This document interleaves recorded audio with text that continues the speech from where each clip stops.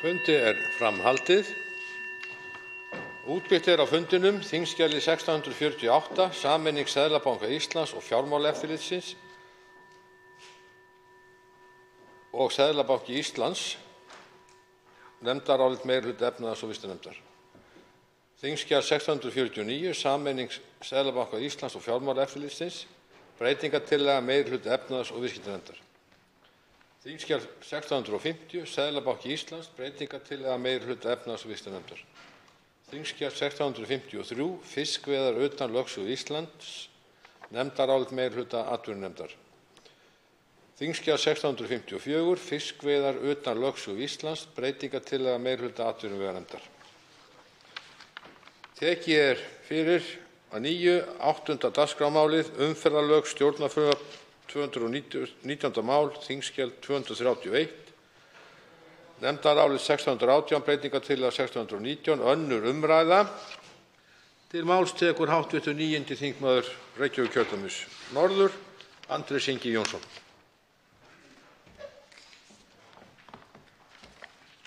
Virðulegur forseti, ég fór að velta því fyrir mér þegar ég beið hér á hliðarlínunni eftir því að stíga upp í pontu, hvort að það væru nokkur lög sem eru almennt jafn vel þekkt og umferðarlög. Þetta eru lögin sem við byrjum að fá fræðslu strax í leikskóla og höldum áfram formlegri fræðslu á sviði umferðarlaga alveg þangað til við tökum bílpróf ef við kjósum að gera svo.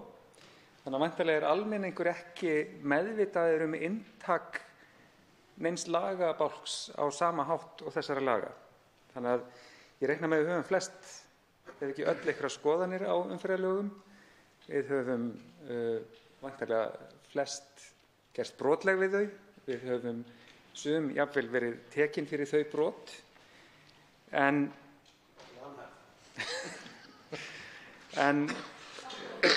þetta kannski endurspeglar líka að umferðarlögin þau segja okkur dálítið hvernig stór hluti samfélagsins á að vera. Hvernig við eigum að komast á milli staða, hvort sem á götum, gangstéttum, reiðstígum, hjólastígum eða hvar það er. Umferðarlög hafa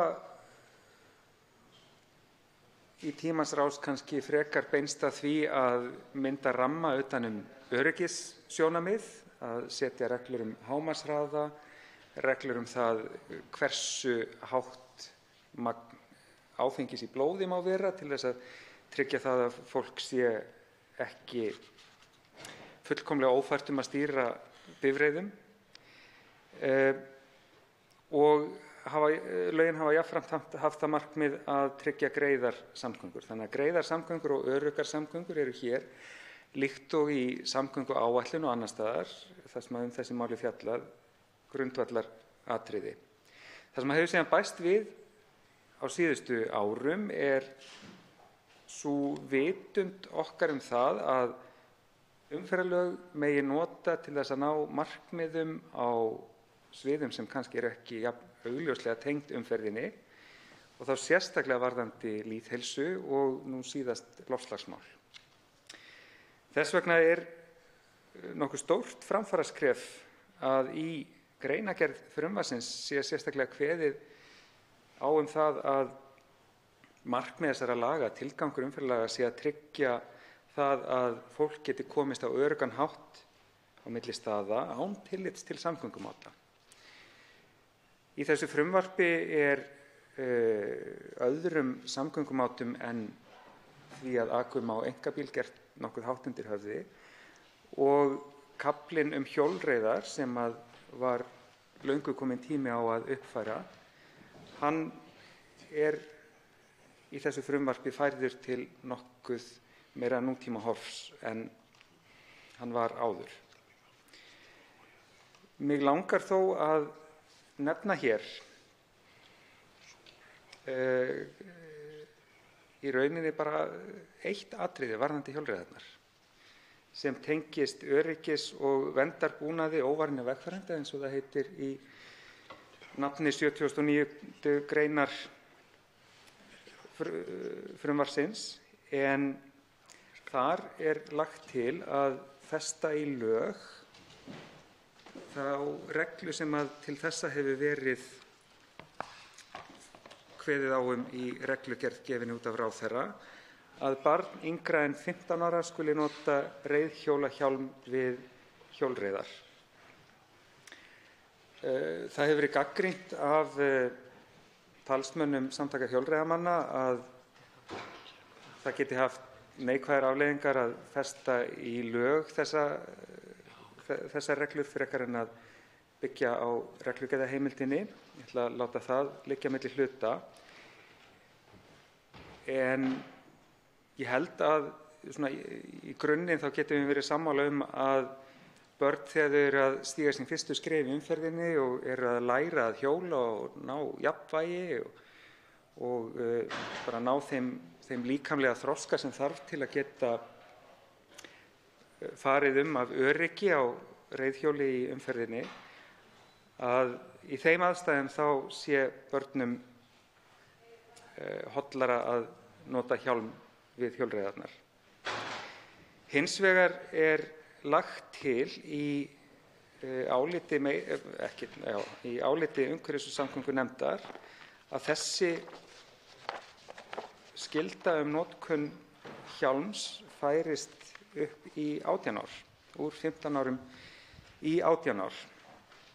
Og því gefið undir fótinn í nefndaráliti sem að ég fékk nú staðfest frá flutningsmanni nefndarálitsins að væri hugmyndin að þessi hjálmaskylda muni á endanum þróast á þann hátt að hún nái yfir alla sem stíga á reiðhjól. Og ég vil, virðulegur forseti, gjalda varhug við þessari hugmynd almenna hjálmskyldu. Hún býr til ímynd, hún gefur þá ímynd af hjólreiðum að þær séu hættulegar en þær kannski eru almennt.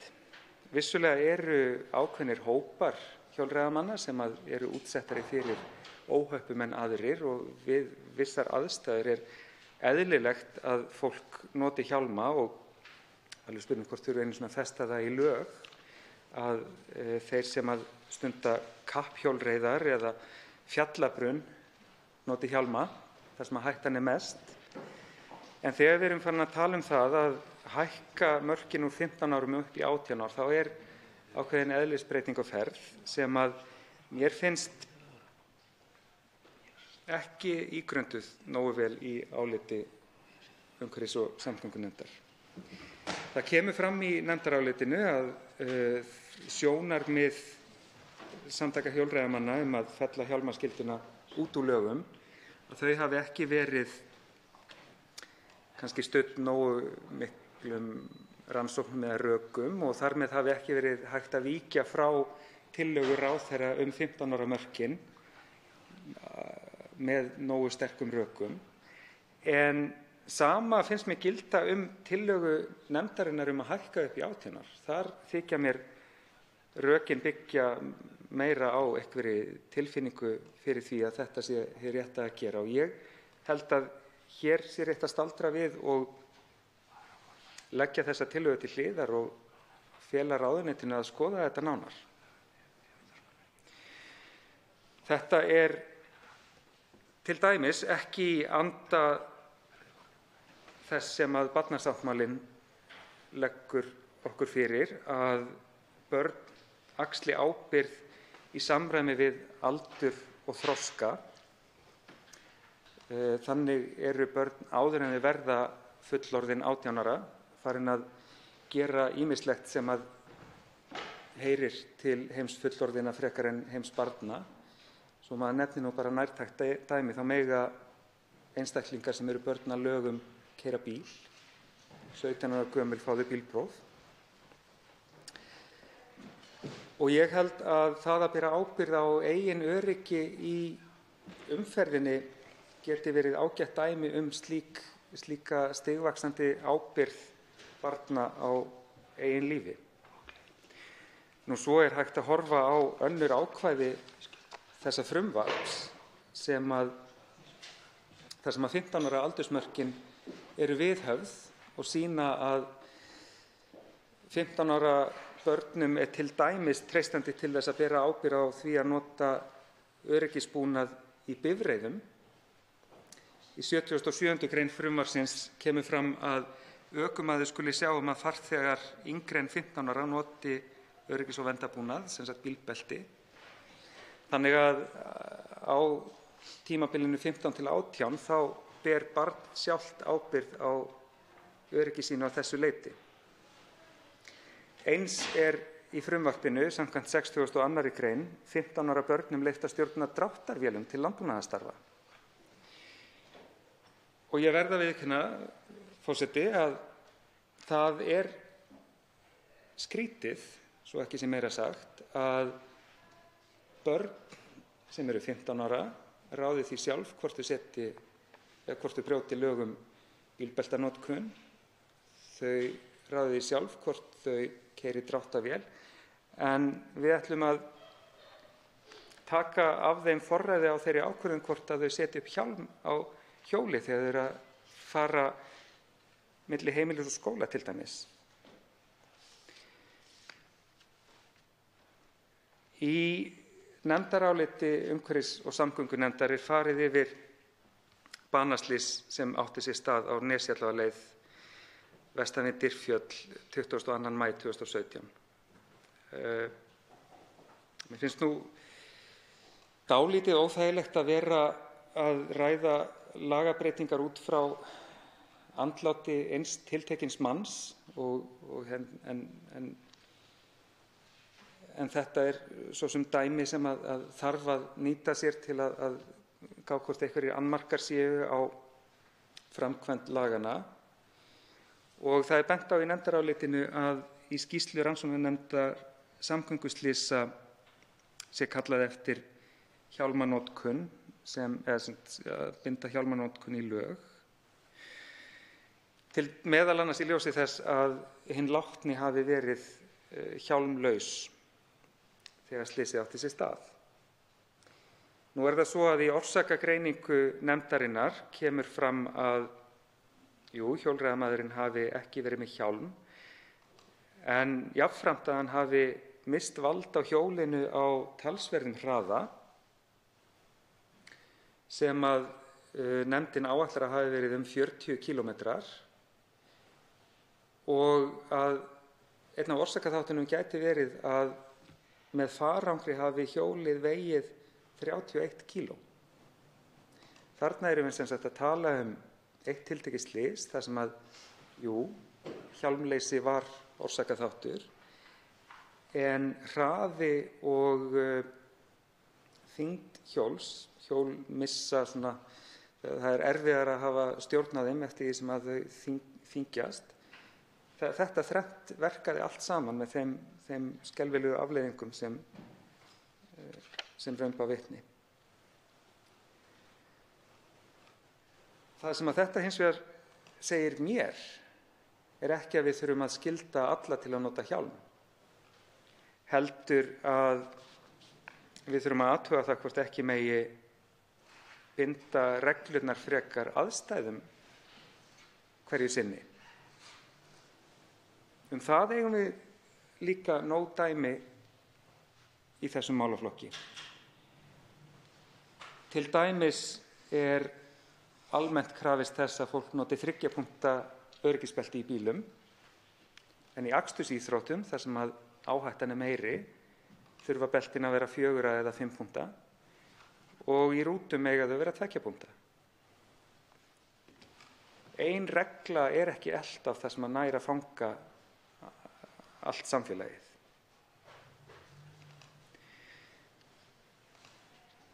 Það sem að situr eftir í mér er að þó að ekki hafi þótt nógu sterk rök til að fella skylduna út eins og samtök hjólreiðamanna fóru fram á, þá þykja mér á sama hátt ekki vera sterk rök fyrir því að herða reglurnar eins og nefndin leggur til. Nú, svo ég komi aðeins að umhverfismálunum aftur, forseti. Og það er kannski rétt að ég uppljóstri forseta það ef hann hefur ekki kíkt inn á Strava í morgun að sá sem hér stendur hjólaði í vinnuna í morgun. Og það er nú voðalega gott. Forseti hefði kannski gott að því að hjóla stundum í vinnuna þegar það kemur mann í gott skap. Já, það hressir mann fyrir langa vökufundi og hefur jafnframt þau áhrif að heilsa samfélagsins vex hröðum skrefum fyrir hvert það prósent ferða sem við færum úr kyrrstöðu samgöngumátum eins og því að sitja í bíl yfir í virka samgöngumáta eins og að ganga og hjóla. Það að fleiri hjóli hefur líka jákvæð áhrifi á nærumhverfið. Það minnkar svifryksmengun eftir því sem að bílum fækkar á götunum og þetta hefur jákvæð áhrif á þróun loftslagsmála því að hjólreiðamaður losar ekki meiri koltvísýring en sem nemur því sem hann getur andað frá sér á meðan bíllinn getur brennt talsvert meiru. Það sem að skiptir máli til þess að við styðjum við þessa þróun er svo ótalmargt. Við þurfum að vera fyrirmyndir fyrir börnin okkar, hjóla með þeim í skólann og síðan áfram í vinnuna.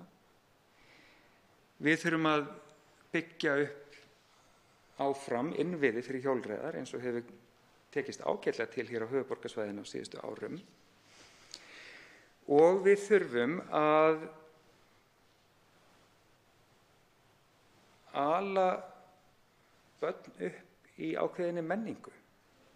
Að hjólreiðar séu sjálfsagður samgöngumáti og hver annar og að þau þurfi ekki að hræðast þær, heldur séu þau örugg, bæði vegna þess að þau séu komin með sérstaka innviði sem að þau geta hjólað á, en líka vegna þess að það er ekki verið að ýta stöðugt að fólki þeirri ímynd að það að hjóla á 18 km hraða meðfram Sæbrautinni, eins og ég gerði í morgun og forseti sá á Strava, að það geti verið lífshættulegt.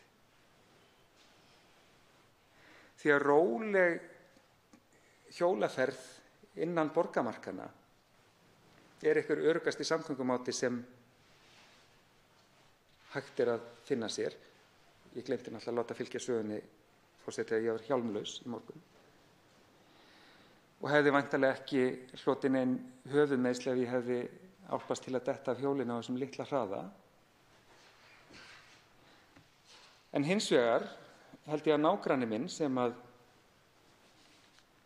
býr á efri hæðinni og fór í gær utan til að keppa í 350 mílna malar hjólreiðakeppni, ég held að hann hafi hjálm á hausnum því að þar eru aðstæðurnar bara allt aðrar en á Sæbrautinni. En væntanlega dugar skynsemin á þennan kappsama nágranna minn þó að sjálfsagt megi skoða það að setja þá skynsemi í einhvern lagabúning gagnvart þeim hlutum hjólreiðamanna sem þurfa þennan varnarbúnað. Virðulegur forseti, ég langar kannski að nefna hérna rétt að lokum að á mánudaginn er alþjóðlegur dagur reiðhjólsins.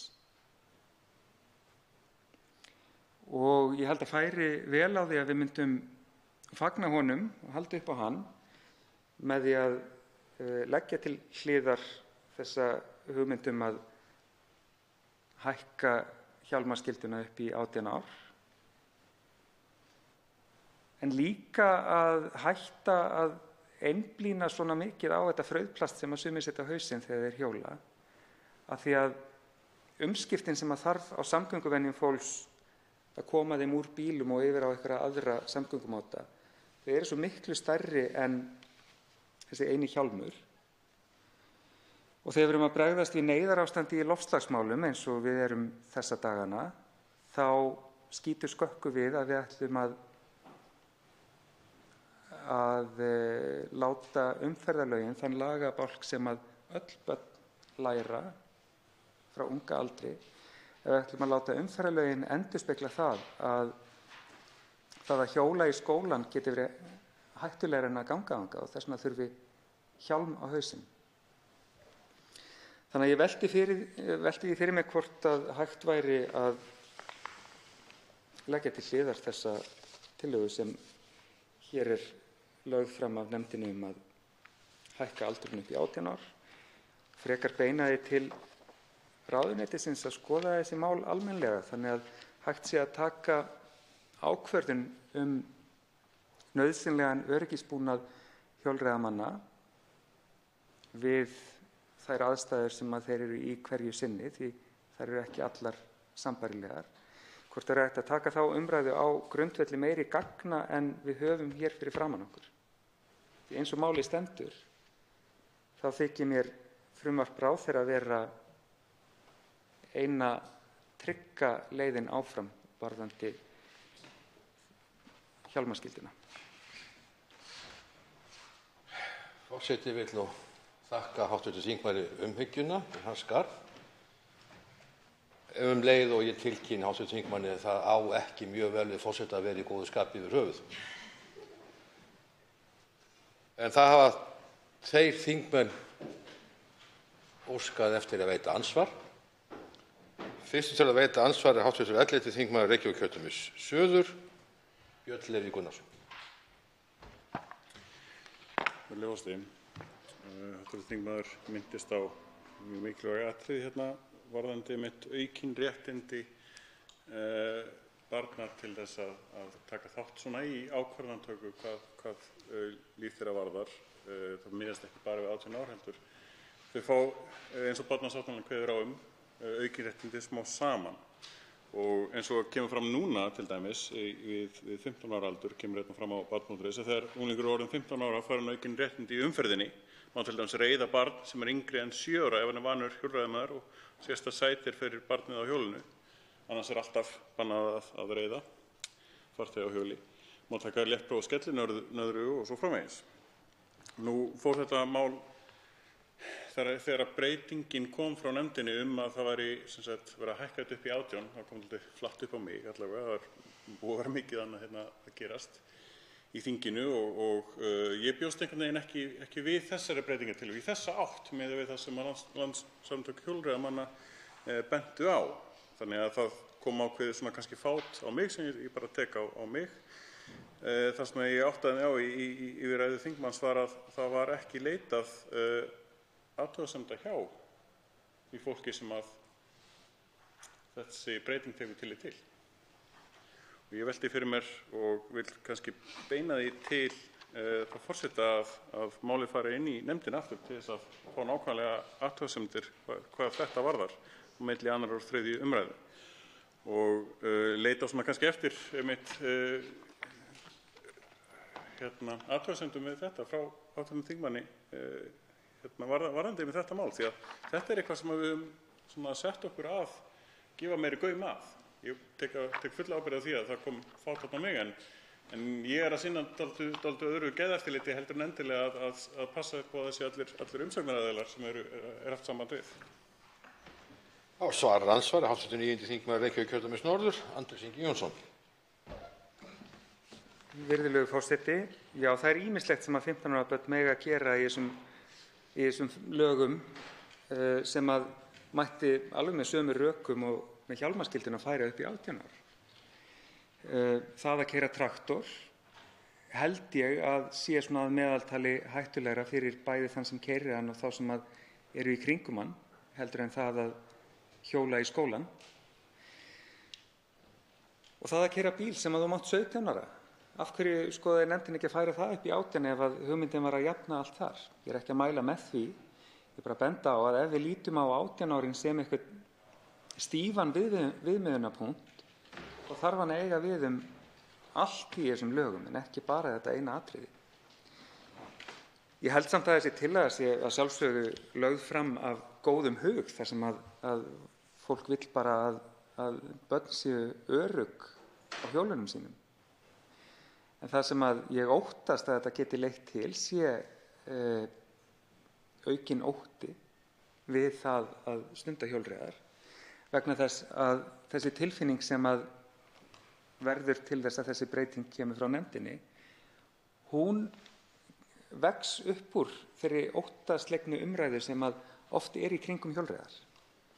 Það talað það hvað hjólreiðamenn fari hratt á stígum, hvað þeir fari ógætilega fram úr gangandi fólki og hvað þeir virði engin mörk. Þannig að það er búið að byggja upp ákveðna ímynd þar sem að mjög auðvelt að fá samþykki margra fyrir því að herða reglur af umhyggju fyrir þeim sem að stíga á hjól. Nú, þingmaðurinn lagði til að málið færi til nefndar hér milli 2. og 3. umræðu til að þetta mál yrði skoðað betur. Ég læt honum eftir að meta það sem fulltrúa í umhverfis- og samgöngunefnd en sjálfsagt mætti skoða þetta betur. Svo mætti líka bara leggja þessa tillögu til hliðar og fela ráðuneytinu að skoða þetta sjálfstætt og koma með tillögu síðar. Þá veitir andsvar síðari sinni hv. 11. þingmaður Reykjavíkurkjördæmis suður, Björn Leví Gunnarsson.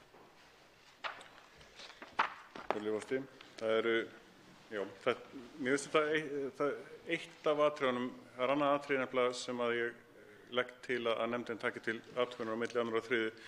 af því að það kom fram hérna í framsöguræðinni dálítið umfjöllun svona léttbifhjól, skilin þar á milli hvernig reiðhjól eru með rafknúin reiðhjól líka, það er ákveðin skilmörk á milli. Þarna bætist síðan hjálmaskyldan, samt ekki hraðatakmörkun á hjólreiðastígum eða kannski gangstéttum þar sem að hjólin eru almennt. Þannig að mér finnst vanta dálítið betri umfjöllun í þetta nefndarálit svona dálítið eftir á, en það er búið að vera alltaf mikil hraði á þessu. Hérna undir lokin sem að kannski veldur mér svona, þetta er að koma dálítið seint, ég viðurkenni það fúslega. Ég veit ekki, ég allavega ætlaði upprunalega þegar þetta var afgreitt úr að greiða atkvæði gegn þessari breytingartillögu að fjarlægja þetta 15 ára hlutann. Þannig að það væri náttúrulega æskilegra ef það væri almennari umræða það, því að hún var alltaf lítil í nefndinni og eins og ég sagði þá kom ekki þeir aðilar sem að þessi breyting hefur áhrif á til nefndarinnar og með sínar umsagnir. Þannig að þetta er mjög viðamikið frumvarp, þannig að það er ýmislegt sem maður fær ábendingar á núna þegar nefndarálitið er komið fram utan úr samfélaginu og þá er maður aðeins að sjá hlutana í nánari betra samhengi og sjónarhorni sem er ekki í flýtimeðferðinni á lokametrunum í nefndinni. Þrátt fyrir það er umferðarlögin mjög vel unnin í nefndinni. Það var bara svona á síðustu metrunum sem er að koma einmitt fram þessi breytingartillaga sem að maður sá ekki fyrir og var ekki búið að ræða í nefndinni fyrr en maður sá hana bara allt í einu á nefndarálitinu svona undir síðustu daga. Þá svarar andsvari síðari sinni hv. 9. þingmaður Reykjavíkurkjördæmis norður, Andrés Ingi Jónsson. Virðulegur forseti, mér þykir þingmaðurinn í raun staðfesta þá tilfinningu sem ég hafði fyrir þessari tillögu nefndarinnar herta hjálmaskyldu, að hún hefði kannski þurft frekari yfirlegu. Ég skil alveg þau sjónarmið nefndarinnar að verða ekki við ábendingum þeirra sem að vilja fella hjálmaskylduna úr lögum, þar sem að þar hafi skort gögn til að styðja mál þeirra. En þá hefði ég einmitt, eins og ég nefndi hér áðan, kosið að breyting í hina áttina yrði stuðin gögnum af þeim styrk sem að nefndin gerir kröfu til að aðrir leggi að baki sínum tillögum. Þannig að, ég held ég þakki bara þingmannum fyrir að svona staðfesta þessa tilfinningu mína. Þá veitir andsvar hv. 13. þingmaður Suðvesturkjördæmis, Jón Steindór Valdimarsson.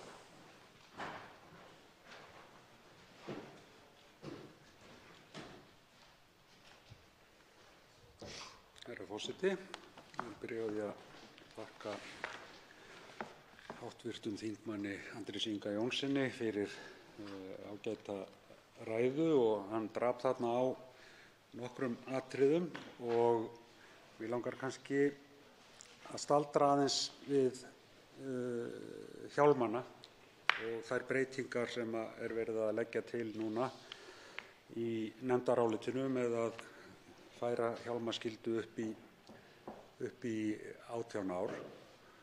Og ég hef verulegar efasemdir að það sé endilega skynsamlegt að leggja þessa skyldu á og eins og kom fram í máli hv. þingmanns að þá eru hjólreiðar og hjólreiðar sitt hvað og í sumum tilvikum held ég að sé mjög skynsamlegt að vera með hjálm. Sjálfur þó ég get nú ekki stært mig að því að vera mikill hjólreiðamaður en ég hjóla nú þó stundum og sjálfur brúka ég alltaf hjálm, set alltaf hjálm á höfuðið og ég hef líka aðeins fengist við að aka mótorhjólum og þar hvarflar ekki annað að mér en að vera með hjálm, reyndar er það skylda í því tilviki. Og mér finnst einhvern veginn eins og það sé það nái betur tilgangi sínum eiginlega að vísa til skynsemi fólks og það meti það eiginlega hverju sinni og við hvert tilefni hvort að það vill nota hjálm eða ekki. Ég held að boð og bönn séu ekki endilega heppileg og sérstaklega á þessum aldri sem er verið að tala hér og vil eiginlega spyrja hv. þingmann hvort hann telji að forvarnargildinu sem að þarna eða verndinni sem þarna er verið að koma á, hvort að þetta sé virkilega heppilegasta leiðin að skylda unglingana til þess að bera hjálm, hvort það ekki að beita öðrum aðferðum ef menn vilja. Forseti leggur til að hv. þingmaður ljúki ræðunni í ræðustólnum. Þá svarar andsvari hv. 9. þingmaður Reykjavíkurkjördæmis norður, Andrés Ingi Jónsson. Virðulegur forseti, forseti þekki það nú manna best að sá sem hér stendur er hrifinn af boðum og bönnum þegar þau eiga við. En ég held einmitt eins og hv. þingmaður nefnir að hér sé mögulega stigið aðeins of langt. Ég held að hjálmaskylda upp að einhverjum ákveðnum aldri geti verið gagnleg, geti verið mjög gagnleg í að byggja upp þá menningu meðal barna sem eru að stíga sín fyrstu skref í umferðinni að þau séu eins örugg og hægt er. Enda eru þau líkamlega á öðrum stað heldur en eldri börn, 15 ára til dæmis. Jafnvægi hjá 6 ára barni er allt annað en hjá 15 ára barni. Nú eða bara þyngdardreifing barna sem að fæðast höfuðstór og jafnast svo að þyngd niður á við. Þannig að þeir hópar sem að þurfa að vera með hjálm í umferðinni eru þeir hópar sem er hættast við að velta af baki, það eru börn. Þá ekki alveg upp í 18 ára og það eru þeir sem fara hratt eða eru utan vega. Dæmið sem er nefnt frá rannsóknarnefnd samgönguslysa í nefndarálitinu sýnir að það er kannski ekki alltaf nóg að höfða til skynsemi þegar fólk er út á þjóðvegum á háum hraða hjálmlaust. Ég held að í því tilviki þá hefði hjálmaskylda mögulega geta bjargað einhverju. En þegar að við erum að stefna að því mjög meðvitað á ýmsum sviðum að auka hlut hjólreiða í þéttbýli þar sem að hættan er ekki sú sama og í kappreiðum, þá held ég að við séum að stíga skref í ranga átt þar sem að það mun hafa þau áhrif að fleiri veigra sér að nýta hjól sem samgöngumáta. Þá veitir andsvar síðara sinni hv. 13. þingmaður Suðvesturkjördæmis, Jón Steindór Valdimarsson. Herra forseti, Ég þakka hv. þingmanni andsvarið. Ég held að þingmaður hv. hafi slegið naglann á höfuðið. Auðvitað er það þannig að hluti kannski af því vandamáli sem að menn eru að reyna að bregðast við það að við erum auðvitað með þessar mörgu tegundir af hjólreiðum og það má segja kannski að sumu leyti blandist illa saman hjólreiðar sem samgöngumáti þar sem að unglingar og fullorðið fólk er að nota hjól til þess að fara á milli staða og er kannski ekki endilega með helsta markmiðið að komast eins hratt og unnt heldur örugglega og bæta skap sitt og andlega líðan á leiðinni. En á sama tíma auðvitað erum við með hjólreiðamenn sem að hafa það að markmiði að fara sem hraðast yfir. Og það auðvitað, sú blanda getur auðvitað verið hættuleg og allt þetta þá teiknar til þess að við þurfum að standa okkur auðvitað enn betur þá í því að skapa aðstöðu fyrir öruggar hjólreiðar og blanda kannski ekki saman kappakstri og hefðbundinni hjólamennsku sem samgöngumáta. Og síðan vil ég eiginlega þá ítreka það að það er auðvitað hlutverk foreldra að ala upp börn sín og leggja þeim lífsreglurnar og ég held að það eigi foreldrar að gera. Síðan held ég að ef að menn trúa því í raun og sann að það sé skynsamlegt að nota hjálma við allar aðstæður, að þá eigi að nota til þess aðrar aðferðir, svo sem að fá þekkta hjólreiðamenn sem að hjóla hjálmlausir til þess að hjóla í hjálma og vita hvort að það getur þá orðið öðrum hjólreiðamönnum fyrirmynd ef menn telja það á annað borð, hvort að það sé ekki vænlegra heldur en boða bönn. Og nú hef ég lokið ræðumanni, hv. forseti, í ræðustól og yfirgef hann. Forseti vill samt minna hv. þingmann á tímamörkin. Þá svarar andsvari síðari sinni hv. 9. þingmaður Reykjavíkurkjördæmis norður, Andrés Ingi Jónsson. Virðulegur forseti, nú hefur hv. þingmaður Jón Steindór Valdimarsson meiri reynslu af uppeldi barna en sá sem hér stendur. Þannig að ég held ég ætli nú ekki að fara í mikið reiptog við hann það hvernig best sé fyrir foreldra að leggja börnunum sínum lífsreglurnar. En ég held að fyrir marga foreldra þá sé ákveðið haldreipi í því að vissir hlutir séu í lögum.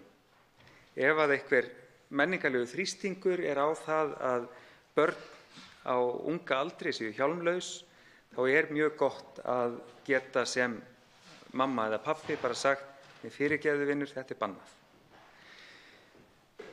En ég ætti kannski að fá námskeið hjá þingmanninum í því hvernig maður leggur börnunum sínum lífsreglurnar á mildilegri hátt og nær árangri engu að síður. En við erum hér dálítið að hnita í kringum ákveðin svona, ég veit ekki hvað við köllum, við tölum skynsemi hérna, við getum líka talað tillitssemi, þetta eru svona kurteisis og atferlis eiginleikar sem að skipta dálítið miklu máli varðandi þessa þróun sem er að verða varðandi hjólreiðar. Jú, það er örugglega hægt að vísa til skynsemi og fá fólk til að nota hjálma þar sem að við á og eins varðandi þessa ólíku máta hjólamennsku til að fá þá til að virka saman, kannski á aðskildum reinum eða bara hvað það er. Þar erum við að kalla eftir tillitssemi. Ég veit ekki hvort við getum fest þetta í lög. Ég veit ekki hvort sé rétt að taka á ótta Seltirninga við hraðskreiðum hjólreiðamönnum með því að leyfa Seltjarnarnesi að setja 15 km hámarkshraða á hjólastíga. Kannski er hægt að höfða til tillitssemi þeirra sem fara svo hratt yfir að fólki þykir standa ógnað og þeir beini sér bara út á götur í staðinn. Andsvörum er lokið. Til máls tekur hv. 2. þingmaður Suðvesturkjördæmis, Bryndís Haraldsdóttir. Takk, virðulegur forseti. Ég ætla ekki að lengja þessa umræðu mikið, en verð þó að taka undir þær áhyggjur sem hér hafa komið fram varðandi þetta með breytingar á lögum hvað varðar hjálma eða hjálmaskylduna, ef við orðum það með þeim hætti. Nú ætla ég ekki að tala gegn því að fólk noti hjálma. Ég held að það sé mjög mikilvægt og það er sérstaklega mikilvægt að börn noti hjálma. Sjálf er ég móðir 2 drengja sem hjóla gjarnan og á í miklum erfiðleikum með að fá þá til að nota hjálma öllum stundum.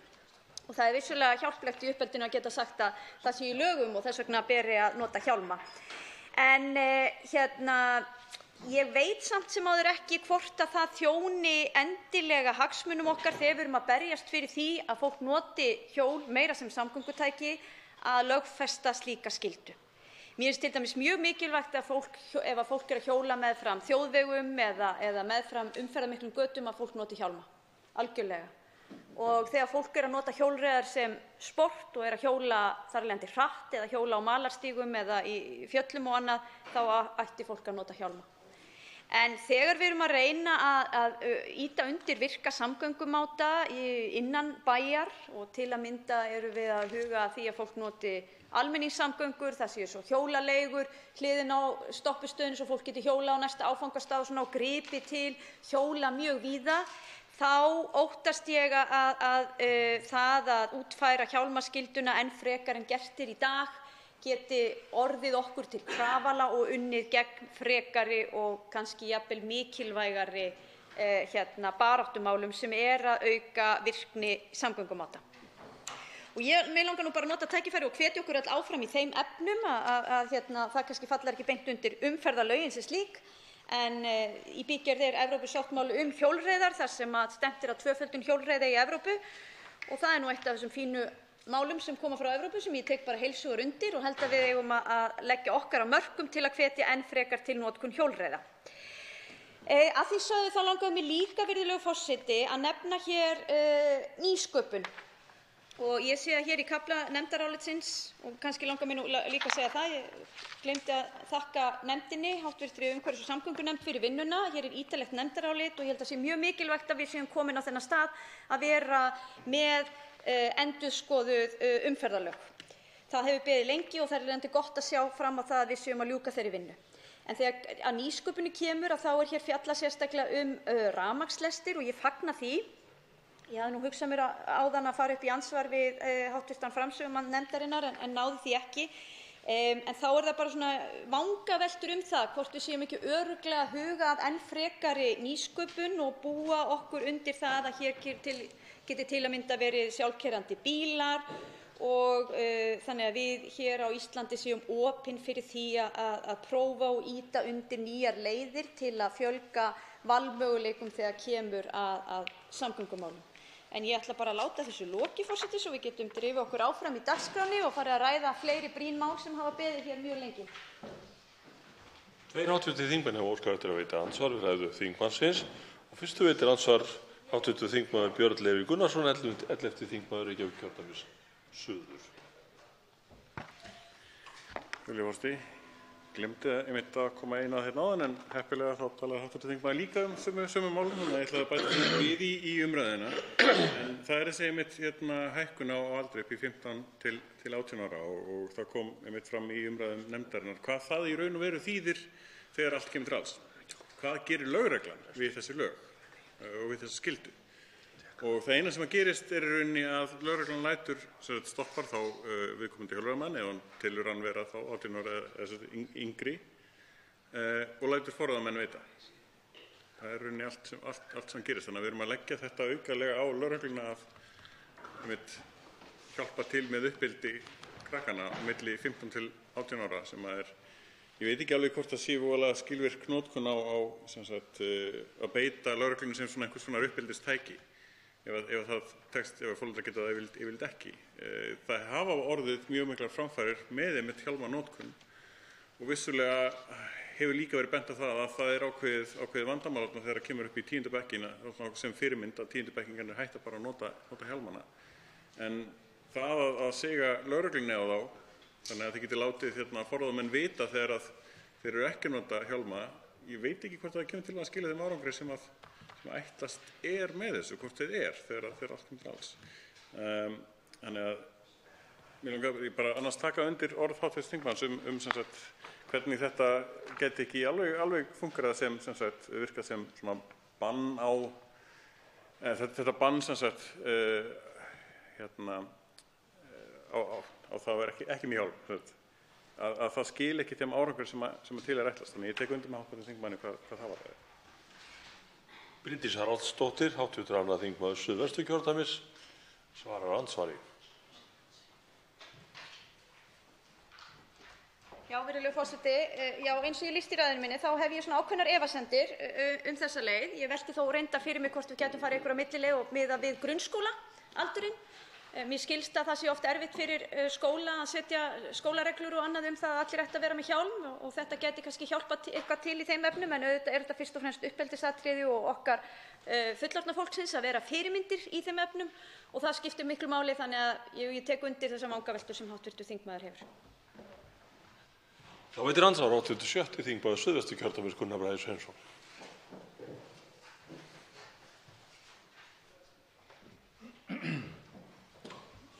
Virðulegur forseti, ég þakka þingmanninum fyrir ræðuna. Hjá eftir þingmaðurinn talaði töluvert þessar breytingar sem á að gera samkvæmt tillögu nefndarinnar varðandi notkun hjálma, reiðhjólahjálma. Svolítið sérstakt að líka þessu saman við það að leggja einhvern veginn þetta jöfnu kortvilju við fjölga þeir sem hjóla eða bæta öryggi þeirra sem hjóla. Nú er þannig að mjög margir fylgjendur þessa máls eða þeir sem þannig. Nú er þannig að einhverjir þingmenn sem eru á móti því eða telja varhugavert að nota lögin til að skylda fólk til þess að nota hjálma munu telja að það geti verið neikvætt að einhverju leyti, til dæmis dragi úr vilja manna til þess að nota reiðhjól. Nú kann það að vera nokkuð til því, en sumir þingmenn hins vegar telja að það er rétt að hækka til dæmis kolefnisskatta og Sjálfstæðisflokkurinn hefur nú bara sérstaklega fyrir því komið hér á kolefnisskattum með eldsneyti í þeirri vonum að breyta hegðun bíleigenda. Það er svona eins og það sé í lagi að nota lög og reglur til þess að breyta hegðun bíleigenda, en það má ekki gera það til þess að breyta hegðun þeirra sem nota reiðhjól. Og nú er það held ég óumdeilt, í það minnsta eru farið góð rök fyrir því í nefndarálitinu og frumvarpinu að það að nota reiðhjólahjálm dregur verulega úr hættunu á alvarlegum meiðslum. Og eins og hv. þingmaður benti á, við eigum börn og höfum barist á hæl og hnakka kannski við þau að nota hjálma þegar þau fóru út að hjóla. Þess vegna fæ ég ekki alveg rökstuðning þingmannsins til að ganga upp að við eigum ekki að leiða lög eða breyta lögum í það átt að fá fólk til þess að nota hjálma, en þess í stað, eða ekki síst vegna þess að það er svo mikil áhersla á að auka hjólreiðar. Hvort ennum mikilvægara, að fleiri hjóla eða að menn noti hjálm öryggisins vegna? Hv. 2. þingmaður Suðvesturkjördæmis Bryndís Haraldsdóttir, svarar andsvari. Virðulegur forseti, hv. þingmaður spyr og ég þakka honum ansvarið, hvort mikilvægara að fjölga þeim sem hjóla eða auka öryggi hjólandi vegfarenda, og ég segi bæði er mjög mikilvægt. Það er bæði mjög mikilvægt. Ég aftur á móti það sem ég var að fara hér yfir í stuttu ræðu minni var að ég geld ákveðinn varhug við að setja þetta sem lagaskyldu upp að 18 ára aldri. Og það er ekki síst tilkomið einmitt vegna þess að ég er foreldri og ég hjóla mikið sjálf og ég reyna að vera góð fyrirmynd barna minna og nota hjálm.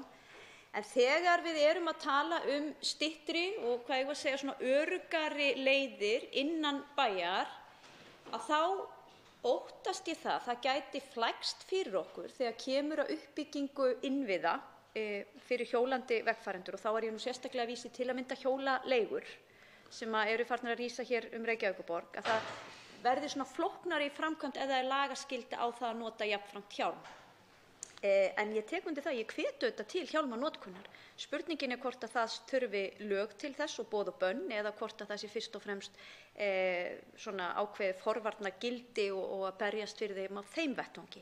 Nú þegar hv. þingmaður kom hér inn á kolefnisskattana sem ég hef vissulega staðið hér upp í ræðustóli og sagt styðja heils hugar, að þá held ég að þetta hvoru tveggja, það er að segja það ýta undir hjólreiðar og gera sem flestum fært að hjóla hvenær sem og hvar sem og svo hitt að bregðast við þeirri miklu vá sem ríkir hér í umhverfismálum með það að leggja á kolefnisskatta og hvetja þannig til breyttra samgönguhefða eða samgönguaðferða.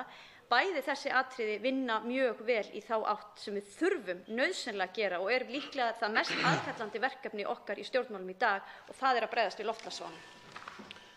Gunnar Bragi Sveinsson, hv. 7. þingmaður Suðvesturkjördæmis, veitir andsvar öðru sinni.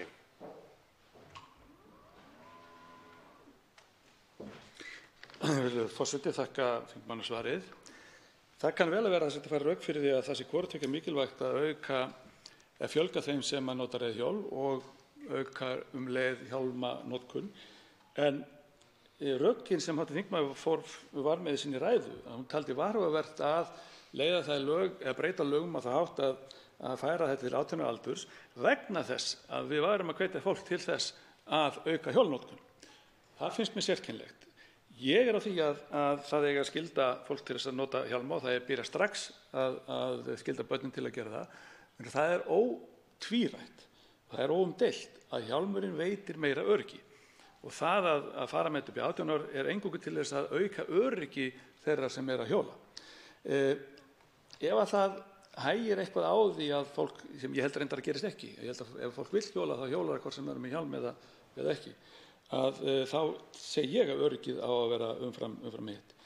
Ég líka velti fyrir mér þegar hv. þingmaður fór inn á kolefnisskattinn að ef að það á að nota jákvæða hvata má orða þannig til að fá fólk til að hjóla, það er að segja að leiða þetta ekki lög. Af hverju á þá ekki að nota jákvæða hvata til þess að fá fólk til þess að skipta yfir úr jarðefnaeldsneyti á bílum yfir í rafmagn eitthvað slíkt?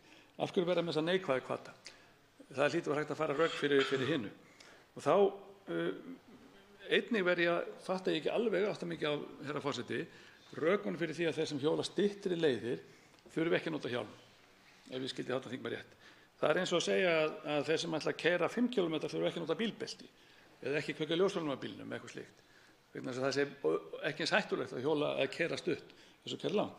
En þú þarft ekki að hjóla út af bílastæðinu eða keyra út af bílastæðinu þínu að þá getur lent í slysi og alvarlegu slysi.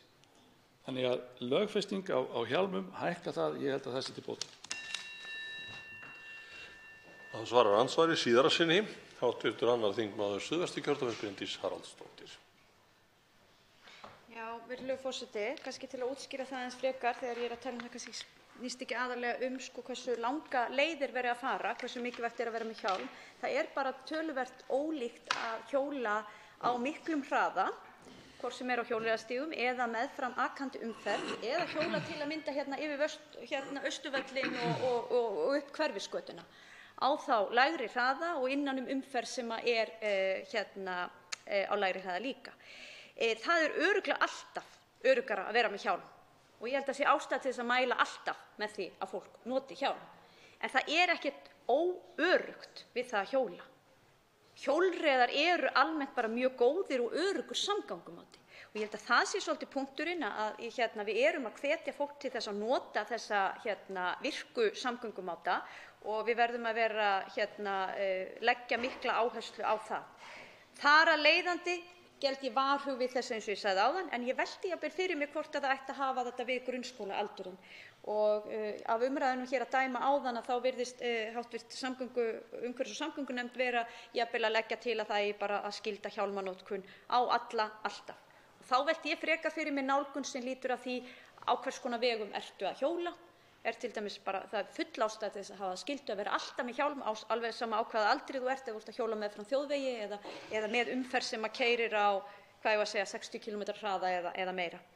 Hvað jákvæðu hvatana varðar og kolefnismáli þá erum við auðvitað að því líka, ég held að hv. þingmanni sé fullkunnugt það. Það er líka aðferðin okkar til að skipta út orkugjöfum. Við erum með jákvæða hvata þegar kemur að kaupum á rafmagnsbílum eða metanbílum eða slíku og höfum lagt töluvert upp úr því. Bæði með því að taka af ýmis tolla og gjöld en ekki síður með uppbyggingu innviða eins og bílastæða og þess háttar þar sem er ódýrara að leggja rafmagnsbílum eða umhverfisvænni bílum. Þannig að ég held að í því máli þá þurfum við að beita öllum tiltækum ráðum sem mögulegt er. Umræðu 8. dagskrármálið frestað. Tekið fyrir 7. dagskrármálið. Heilbrigðisstefna til ársins 2030. Stjórnartillaga 509. mál á þingskjali 835. Nefndarálit á þingskjali 1505 og 1518. Breytingartillögur á þingskjölum 1506 og 1519. Framhald síðari umræðu.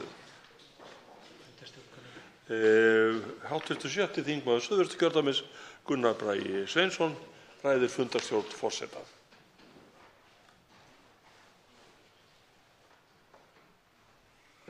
Forseti, hæstvirtur, mig langar að spyrja hvaða skýrir þetta hringl með dagskrána hérna. Nú er það þannig að við vorum að ræða hér heilbrigðisstefnu áðan, henni er frestað, einhver mál tekin fram yfir. Nú erum við að ræða umferðarlög, maður setur sig á mælendaskrá, þá er því frestað og heilbrigðisstefnu tekin aftur. Eru gerðar einhver ráðstafanir til þess að þeir þingmenn sem voru á mælendaskrá til dæmis heilbrigðisstefnu að þeim sé gert viðvart að dagskráin sé að breytast, þeir hafa tíma til að koma sér í hús eða taka þátt í umræðunni? Eða er það markmið forseta að auðvitað er það þannig að þingmenn eiga að vera tilbúin til þess að ræða, við þekkjum það alveg, það er nú allur gangur á því eins og allir vita, að ég velti fyrir mig hvort að hæstvirtur forseti hafi gert einhver ástæðan til að þeir sem taka þátt í heilbrigðisstefnunni hafi tök á því þá að gera sig klára í það, vegna þess að þetta hring með dagskrána er algjörlega óþolandi. Hv. 11. þingmaður Reykjavíkurkjördæmis suður Björn Leví Gunnarsson tekur til máls fundarstjórn forseta. Ég verð að taka undir þessi orð hv. þingmanns Gunnars Braga Sveinssonar. Það er, ég held að ég verði næstur á mælendaskrá í umferðarlögunum og svo þarf ég að fara þá greinilega að fylgjast með heilbrigðisstefnunni sem ég veit að aðrir ætla að taka þátt í og það er nógu erfitt yfirleitt í störfum þingsins að vita hvað er á dagskrá jafnvel á morgun. Nú í dag þá erum við með langa dagskrá, mjög langa dagskrá og við veitum ekki einu sinni hvað er á dagskrá næst því að það er alveg hoppað fram og tilbaka í dagskránni og það gerir allt skipulag og undirbúning þá allavega við þau mál sem við ætlum að taka þátt í núna í dag bara mjög flókið. Þannig að ég bið virðulegan forseta að gera þetta kannski aðeins skýrara fyrir okkur þannig að það sé ekki verið að pása í miðri umræðu í einu máli til að hoppa í miðja umræðu í öðru máli og svo aftur tilbaka eða hvernig það er.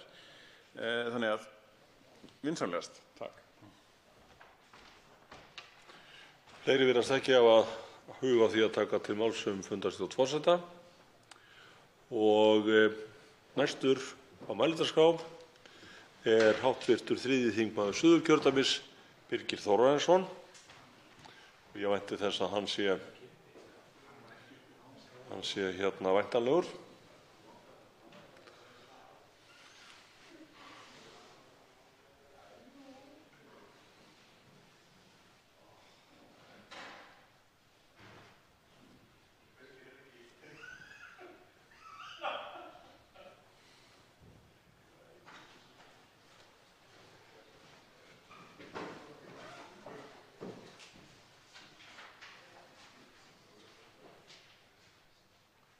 Þá tekur til máls hv. 3. þingmaður Suðurkjördæmis Birgir Þórarinsson. Herra forseti, ég ætla þá að koma hér inn á heilbrigðisstefnuna, tillögu til þingsályktunar heilbrigðisstefnu til ársins 2030 frá heilbrigðisráðherra. Nú, eins og komið fram, þá er eitt af markmiðum stjórnarsáttmála ríkisstjórnarinnar er að vinna heilbrigðisstefnu og stefnan á að fela í sér framtíðarsýn fyrir heilbrigðisþjónustu til næstu 10 ára. Í því sambandi herra forseti, er fróðlegt að skoða það sem fagfólk hefur sagt þessa stefnu eða hefur fram að færa í þeim efnum og þar á meðal er formaður Læknafélags Reykjavíkur og stjórnarmaður Læknafélags Íslands. En hann segir heilbrigðisstefnu heilbrigðisráðherra ekki vera afrakstur faglegrar og nútímalegrar stefnumótunarvinnu. Hann segir hana heldur vera lið í að ríkisvæða heilbrigðisþjónustuna hratt og hljótt. Og þetta kemur fram í pistli hans í nýjasta tölublaði Læknablaðsins. Heilbrigðisstefna í öngstræti eins og hann nefnir hana og gagnrýnir harðlega þau vinnubrögð sem voru viðhöfð við þessa stefnumótun. Hann segir jafnframt að veikleiki stefnunnar séu fyrst og fremst í því hversu það vanti umfjöllun hin ýmsu heilbrigðismál sem náttúrulega mjög athyglisverð gagnrýni. Og þar tekur hann fram fjölda dæma. Þar á meðal segir hann að ekkert sé fjallað öldrunarþjónustu, hjúkrunarheimili og geðheilbrigðismál. Og það verður að segja eins og herra forseti, að það er ansi ótrúlegt að ekki skuli vera minnst á þessa mikilvægi þætti heilbrigðisþjónustunnar í stefnumörkun í heilbrigðismálum til ársins 2030. Jafnframt segir formaður Læknafélagsins að það vanti að mestu umfjöllun stóran, vaxandi og mikilvægan hluta heilbrigðiskerfisins sem sé heilbrigðisþjónusta utan sjúkrahúsa. Auk þess segir hann að við gerð heilbrigðisstefnunnar hafi ekki verið farið eftir hefðbundinni stefnumótunarvinnu.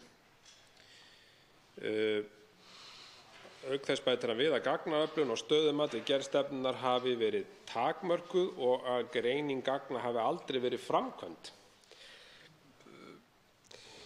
Þá hafi algjörlega verið horft fram hjá fyrri heilbrigðisáætlunum við gerð stefnunnar og tillögur innleiðingu, markmið og mælikvarðar séu fáir í stefnunni og tilviljunarkenndir. Auk þess að ekki verið tekið tillit til ábendinga fagfólks. Og þrátt fyrir fjölmargar ábendingar fagfólks og leikmanna á fundum á heilbrigðisþingi og í samráðsgáttinni. Og þetta er að sönnu, herra forseti, ansi hörð gagnrýni. Þær ábendingar sem hafa nær allar verið virtar að vettugi og sumar taldar svokallað sýndarsamráð að ræða. Auk þess segir formaður Læknafélags Reykjavíkur að stefnan sé í raun og veru ónothæf og það vanti alla heildarsýn. Heilbrigðiskerfið þarf að vera aðgengilegt öllum landsmönnum og biðlistar séu í lágmarki og jafnræðis sé gætt milli sjúkdóma og sjúklinga. Formaðurinn segir jafnframt að forsenda slíkar þróunar sé heildstæð og vönduð langtímastefnumótun. Heilbrigðisstefnu ráðherra hins vegar ekki að finna slíka stefnu og hvetur hann þingmenn til þess að hafna þingsályktunartillögunni. Það er ansi vel segja, bara skilmerkilega til orðs tekið og engin vafi í hans huga þau efni. Auk þess leggur hann til að ráðuneytinu verði falið að hefja vandaða vinnu við mótun heilbrigðisstefnu allra landsmanna, leita til þess aðstoðar fagmanna í stefnumótun og leggja þannig fjármuni til verkefnisins að unnt sé að vinna það af ítrustu fagmennsku, eins og segir. Framtíð heilbrigðiskerfisins okkar í húfi, segir formaður Læknafélags Reykjavíkur að lokum. Og það er ekki bara formaður Læknafélags Reykjavíkur sem hefur gagnrýnt þessa stefnu, heldur er einnig að finna gagnrýni í orðum formanns Læknafélags Íslands sem segir, eins og formaður Læknafélags Reykjavíkur, að það skorti samráð við mótun heilbrigðisstefnu til 2023 eða 2030. Þetta verður að segjast eins og herra forseti, að er býsna alvarleg gagnrýni á þessa stefnu að ekki skuli hafa verið leitað til fagfólks og ekki skuli hafa haft samráð. Það er nú einn af mikilvægum þáttunum í að móta stefnu sem þessa að hafa gott samráð. Sóttvarnalæknir hefur auk þess bent á að lítið eða ekkert sé fjallað mikilvæg atriði eins og varnir og viðbrögð við alvarlegum smitsjúkdómum og öðrum sem geti ógnað almannaheill. Læknafélag Íslands er ósammála þeim uppgjafartóni sem það kallar í heilbrigðisstefnunni gagnvart mönnun grunnheilbrigðisþjónustu á landsbyggðinni. Hvergi sé heldur getið ákvæða lágmarksmönnun starfseininga innan heilbrigðiskerfisins. Ekkert sé minnst á endurskoðun á stjórnskipulagi heilbrigðisstofnana. Læknafélag Íslands telur hugmyndir aukið hlutverk forstjóra heilbrigðisstofnana óheppilegt fyrirkomulag. Gæta þurfi þess að þeir hafi ekki bæði framkvæmd og eftirlit með höndum eins og skilja megi. Herra forseti, ég hef rakið hér þá gagnrýni sem fram hefur komið frá Læknafélagi Reykjavíkur og Læknafélagi Íslands og þar er að finna ansi harða gagnrýni eins og ég hef farið hér í gegnum og sem vekur maður svo sannarlega til umhugsunar þessa stefnu sem lögð hér fram og það er gengið svo langt að hvetja þingmenn til þess að hafna þessari stefnu. Ég vil, herra forseti, aðeins líta einnig hér á umsögn Félags íslenskra hjúkrunarfræðinga. Þar segir að forvarnir og lýðheilsa þessum mikilvæga þætti heilbrigðisstefnunnar vantar. Það er að segja, það vantar umfjöllun forvarnir og lýðheilsu. Og í lögum landlækni og lýðheilsu frá 2007, nr. 41, kemur fram að eitt af markmiðum landlæknis sé að annast forvarnir, heilsueflingarverkefni og efla lýðheilsustarf. Það er því nauðsynlegt að mati Félags íslenskra hjúkrunarfræðinga að setja fram stefnu forvarnir og lýðheilsu inn í heilbrigðisstefnuna og skal tekið undir það hér. Heilsugæslunni er ætlað stórt hlutverk en ekki er getið hlutverk hennar varðandi forvarnir og lýðheilsu. Félagið telur að þó að heilsugæslunni sé ætlað samkvæmt heilbrigðisstefnunni að bjóða upp á ráðgjöf heilbrigðan lífsstíl fyrir einstaklinga og hópa nái það ekki við forvarnir og lýðheilsu. Því sé nauðsynlegt að kveða nánar þennan grundvallarþátt heilbrigðisþjónustunnar í heilbrigðisstefnunni. Auk þess kemur fram í umsögn Félags íslenskra hjúkrunarfræðinga að það sé ekkert minnst sérstaklega á endurhæfingu í stefnunni en það er jú þannig að endurhæfing er sífellt stækkandi þáttur heilbrigðisþjónustunnar og síðan eins og kom fram bæði í gagnrýni Læknafélags Reykjavíkur og Læknafélags Íslands að það er ekki minnst einu einasta orði á hjúkrunarheimili eða hjúkrun aldraðra. Og þó það sé ljóst að aldraðir séu vaxandi hópur og þarf á heilbrigðisþjónustu að halda næstu áratugina. Lög heilbrigðisþjónustu frá 2007, nr. 40, taka til hjúkrunarrýma á hjúkrunarheimilum eða sjúkrahúsum og því er að mati félagsins ekki hægt að fjalla heilbrigðisstefnu án þess að minnast einu orði á þennan vaxandi þátt heilbrigðisþjónustunnar. Í stefnunni er síðan sérstakur kafli sem ber heitið Fólkið í forgrunni og þar er að finna, svona fagra framtíðarsýn sem vonandi nær fram að ganga og segja má að þetta sé einn mikilvægasti kafli þessara stefnu og þar skal tekið undir það sem Hjúkrunarfélag Íslands segir í þeim efnum: þar sem að lítið mun fara fyrir heilbrigðisþjónustunni ef ekkert verður heilbrigðisfólkið, heilbrigðisstarfsmennirnir, til að veita þjónustuna.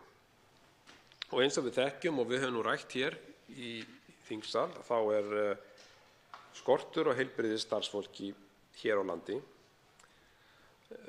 Það vantar mikið af hjúkrunarfræðingum og svo hefur verið langt árabil.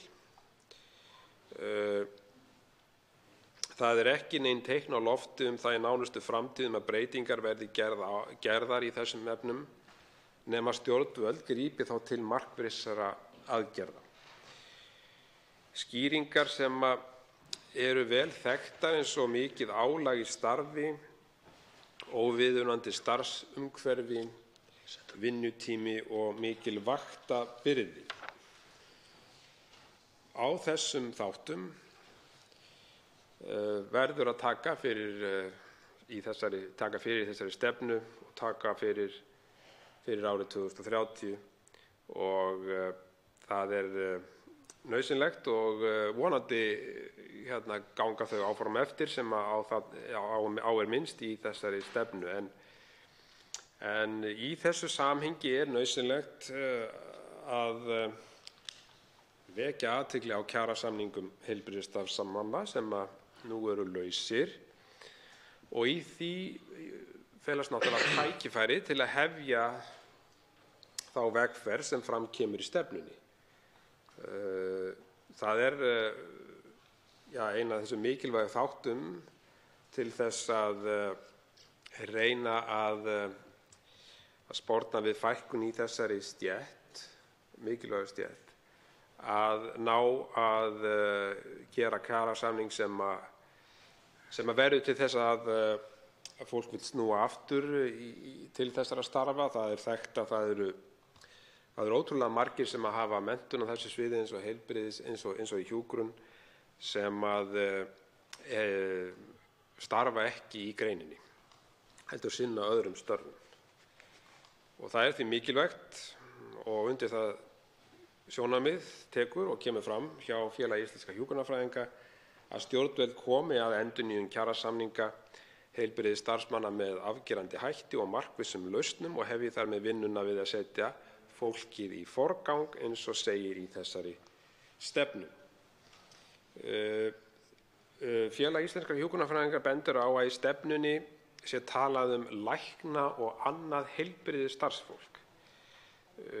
Það nú rétt að gera athugasemdir við það og Félag íslenskra hjúkrunarfræðinga telur eðlilegra og réttara að nota heilbrigðisstarfsfólk í slíku samhengi en ekki tilgreina lækna sérstaklega. Hér verið að setja stefnu fram í tímann og sú stefna verður að vera framsækin. Það þarf því að leggja áherslu á mikilvægi allra heilbrigðisstétta til að ná þeim árangri í heilbrigðisþjónustu á Íslandi sem stefnt að. Síðan hefur verið undanfarin ár aukin áhersla lögð á þverfaglega teymisvinnu og samvinna og samskipti mismunandi fagstétta grundvöllur að öruggari og heildstæðri þjónustu til skjólstæðinga, eins og kemur fram í áliti Félags íslenskra hjúkrunarfræðinga. Í stefnunni og undir kaflanum rétta þjónustu á réttum stað lögð sérstök áhersla á sérfræðinga í heilbrigðislækningum. Við þetta gerir Félag íslenskra hjúkrunarfræðinga athugasemd og segir að það sé ekki hægt að taka eina stétt út fyrir þegar þessi framtíðarstefna og þegar rætt framtíðarstefnu, hún sé í raun og veru afturhvarf frá því sem nú Nauðsynlegt sé að horfa fram á við með þarfir skjólstæðinga að leiðarljósi. Nú þegar eru til dæmis hjúkrunarfræðingar, ljósmæður og sjúkraþjálfarar með sjálfstæðar móttökur á heilsugæslustöðvum sem fara vaxandi auk þess sem heimahjúkrun stór þáttur í þjónustunni. Það þarf því að fjalla heilbrigðisstéttir í stað einnar starfsgreinar ef stefnan á að endurspegla rétta þjónustu á réttum stað. Síðan kemur það fram að Félag íslenskra hjúkrunarfræðinga ítrekar áhuga sinn að koma að þessari vinnu við heilbrigðisstefnuna og þegar farið verður að setja fram markmið og mælanlega leiðir til að ná þeim. Og þetta það sama og kemur fram hjá Félagi íslenskra lækna og Læknafélagi Reykjavíkur, að það virðist vera skortur á þessu samráði sem náttúrulega ekki gott. Hjúkrunarfræðingar starfa á öllum sviðum heilbrigðisþjónustunnar og hafa því víðtæka þekkingu og reynslu á heilbrigðiskerfinu sem nýtist við slíka markmiðasetningu. Ég vil hér að lokum, herra forseti, aðeins koma inn á annan þátt sem að mér finnst vanta í þessari stefnu, en það eru sjúkraflutningarnir. Og gleymum því ekki að sjúkraflutningar eru heilbrigðismál og sjúkraflutningar eru fremsta línan í þjónustu heilbrigðiskerfisins, ef að svo má segja orðið komast, við bráðar uppákomur, en það vill hins vegar oft gleymast að sjúkraflutningar eru heilbrigðismál. Og kannski gleymast þeir vegna þess að þeim að stóru leyti útvistað til þriðja aðila. Við þekkjum það að slökkviliðin sjá mikinn meirihluta sjúkraflutninga á landinu og þá samið þá á nokkurra ára fresti. Þess á milli heyrist kannski ekki mikið að sé aukin þörf á fjármunum í verkefnið, en fjöldi útkalla hefur vaxið stöðugt og álag á kerfið mikið. Ég hefði líka viljað sjá, herra forseti, í þessari stefnu að það væri fjallað til framtíðar sjúkraflutninga með þyrlum. Þetta verkefni hefur verið rætt og sett verið á laggirnar tilraunaverkefni á Suður- og Vesturlandi og ég hefði talið að það væri eðlilegt að þess yrði getið í þessari stefnu, að það væri þarna mikil tækifæri í þessu til að bæta þjónustuna. Við þekkjum það að Landhelgisgæslan hefur verið að sinna sjúkraflutningaútköllum, en hugmyndir að verði sérstök þyrla notuð í þetta og sérstök teymi eru mjög áhugaverðar. Höfum í huga að það náttúrulega mikill ferðamannastraumur eins og á Suðurlandinu, miklar vegalengdir sem þarf að fara til þess að komast á bráðasjúkrahús, og þarna eru tækifæri sem ætti að skoða mun nánar og hefði verið eðlilegt að væri minnst á í þessari stefnu og svona mér finnst svolítið undarlegt að það skuli ekki vera. En svona til að taka þetta saman í lokin að þá hefur þessi stefna sem hér liggur fyrir og við erum að ræða fengið mjög harða gagnrýni frá Læknafélagi Reykjavíkur og stjórnarmanni Læknafélags Íslands, og það meira að segja gengið svo langt að hvetja þingmenn til þess að hafna þessari stefnu. Það ansi hörð gagnrýni og nauðsynlegt að það verði farið ofan í saumana á þessari gagnrýni, og það ljóst, herra forseti, að samkvæmt þessum aðilum að það var greinilega skortur á samráði gerð þessara stefnu. Það að sjálfsögðu ekki gott þegar svona svona mikilvægt verkefni að ræða. Ég hefði til dæmis viljað sjá þeirri rætt meira fjarheilbrigðisþjónustu og fleira, en ég sé það að tíminn útrunninn og læt mála linni. Þá veitir andsvar hv. 7. þingmaður Norðvesturkjördæmis, Halla Signý Kristjánsdóttir. Já, virðulegi forseti, mig langar aðeins til að koma upp og svona kannski að inna hv. þingmann Birgi Þórarinsson, hvort hann hafi ekki lesið nefndarálitið og hvar við værum, hvernig vinnu hefði verið háttað inn í nefndinni og í stað þess að telja bara upp það sem að á móti kom. Við fjölluðum þessi málin og fengum fjölda gesta í málinu og langar mig svona til þess að aðeins að nefna fáein atriði sem hv. þingmaður kom inn á. Það til dæmis eins og með forvarnir að mati meirihlutans þá lýðheilsa og forvarnir hornsteinn í góðu heilbrigðiskerfi og meirihlutinn tekur það fram við tillöguna að íslenskt heilbrigðiskerfi þurfi að taka tillit til þess og þetta nefnt inn í stefnunni og hvort að hv. þingmaður hafi ekki kynnt sér það og hvort honum finnist það nauðsynlegt heldur en að taka það eitthvað staðar. Það var tekið fram í heilbrigðisstefnunni og sérstaklega við getum kannski sagt að þessi heilbrigðisstefna hafi verið svolítið, við vorum að tala að hún væri svolítið háfleyg, við ættum eftir í aðgerðaáætlun yrði kannski komið nánari inn á útfærslu. Hvað varðar hjúkrunarheimilin þá var það okkar niðurstaða að við ættum ekki að nefna kannski hjúkrunar- og dvalarrými sérstaklega inn í stigskiptingu heilbrigðiskerfisins þar sem að á öllu stigi heilbrigðisþjónustunnar, bæði fyrsta, heilsugæslan og annars og þriðja, þá værum við að sinna hjúkrunarheimilunum því þetta bara fólk sem á heima á þessum stöðum og ég held að það verði ekki þjónast að öðruvísi en aðrir þegnar landsins og langar mig til að spyrja þá hv. þingmann hvort hann telji það ekki vera ásættanleg niðurstaða. Birgir Þórarinsson, 3. þingmaður Suðurkjördæmis, svarar andsvari. Herra forseti, ég þakka hv. þingmanni andsvarið og svona það sem að ég kannski hef svona mestar athugasemdir við í þessu og það kemur fram hjá þessum fagaðilum. Mér finnst mjög mikilvægt að hlusta á það sem að fagaðilarnir segja og við erum að sjá þarna þessa gagnrýni frá læknafélögunum og Félagi íslenskra hjúkrunarfræðinga. Það hljótum við að hlusta á og mér finnst kannski sínu alvarlegast í þessu þessir aðilar tala allir skort á samráði.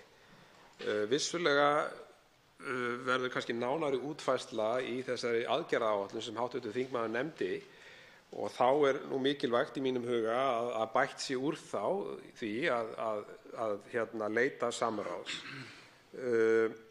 Það eru náttúrulega ágætis þættir í þessari heilbrigðisstefnu, hún ekki allslæm, ég segi það ekki, en fólk eins og þetta fólk í forgrunni, það er mjög mikilvægt að vegna þess að það sá þáttur sem skiptir kannski mestu máli, að það jú fólki sem að sinna þessum störfum og síðan að sjúklingarnir fái þá þjónustu sem þeir eiga rétt á og hún sé innt af hendi með besta fáanlega starfsfólkinu.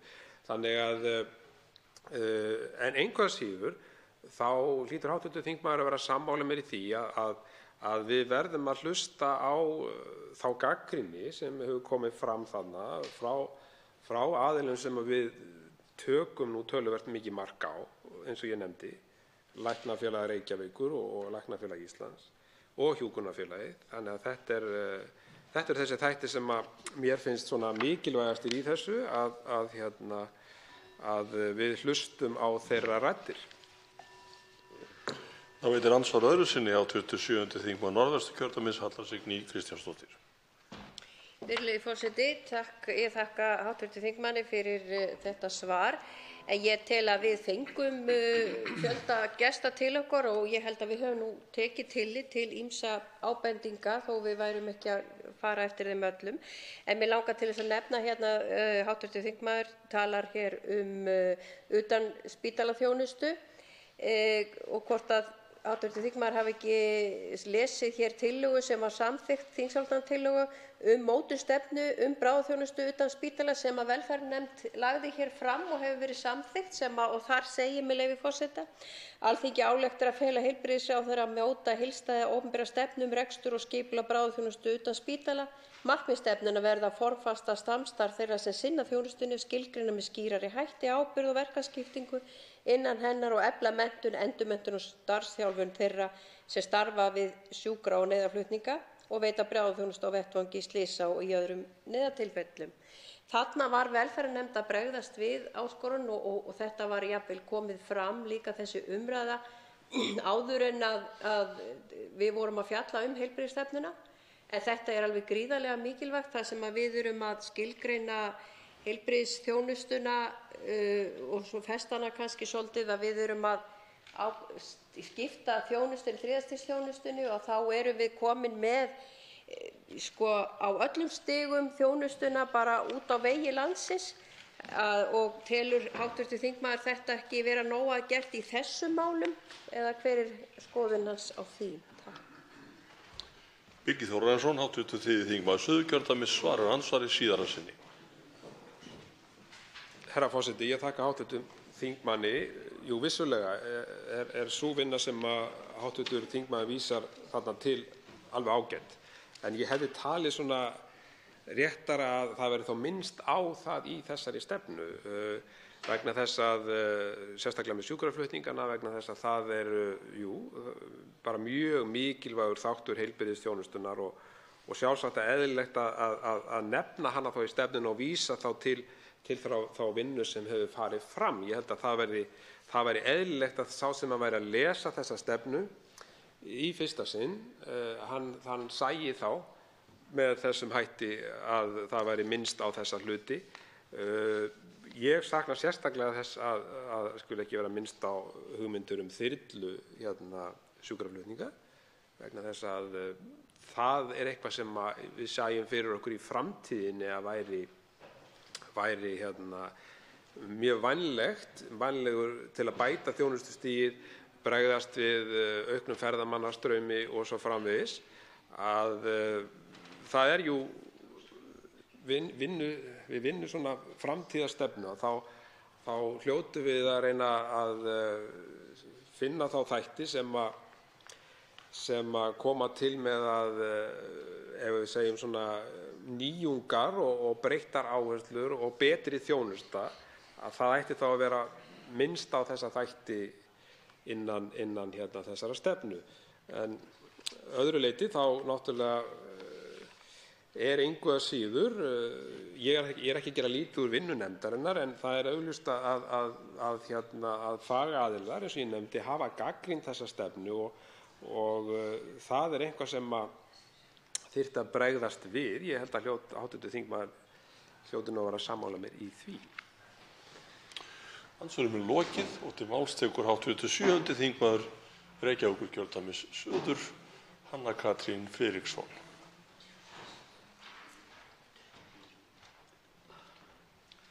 Herra forseti.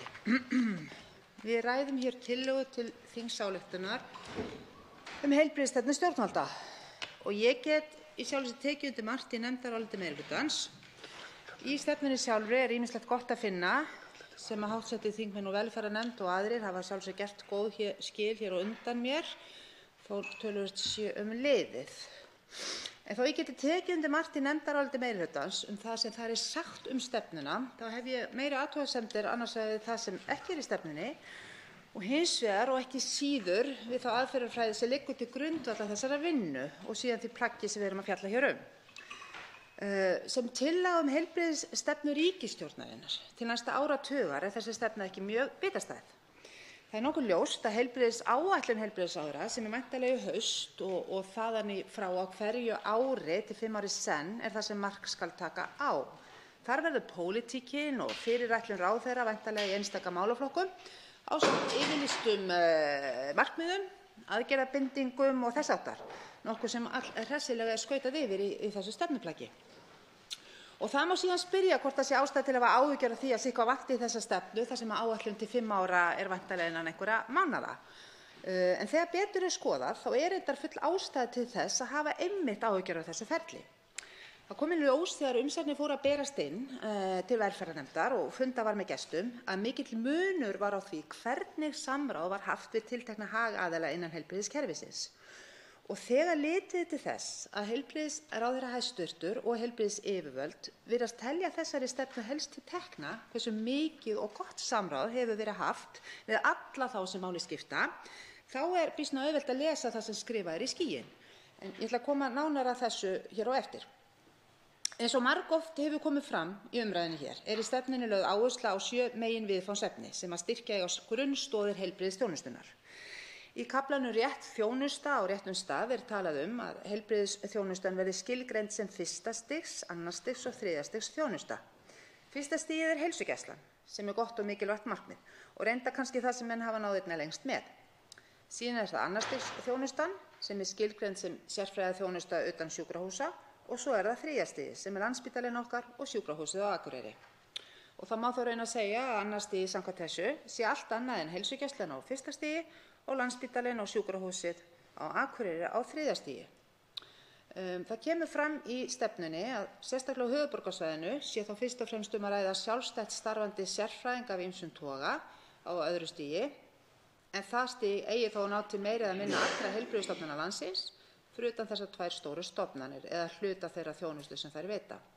Þannig að 2. stigið því orðið ansi stórt og viðamikið og ennfremur ljóst að þarna töluverð skörun, vegna þess að þjónustan á göngudeildum og dagdeildum spítalanna 2 að mörgu leyti sambærileg við sérfræðiþjónustu á læknastofum og læknamiðstöðvum. Ef það markmiðið með þessu að gera tegundið að uppruna þjónustu veitandans að aðalatriði, þá skil ég ekki alveg hvað liggur þar undir. Helst myndi ég vilja sjá skipulag heilbrigðisþjónustunnar á þann veg að á sem flestum sviðum hefðu sjúklingar val þjónustuneytendur.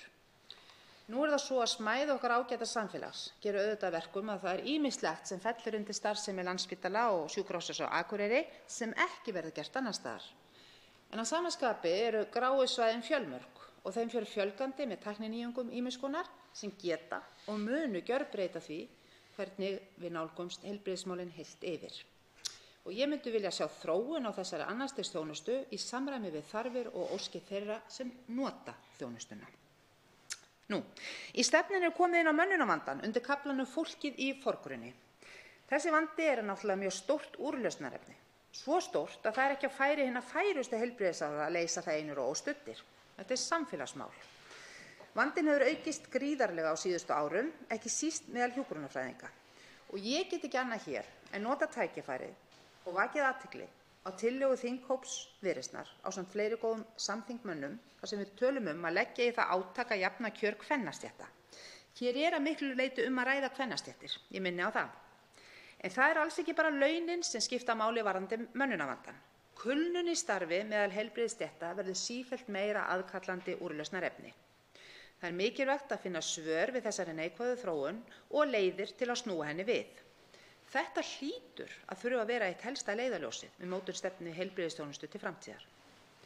Í umræðum þessa mál meðal heilbrigðisstétta hefur ítrekað komið fram að það álag, vinnuaðstæður og vinnufyrirkomulag, ekki síst vaktavinnan sem sífellt fleira fólk hafnar sem hluta af lífsstíl sínum, sem eru helstu ástæður kulnunar og líka takmarkaðir möguleikar á því að hafa áhrif á fyrirkomulag vinnunnar og þeirra þjónustu sem veitt Svo kafli virka notendur. Það mikilvægt að stjórnmálamenn hafi í huga að heilbrigðiskerfið sem þeir bera ábyrgð á fyrir notendur og það ber ekki vitni góða þjónustu að koma í veg fyrir að notendur hafi val ef það mögulegt. Og þetta við heilbrigðisþjónustu líka. Markmiðið á að vera að veita heilbrigðisþjónustu eftir þörf og leiðarljósið á að vera hagsmunir landsmanna, réttur landsmanna, ekki skipulag þjónustuveitenda. Ef þeir uppfylla settar reglur gæði, öryggi og kostnað. Í kaflanum Huga til framtíðar drepið á mikilvægi menntunar, nýsköpunar og vísinda. Íslensk heilbrigðisþjónusta þarf nýsköpun.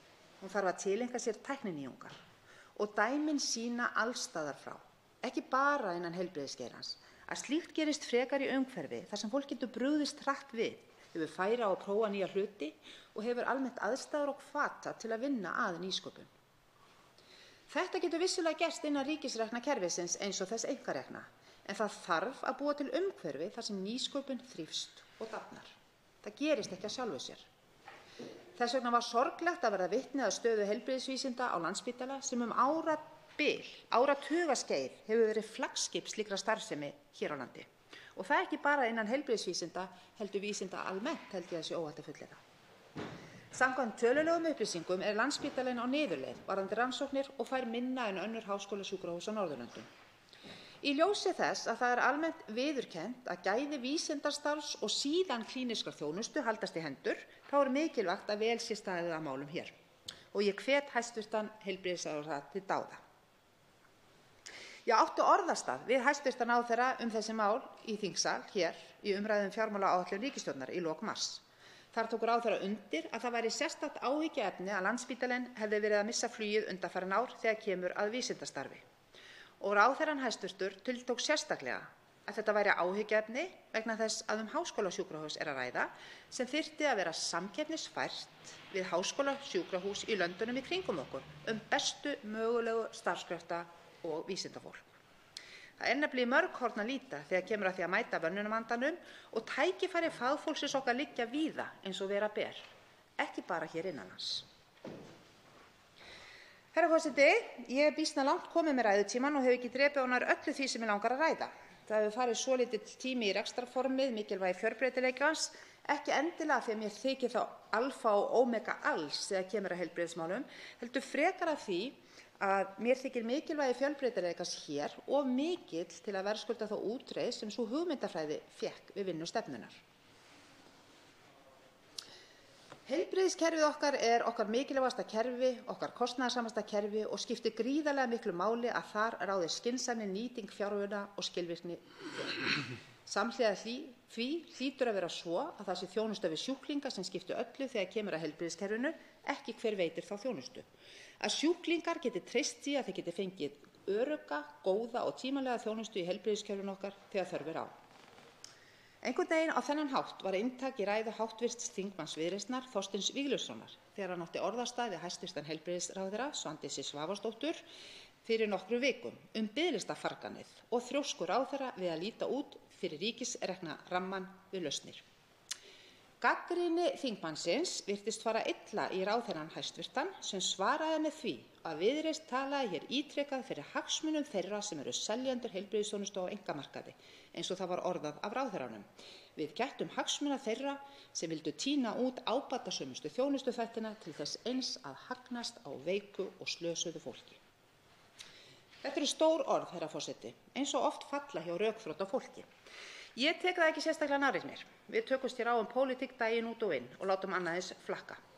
En mér þótti miður að heyra þetta viðhorf ráðherrans hæstvirts til þeirra fjölmörgu fagaðila og sérfræðinga í heilbrigðisþjónustunni sem ekki starfa hjá ríkisreknum stofnunum og eru þar með, svo ég vitni ráðherrann, að hagnast á veiku og slösuðu fólki.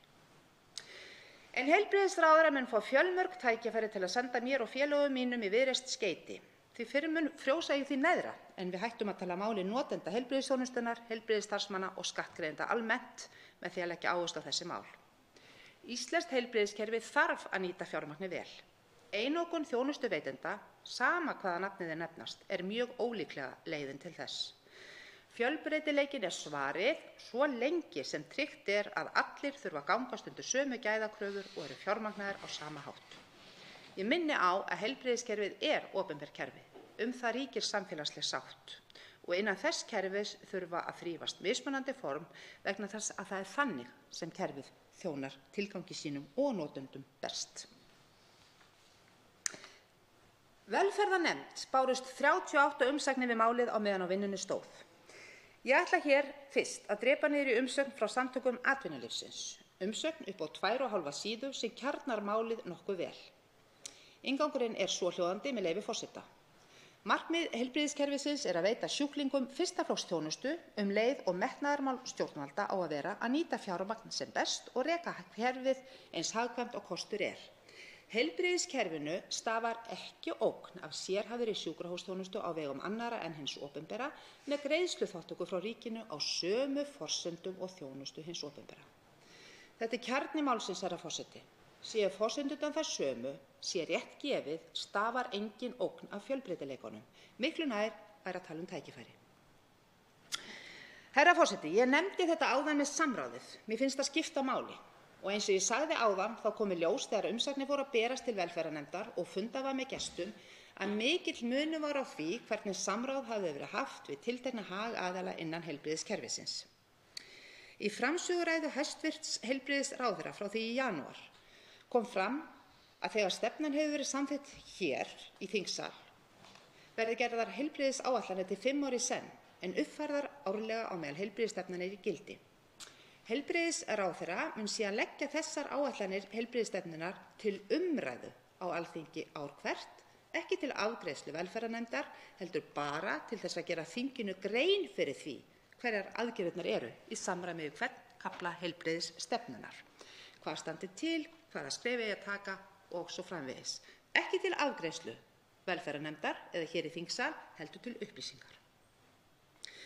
Þær 38 umsagnir sem bárust áttu það flestar, ef ekki allar, sammerkt að fagna því að verið væri að vinna að stefnu í heilbrigðismálum. Allir sammála því að það er gríðarlega mikilvægt að unnið sé eftir skýrri stefnu í þessum risastóra og mikilvæga málaflokki.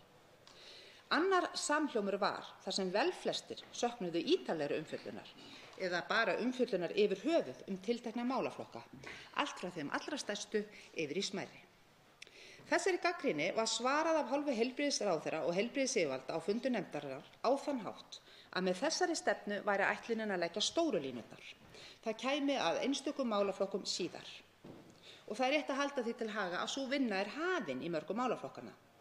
En það breytir ekki þeirri staðreynd að þetta plagg sem ber heitið heilbrigðisstefna til ársins 2030 nefnir varla til sögunar þætti sem allir sjá að skipta gríðarlega miklu máli þegar kemur að því að leggja heildarlínur.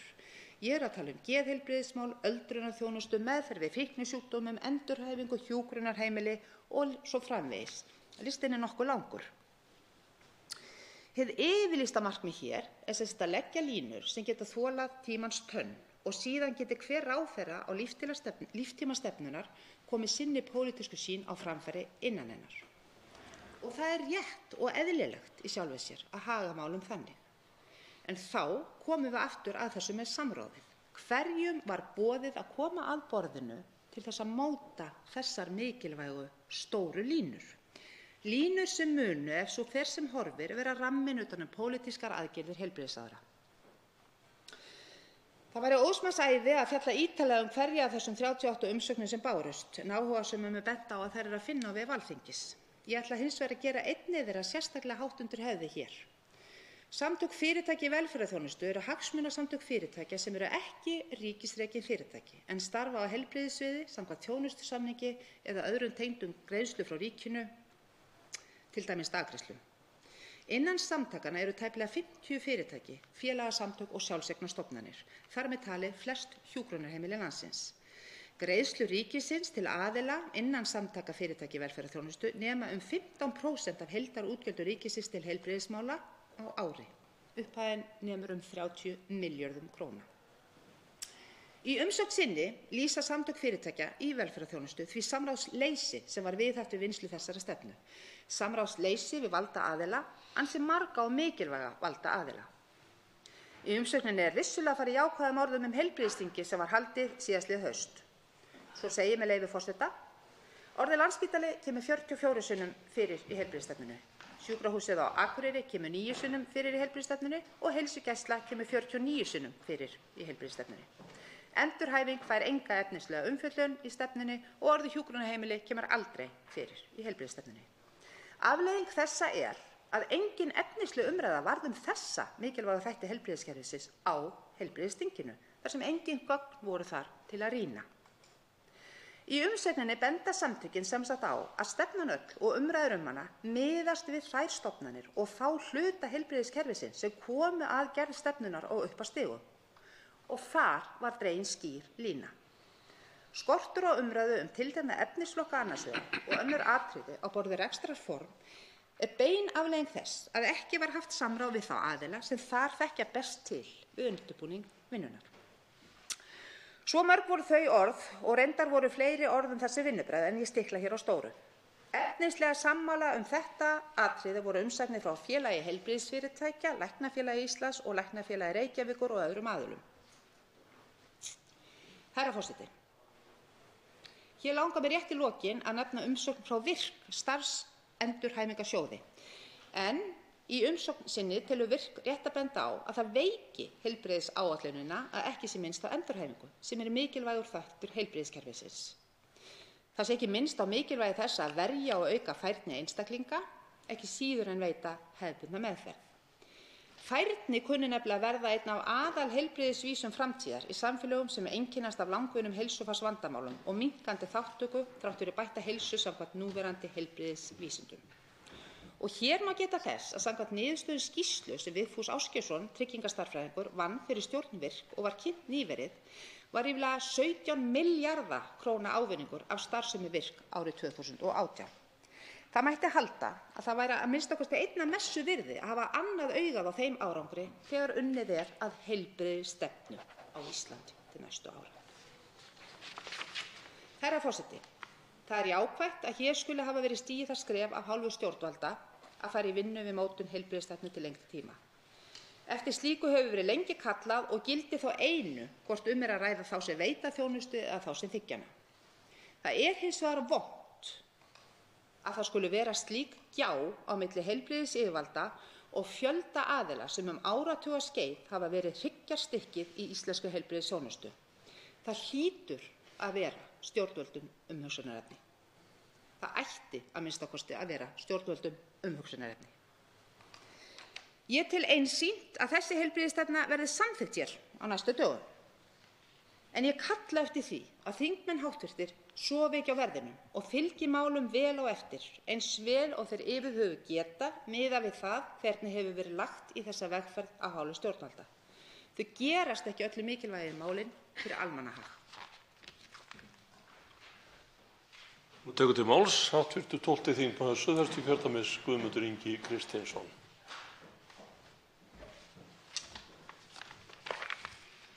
Virðulegur forseti, við erum að ræða tillögu til þingsályktunar heilbrigðisstefnu til ársins 2030. Í velferðarnefnd skrifa ég undir þessa ágætisstefnu sem er fyrirvara. Og því miður þá verður maður að segja svo að það er auðvitað ákveðið markmið að stefna á góða heilbrigðisþjónustu fram til ársins 2030, en því miður þá virðist vera sú staða að heilbrigðisstefnan eins og hún er í dag er ekki til fyrirmyndar. Biðlistaátak stjórnvalda hefur gjörsamlega mistekist að útrýma biðlistum og það er því miður ennþá stór hópur barna á biðlistum og fjölgar dag frá degi á biðlistum eftir greiningastöð ríkisins og það hefur ekkert gengið að útrýma biðlistum í bæklunaraðgerðum eins og hnjá- og mjaðmaaðgerðum. Og þar er þetta alveg óásættanlegt að það skuli vera þannig staða að það sé hægt að senda með nær tvöföldu kostnaði einstaklinga erlendis í svoleiðis aðgerðir á sama tíma og ekki er nýttur sá fjármunir betur með því að semja við þá sem geta veitt þessa þjónustu hér heima og þar af leiðandi þá minnsta kosti reynt að minnka biðlistana. Því það verður að segjast alveg svo að biðlistar eru í lagi, svo framalega sem þetta er mjög stuttur tími, en eins og við segjum vikur, 2-3 mánuði í mesta lagi, en eftir 3 mánuði fara biðlistar að vera á biðlista að valda skaða. Og því lengur sem fólk er á biðlistum, því meiri skaði. Ég þekki það í raun að vera á biðlista í ár eða meira er bara hrein og bein hryllingssaga. Og það því miður er ekki réttlætanlegt. Það getur aldrei verið réttlætanlegt að frekar að gefa fólki lyf á lyf ofan, töflu eftir töflu, töflu við aukaverkanir á töflu, gert vikur, mánuði, ár, án þess að neinar bjöllu hringi og hugsi býtu hvað er kerfið að gera þessu fólki? Jú, það er að valda því skaða og það mjög alvarlegan skaða vegna þess að það vita flest allir að líkaminn myndar þol við verkjalyfjum og lyfjum, þannig að það þarf alltaf meira og meira til þess að koma í veg fyrir að fólk sé að kveljast á svona listum. Síðan þetta alltaf svo á hætta þarna innan staðar að fólk hreinlega þoli þessi lyf ekki þannig að þau verða fíklar. Bara hreinlega vera að búa og framleiða fíkla í boði ríkisins. Og það ein birtingarmyndin og svo líka önnur birtingarmynd í þessu samhengi og það sem kannski að ljótast í öllu að það líka hættan á því að þegar fólk gleymir svona á biðlistum að þá eru það að framleiða öryrkja til lífstíðar. Og það hefur verið sannað það að þegar viðkomandi búinn að vera í 9 mánuði á biðlista þá eru konar 90% líkur á því að viðkomandi fari ekki til vinnu. Og fyrir utan það tjón sem viðkomandi hefur orðið fyrir með því að þurfa að innbyrða alltaf 20-30 töflur á dag allan þennan tíma. Það annað líka í þessu sem kemur þarna og það sambandi við heilbrigðisþjónustu út á landsbyggðinni. Við erum búin að heyra nýjar sögur það að í Borgarfirði eystra þar sem var engin þjónusta, engar heilbrigðiskerfið var algjörlega molið. Það var ekki sem til nálatvinna eða sótthreinsun eða neitt til deyfingar. Og það segir okkur að við okkur fer þar gífurlega aftur og það setjum að í samhengi við það sem ég var við á Nuuk í Grænlandi sem þau voru að kynna þar. Því þar eru engir vegir til þess að fara og þá eru þeir með svona, hvað á að kalla, heilbrigðiskerfi. Þetta það sem allt inn í einni góðri kerru sem þarf til að þjónusta. Mynda, deyfa, sauma, gera smáaðgerðir. Þetta allt til staðar í einum kassa sem þetta að grípa til á hverjum stað. Og þetta auðvitað það sem við eigum að stefna að koma á þar sem ástandið það slæmt að það ekki eins og til nálatvinni eða deyfilyf til þess að gera að smá sárum. Það líka annað við landsbyggðina sem auðvitað áfellisdómur yfir heilbrigðiskerfinu í heild sinni, það það að það sé nær fjárhagslegt gjaldþrot að viðkomandi einstaklingar út á landsbyggðinni greinast með krabbamein.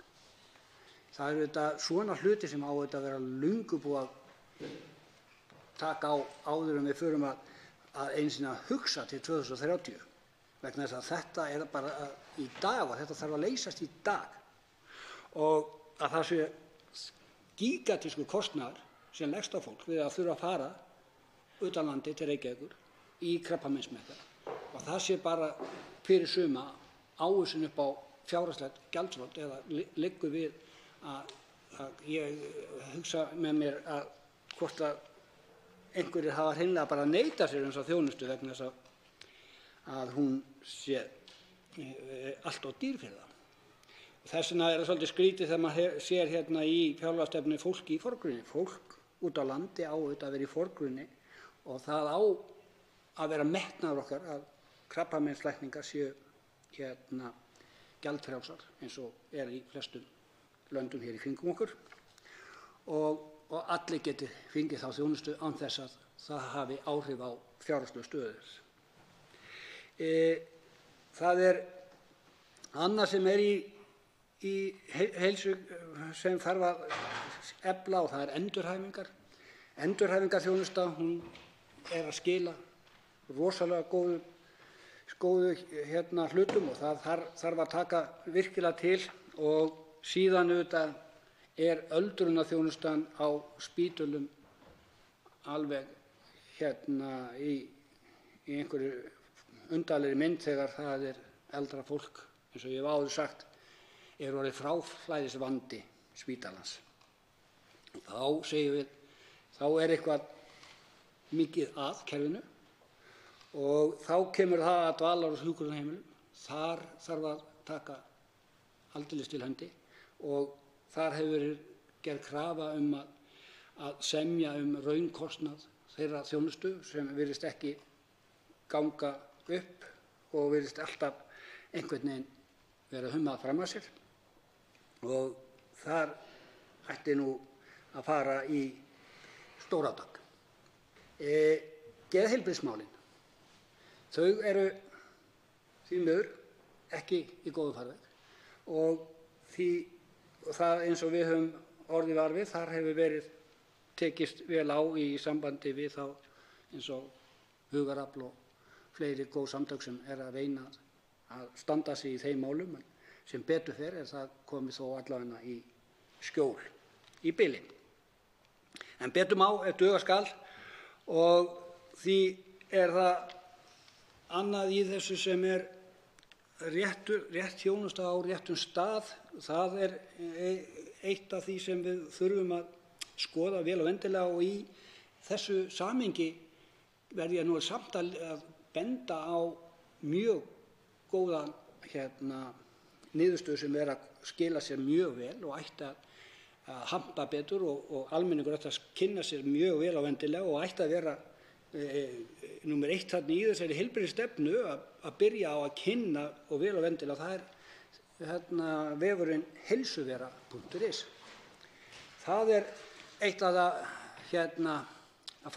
frábærum framtökum sem hafa komið sem skila því að þar getur einstaklingur verið í beinu sambandi við lækni sinn á rauntíma í venjulega dagþjónustu og líka endurnýja lyf og annað. Og þetta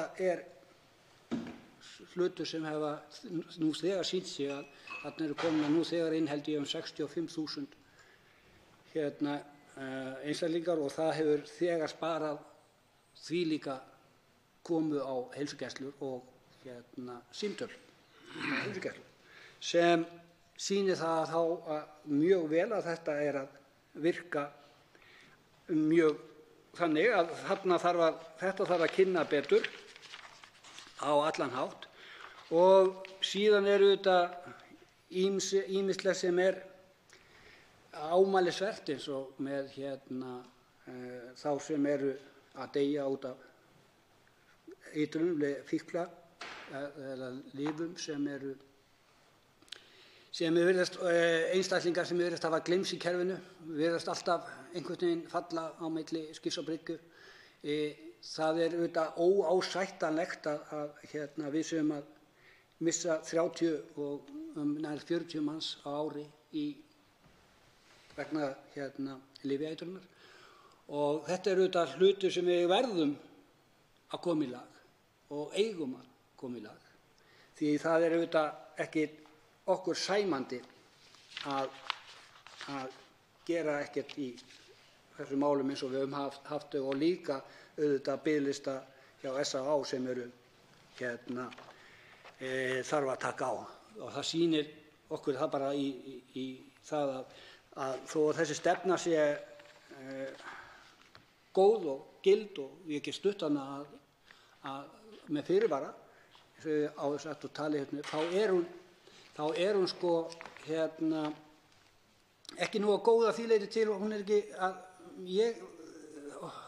það sem pirrar mig mest af hverju byrjum við ekki, af hverju byrjar ekki ríkisstjórnin að koma minnst kosti lágmark utanumlega eins og biðlistunum, eins og bara biðlista, af hverju 350 börn á biðlista eftir greiningu, af hverju eru 600 manns á biðlista eftir hné- og mjaðmaðgerðum, hvað það í okkur sem veldur því að við látum þetta viðgangast ár eftir ár og meira þess að fjölga eins og hjá börnunum, fjölgar á biðlistum.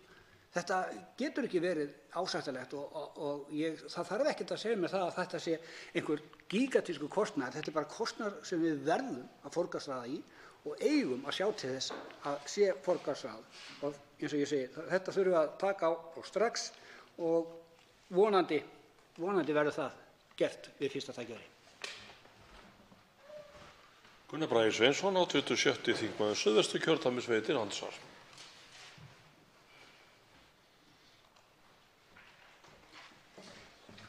Hæstv. forseti, þakka þingmanni fyrir ágæta ræðu.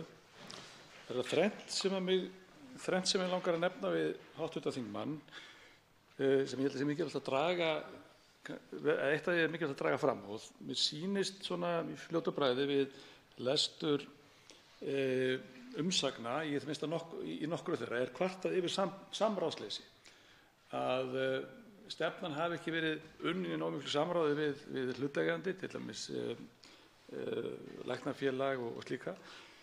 Ég vil spyrja þingmann hvort að það hafi komið sterkt fram í nefndinni og hvort að það er ástæða til þess að hafa efasemdir stefnuna út frá því að samráð hafi ekki verið nógu gott. Í öðru lagi þá langar mig að spyrja þingmann út í það hvernig hann telur að mikilvæga þætti frjálsra félagasamtaka sem mætt í þessari heilbrigðisstefnu, það er við SÁÁ og allt þetta sem við þekkjum, Reykjalund til dæmis, hvort að stefnan taki rammi vel inn og haldi utan þessa starfsemi. Og í þriðja lagi, ef að tíminn vinnst til, þá langar mig að vita hvort að þingmaður telji að eitthvað í þessari stefnu taki á þessu gamla og ótrúlega seiga vandamáli. Þeir eru þessi biðlistar. Þingmaðurinn komur aðeins inn á það í sinni ræðu hér áðan, en það er rauninni merkilegt ef við erum að leggja fram stefnu sem að við höfum á sama tíma ekki trú á að taki á þessum helstu vandamálum í kerfinu, þar á meðal þessum biðlistum sem eru ótrúlega langir mjög víða. Þannig að það er rauninni þetta þrennt, það er samráðsleysið, það er frjálsu félagasamtökin og það eru biðlistanir sem mér er efst í huga. Þá svarar andsvari hv. 12. þingmaður Suðvesturkjördæmis Guðmundur Ingi Kristinsson. Virðulegur forseti, ég þakka hv. þingmanni fyrir fyrirspurnina. Og jú, samráðsleysi, það var kvartað undan því. Og það var gert, það var nokkuð margir sem gerðu það og ég hjó nú sérstaklega eftir þeim hjá dvalar- og hjúkrunarheimilum að þar voru kvartað undan því að það er ekki eins og samið við það, sko. Þó að við vilja fá samning og þeir eru ekki virti eiginlega bara viðliðs sem eru að þurfa kannski að fara að skera niður þjónustu vegna þess að það er samráðsleysi orðið það mikið. Og biðlistarnir, ég verða bara að segja alveg svo að ég er búinn að vera að fylgjast með þessum biðlistum og það er því miður, virðist flestu biðlistum vera að aukast og það virðist alltaf vera einhvern veginn eins og maður segir að það vera að gera hlutina á ranga veg vegna þess að það væri hægt að gera þetta betur og ég sé ekkert að því að semja tímabundið við aðila út í bæ til þess að reyna að grynnka á þessu, vegna þess að reyna að koma sér í lag, vegna þess að þetta er sko, eins og ég segi, það á enginn að þurfa að vera á biðlista lengur í 3 mánuði og fólk veit að því núna ef það er á biðlistum lengur í 3 mánuði þá mega bara fara erlendis, þá hefur það rétt á því. Og það er bara það sem ég meina, en þá verður fólk líka að taka þessu ákvörðun strax, vegna þess að áður en verður ofveikt að fara erlendis. Því þá getur lent í því að það verði fá ekki aðgerðina vegna þess að þessi orðið ofveikt, eins og við höfum tilfelli Og síðan var það þriðja lagið var frjálsu félagasamtökin. Það þarf að taka það miklu betur.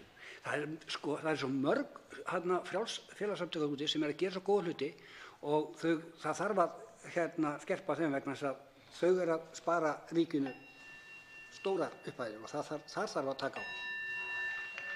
Og þetta er andsvar öðru sinni, hv. 7. þingmaður Suðvesturkjördæmis Gunnar Bragi Sveinsson.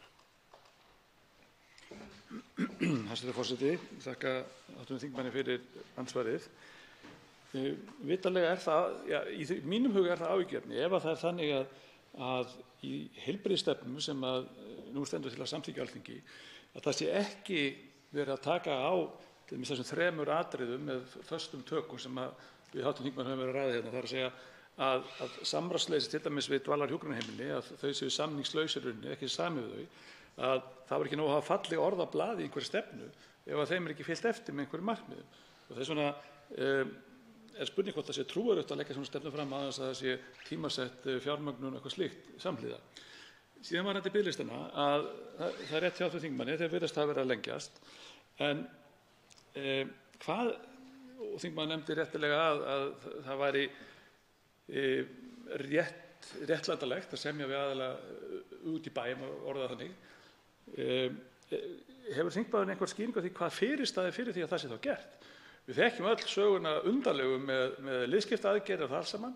Af hverju ekki gengið til samninga við aðila fyrir utan sjúkrahúsin til þess að létta öllum þessum biðlistum? Það kannski stóra spurningin. Svarar andsvari síðara sinni hv. 12. þingmaður Suðvesturkjördæmis Guðmundur Ingi Kristinsson. Virðulegur forseti, ég þakka hv. þingmanni Gunnar Bragasyni fyrir þetta ansvar. Ég verð bara að segja það að með biðlistana, það eiginlega mér gersamlega óskiljanlegt að það skuli vera í þeim ástandi og af hverju gera það ekki út í bæ, það líka gersamlega óskiljanlegt vegna þess að það allra hagur og það og sérstaklega þeirra sem að bíða, það hagur þeirra sérstaklega að komast fyrst í aðgerðir og ég meina og við vitum að vinnandi fólk á biðlistum og að dettur út af vinnumarkaði sem þetta ekki ásættanlegt og á aldrei vera ásættanlegt. Og þess vegna það eiginlega bara ég bara skil ekki svona undarlegheit vegna því ég lenti í því einhvern tímann á sínum tíma að ég fór í fyrsta slysinu mínu að umferðarslysi 100% rétti og ég tryggingafélagið þurfti að halda mér uppi í langa tíma og ég spurði þá bara það er ódýrara fyrir ykkur að borga aðgerðina fyrir mig heldur en að halda mig uppi og þeir reiknuðu þetta út og komust að þeirri niðurstöðu að það væri kostaði ekki nema 1/4 að 5 að gera aðgerðina að halda mér uppi í heilt ár og þeir sögðu já við farið í aðgerð, við borgum hana. Þá kom kerfið og sagði nei, þú mátt ekki fara í aðgerð á spítal og láta borga. Þannig ég varð að hanga á biðlistanum í meira en ár sem hálf drap mig. Þannig að við sjáum hvernig kerfið að vinna gegn og stefnan eins og þessi stefna að svona hluti skuli vera en þá fær maður á tilfinningu að svona stefna sé gildi ekkert. Hún hafi enga tilgang. Það er eiginlega sorglegast í þessu vegna þess að mér finnst að við að byrja á því að koma hlutin lag og svo stefna því að gera hlutina betur. Forseti vill taka fram að ólag var á klukkunni þegar hv. þingmaður flutti sitt ansvar en ég vona að það hafi ekki komið að sök en hef nú samt trú á því að stólið hafi verið í örfáum sekúndum af hv. þingmanni og það beðist velvirðingar á því. En til máls tekur hv. 8. þingmaður Reykjavíkurkjördæmis suður, Inga Sæland.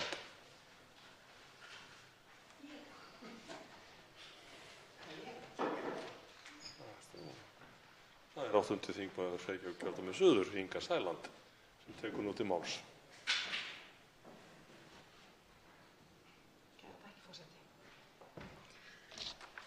Virðulegi forseti, við fjöllum hér heilbrigðisstefnu ríkisstjórnarinnar, hæstv. heilbrigðisráðherra. Ég verð nú að segja það að auðvitað það gott og gilt að horfa svona bjartsýnum augum fram á veginn og klæða raunveruleikann í kjól sem í rauninni passar honum ekki. Því það er nákvæmlega þannig sem að mér líður gagnvart heilbrigðiskerfinu almennt í dag og hefði gjarnan viljað sjá meira tekið fram í heilbrigðisstefnu lausnir á þeim gríðarlega vanda sem við að etja í heilbrigðiskerfinu. Það eru nokkrir þættir sem ég langar sérstaklega að nefna vegna þess að við höfum talað það hér á hinu háa Alþingi, mörg okkar, hvernig í rauninni kerfið að bregðast. Hvernig það bregðast í rauninni þeim sjúklingum sem þurfa til þess að leita. Við skulum bara líta til þess að það hefur verið boðað að það eigi ekki að mismuna okkur eftir búsetu. Við eigum öll að geta nýtt okkur heilbrigðisþjónustu og ekki mismuna okkur eftir búsetu.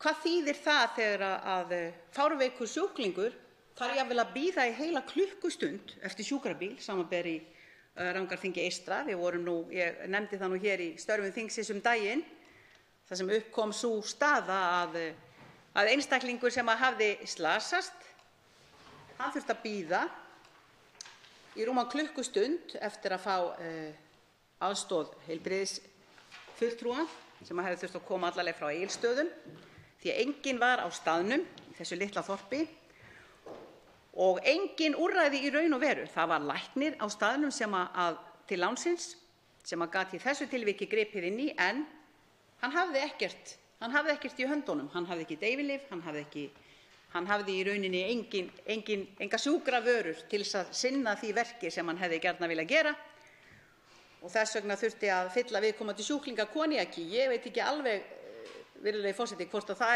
er þessi stefna sem við viljum sjá næstu árin, vegna þess að mér finnst sú þróun sem hefur orðið í heilbrigðismálum í höndum hæstv. Heilbrigðisráðherra vera bara aftur á bak, hraðbyrja aftur á bak, samanber. Nú skulum við tala um nokkur mál sem eru mér hjartans mál og mér hafa fundist vera gjörsamlega að fara úr öskunni í eldinn. Ópíóíðafaraldurinn. Það nú svo einkennilegt sem það að ég veit að flestir landsmenn og mjög margir landsmenn fylgjast með bæði Kastljós og Kveik. Í Kveik daginn verið að sýna fram á það hvernig farið með og ávísa lyfjum, sérstaklega til mjög veikra einstaklinga. Þarna var verið að tala krabbameinsveikt fólk sem hafði fengið svo mikið af lyfjum að það var löngu fallið frá og enn voru til lyfjabirgðir á heimilinu að andvirði 600.000 krónur. Stór hluti af þessu voru ópíóíðar, var rosalega sterk verkjalyf. Þessum lyfjum síðan safnað saman og í tugatonnavís þarf að eyða þeim á ári hverju. Og það er sem sagt, þetta eitt af þessari undarlegu forgangsröðun fjármuna þegar við erum að horfa upp á það að niðurgreiða lyf milljónir og milljarða á ári sem að síðan eru einfaldlega bara fleygt og einfaldlega eytt. Hvar er fyrirhyggjan þarna miðað við hvað löggjafinn er nú duglegur að vera með forræðishyggju gagnvart borgurunum og setja okkur lög og reglur sem nú eins gott að við fylgjum eftir. Þannig ég að segja, á sama tíma þá erum við að horfa upp á dauðsföll sem aldrei fyrr vegna neyslu á þessum lyfjum, morfínskyldum lyfjum, svokölluðum ópíóíðum. Og það kemur í ljós frá skýrslu landlæknis sem er nú nýútkomin að á árinu 2018 létust 39 einstaklingar, sannarlega vegna eitrunar af völdum morfínlyfja. 39 einstaklingar, virðulegi forseti. Það er ekkert í heilbrigðisstefnu heilbrigðisráðherra sem tekur á nokkurn hátt tillit til þess til ársins 2030 hvernig í rauninni á að ná þeim fallegu markmiðum sem eru svona eins og, ég fæ á tilfinninguna svona eins og kosningaloforð klædd í einhvern kjól sem passar þeim ekki, vegna þess að það er ekki nóg að segja mig langar og ég vil sjá þetta svona og hinsegin þegar eru í rauninni engar úrbætur í sjónmáli. Alltaf gott að hafa stefnu, en það verður líka pínlítið að segja hvað er á baki, hvað liggur á baki stefnunni, hvernig ætlar að ná markmiðunum fram sem að er stefnt. Skiptir það engu máli? Og í þessu tilviki þá er algjörlega ólíðandi að við hér skulum vera búin að veita 150 milljóna auka fjárveitingu fyrir jólin í fyrra í það að koma til móts við fíkla áfengissjúklinga sem að biðja hjálp á sjúkrahúsinu Vogi. Og það er ekki nóg með það að við höfum veitt þessa fjárveitingu, heldur hafa það ekki ennþá fengið greitt samkvæmt henni nema 6,9 milljónir á árinu 2019. Og jú, það má ekki greiða afturvirkt og ég veit ekki hvað og hvað. Hvernig á maður að geta skilið það þegar löggjafinn sjálfur, fjárveitingavaldið, gefur út ákveðin skilaboð, sendir þau til stjórnsýslunnar, þeirra sem eiga að vinna að því að koma þeim í framkvæmd og svo gerist það ekki. Heldur tekur í þessu tilviki Sjúkratryggingar Íslands sig til og gerir viðkomandi fulltrúum nánast ómögulegt að fylgja eftir þeim kröfum sem til þeirra eru gerðar til þess að fá greitt það sem við vorum að boða yrði gert. Og þetta á líka við, virðulegi forseti, 276 milljónir auka fjárveitingu sem við vorum að setja í heilbrigðisþjónustuna hvað lýtur að hjúkrunarheimilum og allri umsýslu út allt land hvað lýtur að því. Það er ekki einu sinni búið að borga krónu af því ennþá. það er alveg með ólíkindum að ætla að horfa hér á einhverja framtíðar heilbrigðisstefnu til ársins 2030 þegar ekki einu sinni hægt að gera svo lítið að fylgja þó eftir því sem við erum þegar með í hendi. Það er eiginlega með hreinum ólíkindum. Og nú skulum við tala um utan spítala þjónustuna.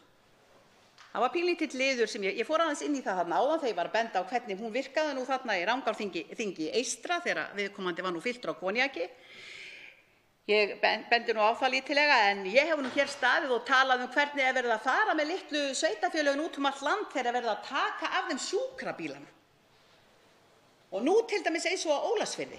Sjúkrabíllinn sem hefur verið þar, sjúkrabíllinn sem hefur verið öryggisventill fyrir þetta litla sveitarfélag, hann var færður til Siglufjarðar af því að nú er þetta sameiginlegt sveitarfélag og heitir Fjallabyggð. Þannig að nú eru 2 sjúkrabílar á Siglufirði, bæði sá sem var í Ólafsfirði og líka hinn sem er á Siglufirði. Þannig að núna þegar að sjúklingur eða einhver dettur niður á Ólafsfirði og enginn veit hvað er að honum, þarna engist hann á gólfinu, ég hef nú þessar sögur ég ætla nú ekki að fara að nefna neinn nöfn, og viðkomandi hringir þessa frábæru þjónustu, utanspítala þjónustu, þá ansar hér hjúkrunarfræðingur á Landspítala Háskólasjúkrahúsi. Hvað get ég gert fyrir þig sem ert að hringja í mig? Þetta er nú alltaf alveg, og get ég fengið samband við lækni, segir viðkomandi, vegna þess að ég veit ekki hvað er að systir minni, hún er hérna eiginlega nánast rænulaus á gólfinu. Nei, hvert er nafni og hvað er þetta og hvað er hitt, og þú er fyrst að segja mér. Þú færð ekki samband við lækni. Ég átta mig ekki alveg á því hvert við erum að stefna, en mér finnst það allavega ekki í rétta átt, og minnsta kosti ætti þá að segja bara satt og rétt um það og kalla hlutina réttu nafni. Það er verið að draga úr heilbrigðisþjónustu við landsbyggðina svo munar. Það er verið að skapa aukið óöryggi fólksins á landsbyggðinni. Ég veit ekki hvort að þetta er liðurinn í því að allir séu að fara á malbyggi 101 Reykjavík. Ég veit ekki hvort að þetta er einn liðurinn í því. En allavega líður fólki, fjölskyldufólki, fólki með lítil börn, líður ekki vel þegar það veit það þarf að bíða í hálftíma og jafnvel klukkutíma við eitthvað upp og kemur til þess að geta fengið viðunandi fyrstu hjálp. Mig langar nú að vísa í ágætan mann sem við þekkjum nú öll, sem er núverandi einmitt bæjarstjóri í Fjallabyggð. Háttvirtur bæjarstjóri þar, Gunnar Birgisson. Hann tjáði mér það nú sjálfur fyrir rúmu ári síðan að hefði hann orðið fyrir sínu áfalli á Ólafsfirði og hnigið þar niður, en ekki hinum megin við göngin á Siglufirði, þá var hann náttúrulega löngu dauður. Þannig að það er einfaldlega verið að benda á það að hver mínúta skiptir máli og hvers vegna virðum við ekki líf borgaranna jafn mikils út allt land. Mér finnst það bara ágæt spurning sem að væri ástæða til þess að ræða. Nú, við skulum tala eins og minn ágæti samflokksmaður hefur nú gjarna sagt, við erum nú náttúrulega alveg bara öll að berjast í málefnum þeirra sem að minna mega sín í þessu samfélagi. Þannig að biðlistarnir, hugsa sér, við erum að tala núna niðursveiflu í hagkerfinu. Jafnvel vera að boða svona, já, ágætlega mjúka lendingu, hvað svo sem það þýðir, því að í raun og veru þá þurfti nú að breyta öllu því forsendur fyrir framtíðar fjármálastefnu, þær höfðu náttúrulega tekið þessa óvæntu sveiflu sem við þekkjum jú öll. En viti menn, forgangsröðun fjármuna, það er bara virðist vera algjörlega bannað að Sjúkratryggingar semji við sérfræðinga hér, bæklunarlækna og sérfræðinga sem geta gert aðgerðir á einkastofum úti í bæ. Frekar skal safna upp biðlistum í boði heilbrigðisráðherra hæstvirts, eða ef þú ert búin að bíða í meira en 3 mánuði, þá áttu rétt á því að sækja þessa þjónustu til annarra landa. Þeirri þjónustu hefur sannarlega vaxið fiskur hrygg, því að hún hefur 6-faldast. Það eru 6 sinnum fleiri sem hafa sótt til útlanda eftir liðskiptaaðgerðum frá því árið 2016. Kostnaðurinn hefur 7-faldast, hvorki meira né minna. Með hverjum sjúklingi sem þarf að fara erlendis í þessar aðgerðir er greiddur samfylgdarmaður, samferðarmaður, dagpeningar, uppihald flug. Ég segi, sko, það er með hreinum ólíkindum.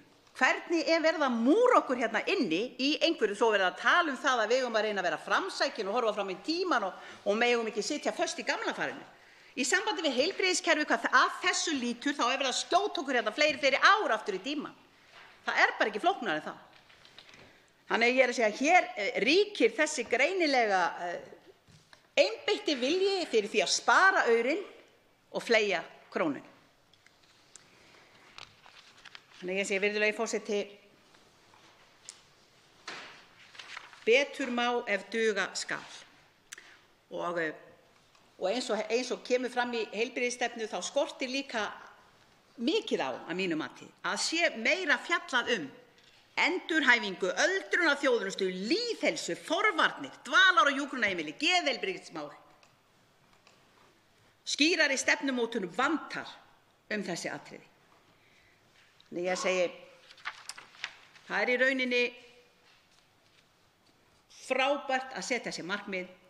Það er frábært að vera með heilbrigðisstefnu, en það er lágmark að sýna fram á hvernig á að ná þessu markmiðum. Hvernig á að ná þeim? Og þegar við erum að horfa upp á lengri biðlista, hvernig í rauninni er verið að einangra þorp út á landi og nánast búa í ótta það að fá ekki þá þjónustu sem var, hugsið ykkur, sem var í rauninni fyrir 50 árum síðan. Fyrir 50 árum síðan, þegar ég er smákrakki. Það var í rauninni héraðslæknir í hverju krummaskuði. Við þekkjum það öll og vitum það öll sem vita vilja. Sko, það virðist vera eftir því sem að bólnar út ríkissjóður og við verðum ríkari og höfum það betur, að þá er alltaf verið að draga saman seglin í svona þjónustu. Nauðsynlegri, lífsnauðsynlegri þjónustu. Mér finnst þetta vera, eins og ég segi, þetta er bara stórkostlegt skref aftur á bak og ég myndi ekki geta kvittað upp á svona vinnubrögð, ekki fyrir 5 aura. Þannig ég vil sjá lausnir, ekki bara einhverja draumsýn.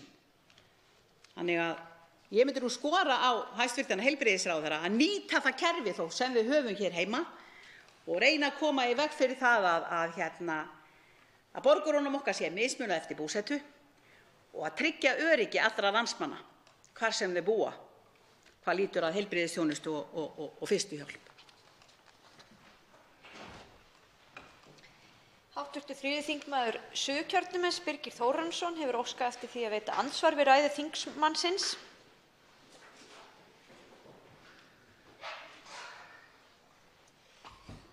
Frú forseti, ég þakka hv. þingmanni ræðuna, hún var alveg ágæt og innblásin af krafti eins og hv. þingmanni lagið. Það sem ég hjó nú eftir fyrst er umfjöllun hv. þingmanns lyfjamál sem mér þótti mjög athyglisvert og það að lyfjum skuli vera eytt fyrir jafnvel 100 milljóna á ári. Vissulega alvarlegt mál sem þarf að fara ofan í kjölinn á. Nú er það nú svo að það var nú samþykkt hér að minnsta kosti gefin út í október 2015 svona lyfjastefna til ársins 2020. En ég er sammála hv. þingmanni með það að auðvitað ætti nú að minnast á þessi mál í heilbrigðisstefnunni vegna þess að lyf eru nú einn þessum stóru þáttum í heilbrigðismálum sem skipta verulegu máli og hefði sjálfsagt verið eðlilegt að minnast á það hér. En ég tek undir margt sem hv. þingmaður sagði. Skuli ekkert vera minnst á öldrunarmálin, hjúkrunarheimili, geðheilbrigðismál og svo framvegis. Það sem mig langaði svona kannski að fá álit hv. þingmanns á eru þessar umsagnir, það er að segja það er þarna sérstaklega áberandi að formaður Læknafélags Reykjavíkur og svo Læknafélag Íslands gefa í raun og veru þessari stefnu falleinkunn og ganga svo langt að hvetja þingmenn til þess að samþykkja hana ekki segja að þessi stefna sé í raun og veru í öngstræti og veikleikinn sé skortur á samráði sem er náttúrulega alvarlegur hlutur. Mig langar að spyrja hv. þingmann, er hv. þingmaður sammála þessum umsögnum og telur í raun og veru hv. þingmaður að það sé bara þörf á því að vinna þetta allt upp á nýtt? Þá svarar andsvari hv. 8. þingmaður Reykjavíkurkjördæmis suður, Inga Sæland. Já, virðulegi forseti, ég þakka hv. þingmanni Birgi Þórarinssyni fyrir andsvarið. Já, ég tek undir áhyggjur frá fagaðilanum okkar. Það er ekki nokkur spurning og ég býst við að það kom ekki síst vegna þess að það er ekki verið að semja við þessa aðila. Það er ekki verið að gefa þeim kost á að vinna í rauninni af fullum krafti til dæmis fyrir sjúklingana okkar. Þeir eru að horfa á sjúklingana okkar flæða úr landi á margföldum kostnaði. Þannig að ég segi það er alveg ástæða til þess að taka mark á nákvæmlega þessu. Því það er nú gjarnan það sem við viljum gera hér á hinu háa aðalþingi, að leita eftir umsögnum frá þeim sem að jafnvel vita betur heldur en við hvernig ákveðin mál eru vaxin. Og í þessu tilviki þá segi ég það, hv. þingmaður Birgir Þórarinsson, ég er algjörlega sammála því sem kemur fram í umsögnum frá fagaðilunum í heilbrigðisstéttinni. Þá veitir andsvar síðara sinni hv. 8. þingmaður Reykjavíkurkjördæmis, hv. 3. þingmaður Suðurkjördæmis, Birgir Þórarinsson. Frú forseti, já, ég þakka hv. þingmanni. Ég hjó eftir því að í málflutningi hv. þingmanns Höllu Signýjar Kristjánsdóttur að þá vísaði hv. þingmaður í það að þessu fylgdi aðgerðaáætlun og að því leytinu til var svona hv. þingmaður að benda á það að það væri kannski á þeim forsendum væri ekki verið að minnast á með hvaða hætti eigi að ná fram þessum markmiðum eins og hv. þingmaður Inga Sæland minntist réttilega á að þá fer ekki fyrir þessum markmiðum hérna inni en hefði þá ekki verið eðlilegt, hv. þingmaður, að eitthvað af þessari aðgerðaáætlun væri þá inn í þessari stefnu þannig að maður geti, þegar maður les stefnuna, þá sjáum við hvernig eigi að ná þessum mikilvægu markmiðum, eins og til dæmis bara mönnun í heilbrigðisþjónustunni, þessi alvarlegi skortur á hjúkrunarfræðingum. Nú eru kjarasamningar að losna hjá þessum stéttum og þarna er náttúrulega kjörið tækifæri til þess að bæta úr því. Það er vitað að það eru hundruði hjúkrunarfræðinga, menntaðra hjúkrunarfræðinga sem að starfa ekki í heilbrigðisgeiranum, þeir starfa við ýmis önnur störf og það er mjög nauðsynlegt að reyna að ná þessum aðilum inn í heilbrigðisgeiran að nýju og vissulega eru þarna göfug markmið eins og fólki í fyrirrúmi en þarna þyrfti, ég er þeirrar skoðunar, að þarna þyrfti að vera einhver svona áætlun það með hvaða hætti á að styrkja mönnunina í heilbrigðisþjónustunni. Og ef hv. þingmaður svona kannski vildi aðeins koma inn á það, eða hvort hann er sammála mér í því að þarna þurfa að vera einhvers konar leiðir sem að séu færar, ekki nóg að hafa bara þessi markmið og enga leiðir. Svara andsvari hv. 8. þingmaður Reykjavíkurkjördæmis suður, Inga Sæland. Já, virðulegi forseti, ég þakka hv. þingmanni Birgi Þórarinssyni andsvarið. Ég gæti bara ekki verið meira sammála þingmanni heldur en ég er. Það er bara nákvæmlega þannig. Það skortir allt sem heitir aðgerðaáætlun og það er það sem ég var einmitt að reyna að leggja áherslu á og kalla eftir, að við sjáum í rauninni hvað á að gera til að ná þeim markmiðum sem að er stefnt.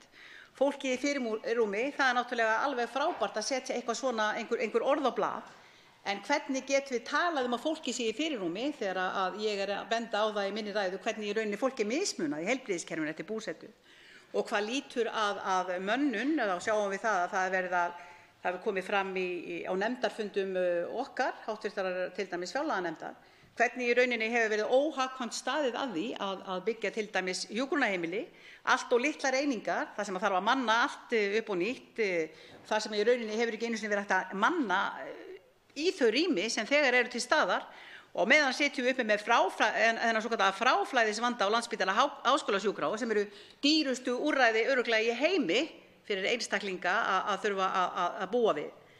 Einstaklinga sem vilja fara heim eða einstaklinga sem eru tilbúnir að fara inn í þau úrræði sem hjúkrunarheimilin hafa upp á að bjóða. Þannig að það í rauninni næstum sama, hv. þingmaður, hvert maður lítur. Það í rauninni, mér finnst þetta bara vera eitt gatasigti eins og það og algjört úrræðaleysi í aðgerðaráætlunum heldur bara, eins og ég segi, klætt í einhvern fínan kjól og fallega framtíðarsýn en ekkert það hvernig á að ná henni eða fylgja henni eftir. Andsvör með lokið. Til máls tekur hv. 6. þingmaður Suðvesturkjördæmis, Gunnar Bragi Sveinsson.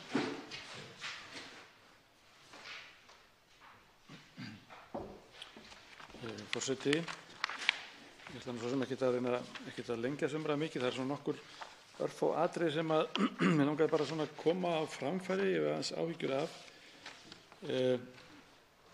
Í fyrsta lagi þá verðum við að segja það að þessi stefna, auðvitað er gott að koma í heilbrigðisstefnu fram, ekki til mikilvægt að það misskilist ekki.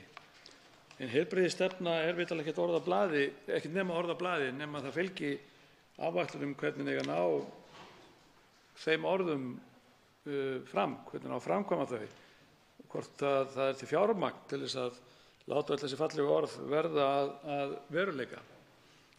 Ég fæ ekki séð að svo sé. Það eins og að ljóst af þeim umsögnum sem að ég hef náð að kynna mér. Ég vil nú alveg vera heiðarlegur með það og taka fram að ég hef ekki náð að lesa þær alveg allar. En það sem ég hef náð að kynna mér töluverð gagnrýni á undirbúninginn að gerðinni að þessari heilbrigðisstefnu. Það að segja að það þjóðingur kvarta yfir samráðsleysi og hvernig hugtakanotkun og ýmislegt þess háttar. Ég sé líka og finnst svona áhugavert að nefndin virðist afgreiða málið svona án þess að taka sérstaklega mikið á þessum umkvörtunum sem komu fram. Það einna helst að í áliti minnihlutans Önnu Kolbrúnar Árnadóttur að gera sér ágætis tilraun til þess. Ekki nema fólk bara einfaldlega líti á þetta sem falleg orð á blaði fyrst og fremst og þurfi síðar meira að taka á stórum málunum. Því að stefna vitanlega ekkert annað nema hún sé að fullu fjármögnuð og lagt á hana markmiðin tímasett og slíkt. Ég velti því fyrir mér hvort að það hefur verið rætt í nefndinni í rauninni hvort að þessum markmiðum, hvernig þeim markmiðum skulu náð og hvenær megi búast við því að þau séu þá tímasett og fjármögnuð. Ég velti líka fyrir mig hvort það hafi verið lagt fram kostnaðarmat á því eða svona reynt að áætla ekki grein fyrir þetta stefna til langs tíma verður væntanlega endurnýjuð nokkrum sinnum en það mikilvægt að gera sér grein fyrir samt sem áður að hvort að stefnan til þess fallin að auka kostnað, hversu mikið eða hvort hún mun draga úr kostnað því að heilbrigðiskerfi vitanlega kostnaðarsamt. Það að segja að það dýrt að reka öflugt heilbrigðiskerfi en við viljum að það sé öflugt að sjálfsögðu á sama tíma. Þetta svo vangaveltur þetta allt saman, það að segja tilurðina, innihaldið í sjálfsögðu, hvernig þetta sett fram og hversu trúverðugt þetta Ég sé til dæmis að hjúkrunarfræðingar gera töluverðar athugasemdir við svona skilgreiningar eða hvernig talað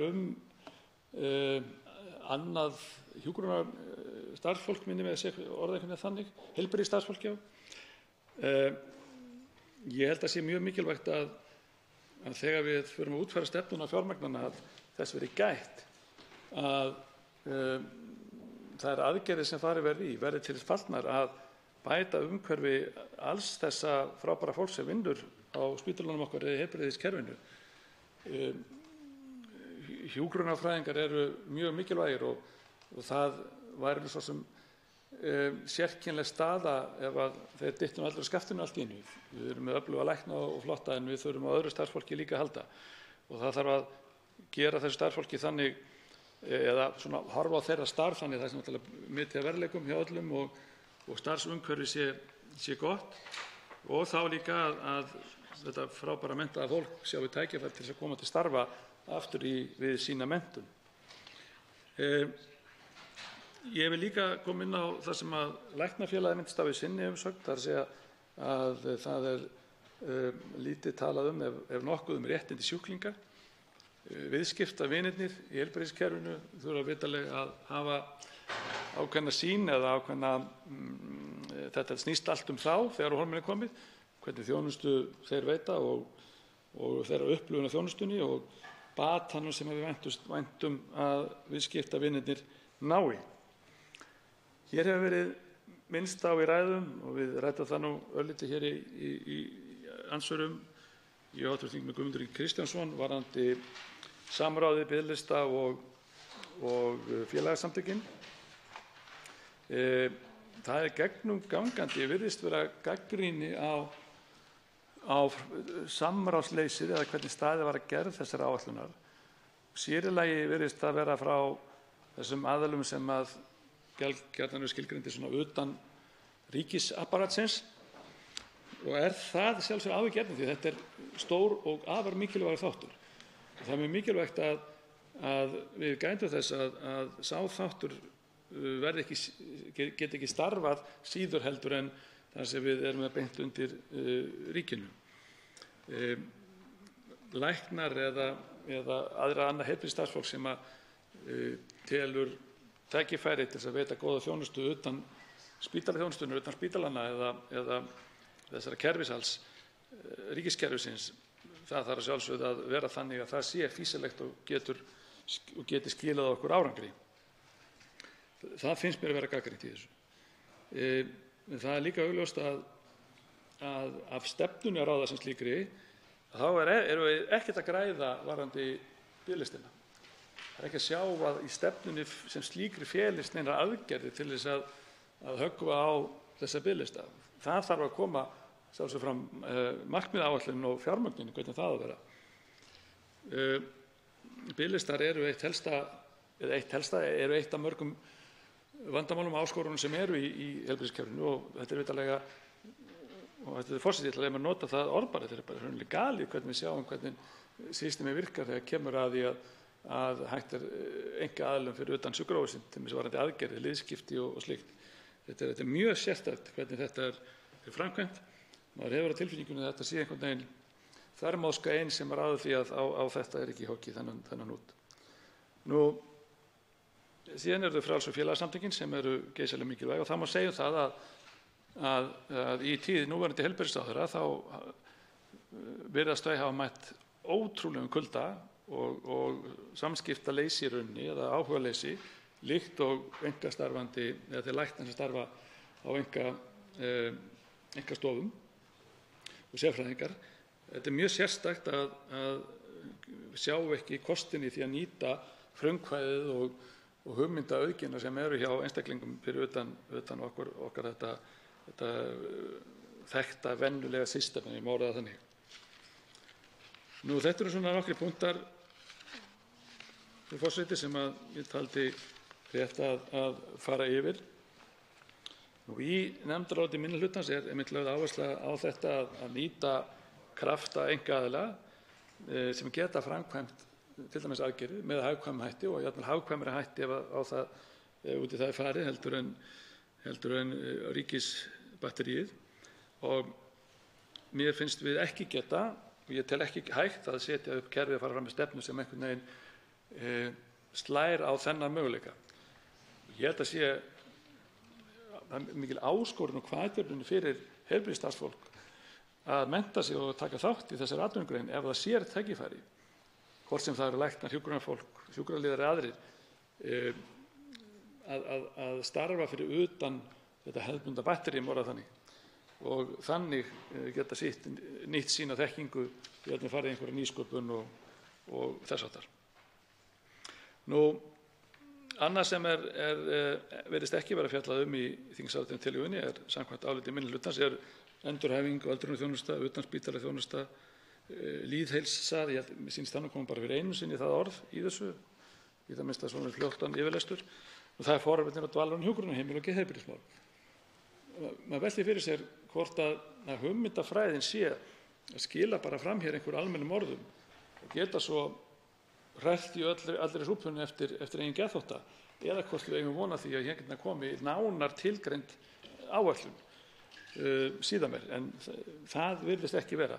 Þannig að það er svona eins og sé verið að reyna að haka í boxið en ætla sér svo að einhvern veginn að dúllast með þetta eins og ráðherra sýnist.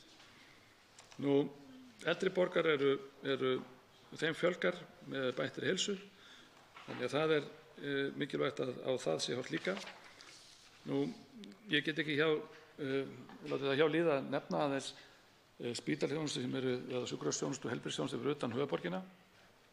Það er gríðarlega mikilvægt að menn horfi til þess að til dæmis sjúkrahúsið á Akureyri verði þannig búið að það standi ekki síður Landspítalanum að baki þegar kemur að mögulegri þjónustu og þar verði byggt upp, ég myndi segja, þjónusta eða geta á svona nálægt í allan sem Landspítalinn er að veita. Ég treysti mér ekki til að orða þetta sterkar því að ég hef kannski ekki kunnáttu algjörlega til þess að nota sterkari orð, en það er í mínum huga ljóst að svo frábæra starfsemi sem þar fer fram þarf að fá tækifæri til þess að vaxa enn frekar. Það held ég sé okkur öllum til góða og myndi létta mögulega af álaginu af stóra sjúkrahúsinu okkar sem er að sjálfsögðu okkar flaggskip hér í heilbrigðiskerfinu sem er Landspítalinn. Landspítalinn er vitanlega ekkert, og svo stjórnbundin starfsemi sem þar fer fram, þó hún sé frábær í alla staði hún ekki hafin yfir gagnrýni á nokkurn hátt, ekki frekar en önnur starfsemi, og því ber að horfa á það einnig. Ég ætla ekki að eiga mörgum orðum í þessa byggingu á þessu nýja sjúkrahúsi sem er vitanlega algjört rugl. Það á að byggja það á nýjum stað en það er svo umræði hlé eins og er, en að sjálfsögðu þurfum við að halda áfram að minna á hana því að manni sýnist að það sé enn besta lausnin að byggja upp nýjan spítala á nýjum stað og einhenda sér í það. Hér er talað um þjónustukaup og þess háttar. Það þarf að sjálfsagt að miða við þarfir íbúanna og sjálfsögð á þjónusta á heilbrigðissviði, heilbrigðisþjónusta á að taka mið af aðstæðum og þörfum hringinn í kringum landið. Það er ekki að mínu viti hægt að bjóða upp á þessa þjónustu eins og hún er í dag til lengdar. Það sem að hringt er í eða eitthvað kemur upp á, þá er hringt í síma og reynt að afgreiða málið yfir síman án þess að sjá viðkomandi eða hafa raunin okkar tilfinningu fyrir því hvað viðkomandi er að óska eftir.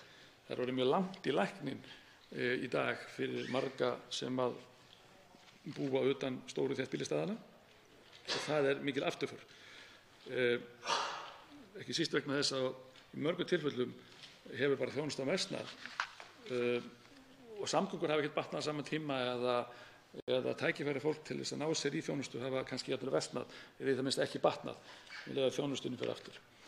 En frú forseti, ég vildi fyrst og fremst koma hér að nokkrum vangaveltum og áhyggjuefnum varðandi þessa heilbrigðisstefnu. Það er gott að koma að stefna en væntingarnar voru töluvert miklu meiri. Hv. þingmaður hefur óskað eftir því að veita andsvar við ræðuna. Hv. 12. þingmaður Suðvesturkjördæmis, Guðmundur Ingi Kristinsson. Virðulegur forseti, ég vil þakka hv. þingmanni Gunnar Braga Sveinssyni hans ræðu, en mig langar að spyrja og hann kom inn á mjög athyglisverðan hlut sem ég sé að fannst þegar ég fer að hugsa eftir eða var eiginlega lítið rætt í þessari heilbrigðisstefnu og það er réttindi sjúklinga. Og það er auðvitað, held ég, mætti eiginlega hefði átt að vera nokkrar blaðsjur í svona stefnu bara þessi réttindi vegna þess og hvort það segir sammála með því að þau séu auðvitað algjörlega brotin á réttindi fólks þegar þeir gleymist á biðlistum mánuðum eða árum saman og þar er ekkert forgangsraðað í sjálfu sér eftir í hvaða ástandi fólk er, hver á rétt að vera fyrstur, heldur virðist bara fyrstur. Það virðist vera hver veit sé bara á biðlista hjá viðkomandi lækni og þar af leiðandi sé erfitt að fylgjast með hvernig þörfin er Og þetta hefði þurft nú auðvitað að vera í stefnunni að skilgreina svona hluti almennilega strax. Og síðan stefnan sjálf, mér heyrist á honum og hann finnist hún hálf þunn og þá líka vill ég spyrja hann hvernig honum líst á þetta í samhengi við út á landi, það sem auðvitað kemur í ljós að þar mjög illa komið fyrir litlu sveitarfélögum sem áður höfðu einhverja þjónustu, virðist ekki hafa nokkra þjónustu í dag og hvaða álit og hann telur að þurfa að vera í þessari stefnu til þess að tryggja það að þessi þjónusta dugi fyrir alla landsmenn. Þá svarar andsvari hv. 7. þingmaður Suðvesturkjördæmis Gunnar Bragi Sveinsson. Frú forseti, ég þakka þingmanni fyrir andsvarið. Já, ég vitnaði einmitt til athugasemda Læknafélags Íslands þar sem þeir tala meðal annars það sé sérkennilegt að það sé hvergi minnst á réttindi sjúklinga í þessari heilbrigðisstefnu. Því að við þurfum að sjálfsögðu sem viðskiptavinir heilbrigðisstofnananna, þessir sjúklinga, íbúar þessa lands, að sjá líka hvert stefnan varðandi þann þátt sem þegar kemur að mannlega þættunum eða þætti sjúklinganna. Hvaða þjónustu eigum við til dæmis rétt á? Hvernig á að lýsa henni í framtíðarstefnunni? Maður veltir fyrir sér hvort það ekki að koma fram í svona stefnu að markmiðið sé að hver sjúklingur þurfi ekki að bíða nema svo langa tíma eftir þjónustu, að það sé stefnan og síðan koma markmiðin, vill maður ná því með þessum hætti og fjármagna svona. Þetta svona dæmi sem maður hefði haldið að væri gott að koma fram í svona stefnu. Nú segi ég eins og ég sagði áðan að það nú kann að vera að við munum sjá einhvern annan plagg þar sem að markmiðslýsing og eitthvað slíkt kemur fram, en eins og þetta núna þá verður að taka undir með Læknafélaginu að það ekkert fjallan þessi réttindi. Stefna þunn, sagði hv. þingmaður, já, það sem að ég var að leggja áherslu á að meðan að við höfum ekki markmiðin og hvernig við ætlum að ná þeim og hvernig við fjármögnuð, að þá svona stefna sjálfsagt ekki nema yfirlýsing eða orð á blaði. Við getum sett alls konar fallega orð á blað, við getum spekulerað mitt á þetta, en til þess að ná því fram þá þarf að vera eitthvað haldfast, eitthvað svona sem við getum sagt og bent á að þarna vorum við með markmið og við ætlum að ná því svona þetta ár og fjármagna með þessum hætti. Þannig held ég að við myndum flest vilja sjá heilbrigðisstefnu líta út. Það virðist ekki vera að það hafi reynt þessu tilviki án þess þó að ég geti fullyrt það. Þá veitir andsvar síðara sinni hv. 12. þingmaður Suðvesturkjördæmis Guðmundur Ingi Kristinsson. Virðulegur forseti, ég þakka hv. þingmanni fyrir svörin.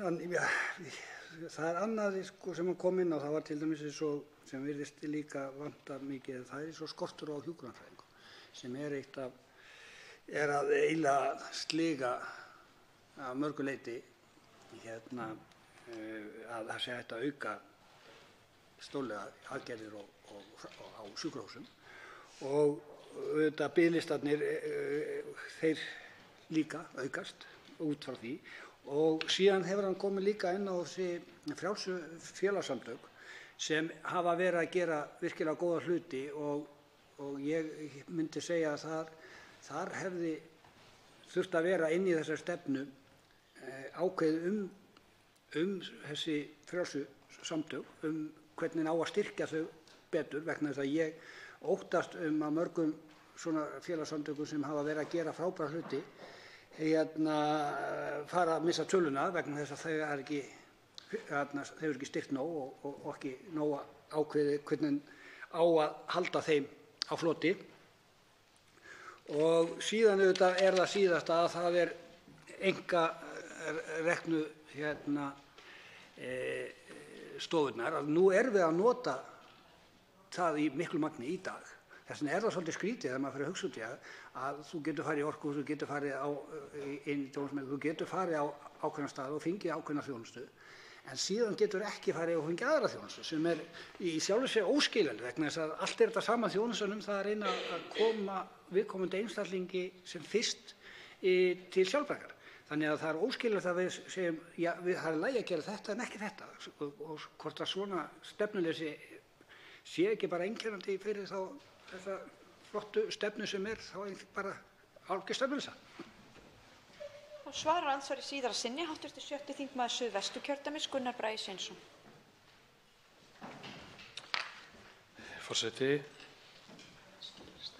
það má kannski orða þetta svona svo hv. þingmaður gerir að meðan það ekki markmið og ljós hvernig á að framkvæma þetta, þá sé þetta stefnuleysa. En þetta kallað heilbrigðisstefna og þarna eru ákveðnar lýsingar og fögur fyrirheit sem við verðum að telja jákvætt. Hins vegar ef að þeim verður ekki fylgt eftir og við náum ekki fjármagn á framkvæmdinni, þá er þetta náttúrulega tilgangslaust plagg og algjör stefnuleysa. Varðandi hjúkrunarfræðingana hefur allan verið þannig að það hefur verið skortur á hjúkrunarfræðingum á Landspítalanum. Ef ég veit rétt þá hafa verið einhvers staðar, sem voru frekar þannig, ekki orðið gamaldags að vera með fjöldatakmarkanir í námi í heilbrigðisvísindum. Ég velti fyrir mig hvort að það sé ekki orðið þannig að við þurfum bara að vera með þetta allt opið þannig að fólk geti bara að mennta sig. Nú kann ég ekki alveg hvort einhver breytingar hafa orðið á þessu en ég myndi vilja sjá þetta með þeim hætti. Biðlistarnir, þeir virðast lengjast eða í það minnsta gengur hægt að vinna á niður. Það getur við spilað inn í skortur á stefnu, skortur á fjármagni, skortur á starfsfólki en allt er þetta eitthvað sem ég held við hljótum að geta brugðist við og mér sýnist til dæmis varðandi þessar viðskiptaaðgerðir sem hafa verið mikið í fjölmiðlum að það sé fyrst og fremst skortur á vilja til þess að leysa það. Nú varðandi frjáls- og félagasamtökin, það má velta fyrir sér hvernig ástandið yrði ef þau myndu nú bara öll hætta starfsemi.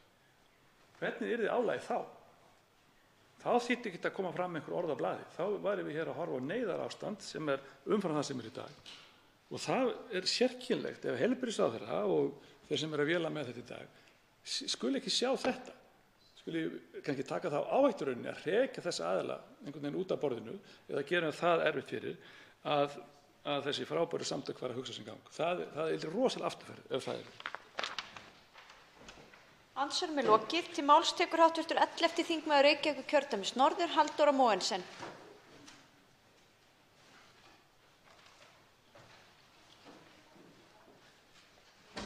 Forseti, ég er með ræðuna mína hérna einhvers staðar.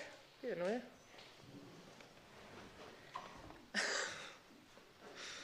Heyrðu, já, framsögumaður málsins, hann reifaði nú nefndarálit bara mjög vel þegar þessi umræði byrjaði hérna fyrir, það eru alveg nokkra vikur síðan. Kannski óþarfi fyrir mig að endurtaka það hér, en mér langar samt til þess að fagna því að þessi komin heilbrigðisstefna. Það er að mörgu leyti skynsamlegt að hafa svona algjöran grunn og byggja svo aðgerðaáætlanir ofan á, en mér skilst að það sé einmitt hugmyndin og að það sé að vænta mjög bráðlega að við fáum að sjá aðgerðaáætlanir sem eru eins konar undirflokkar stefnunnar í þessum brýnustu málaflokkum. Og mér skilst að það sé til dæmis öldrunarmál og sjúkraflutningar og mönnun og heilabilun og ávana- og fíkniefni og fleiri. Þannig að það sem kom samt ítrekað fram hjá gestum sem komu fyrir velferðarnefndina er að það var skortur á samráði við gerð stefnunnar og það er miður. Því langar mig til þess að hvetja hæstv. Heilbrigðisráðherra til þess að bæta samráðið þegar kemur að þessari vinnu í framtíðinni en líka bara núna við aðgerðaráætlanir út af því það er líklegast mjög mikilvægt að sé gott samráð og að hagsmunaaðilar fái að koma að vinnunni. Einnig langar mig að ítreka mikilvægi þess að heilbrigðisráðherra fylgist vel með stefnunni, að stefnunni sé fylgt eftir og að árangur sé mældur á einhvern hátt. Undir framtíðarsýn fyrir heilbrigðisþjónustu í heilbrigðisstefnunni kemur fram með leyfi forseta að íslensk heilbrigðisþjónusta verði á heimsmælikvarða og lýðheilsustarf með áherslu á heilsueflingu og forvarnir verði hluti af allri þjónustu, sérstaklega þjónustu heilsugæslunnar. Og mér langar til þess að undirstrika mikilvægi þessa greinar og mikilvægi þess að áhersla á forvarnir sé tryggð í áframhaldandi vinnu í heilbrigðismálum og öllum þeim undirflokkum stefnunnar. Því að byltingin í heilbrigðismálum hann er að finna í forvörnum og það er mikilvægt að við séum leiðandi og til fyrirmyndar í þeirri vinnu. Það er einnig mjög mikilvægt að skoða samhengi hlutana og þá sérstaklega þegar við erum að skoða forvarnir að hugsa áhrif fátæktar og áfalla á heilsu fólks. Það þess vegna mikilvægt að forvarnarstarf í heilbrigðismálum sé unnið í samráði við önnur ráðuneyti og sé skoðað í heildarsamhengi við efnahagslega og félagslega stöðu einstaklinga í samfélaginu. Það er þessi nálgun sem til dæmis Alþjóðaheilbrigðisstofnunin talar sem fyrsta stigs forvörn, eða með leyfi forseta primary prevention, en þar eru tilgreindar sem aðgerðir sem miðast að því að koma í veg fyrir sjúkdóma og horfa meðal annars til áhrifa félagslegra og efnahagslegra áhrifa á heilsu og koma þar inn með forvarnir. Tyler Norris, varaforstjóri Kaiser Permanente út í Bandaríkjunum, sem eitt svona stærsti veitandi heilbrigðisþjónustu í Bandaríkjunum með tryggingafyrirtæki í Bandaríkjunum, hefur talað þann talsverða rugling sem hefur verið uppi varðandi hinar raunverulegu ástæður fyrir góðri eða slæmri heilsu. Og hann telur að lausnin felist mun frekar í úrbótum á efnahagslegum og félagslegum aðstæðum fólks en til dæmis með læknismeðferð og lyfjanotkun. Og þetta bara mjög áhugavert að þetta sé komið á þennan hátt inn í umræðuna hjá þessu stóra fyrirtæki. En Tyler Norris, hann telur að póstnúmer fólks í Bandaríkjunum, og póstnúmer hefur mikið með félagslega og efnahagslega stöðu fólks að segja í Bandaríkjunum, en hann telur að póstnúmer fólks í Bandaríkjunum segi meira til heilsu fólks en erfðaefnið. Og það bara frekar svona, sterkt til orða tekið. En leyndarmálið að góðri heilsu, samkvæmt Tyler Norris, felst nefnilega ekki endilega í tækniframförum og uppgötvunum á sviði heilbrigðisvísinda, heldur það háð skipan hagkerfisins. Það er að segja, þegar hagkerfi mætir þörfum allra, að þá minnka heilsufarsvandamál. Og þarna finnst mér vera dálítið kjarninn í þessari umræðu, og ef okkur er raunverulega alvara með þetta forvarnarstarf, fyrstu stigs forvarnir, þá hljótum við vera að tala svona stærri, við hljótum að vera að hugsa hvernig þessi kerfi okkar hafa áhrif á hvort annað og horfa til þess hver félagsleg og efnahagsleg staða fólks og hvort að við getum ekki passað upp á það að við grípum fólk snemma og komum í veg fyrir að fólk sé að lifa hérna á Íslandi í sárafátækt og allt álagið og sem fylgir því, sem að við vitum að að skapa mikið af heilsufarsvandamálum í framtíðinni og að kosta okkur alveg fullt af peningum. En annars fagna ég þessari heilbrigðisstefnu og er svo sem ekki mikið meira það að segja.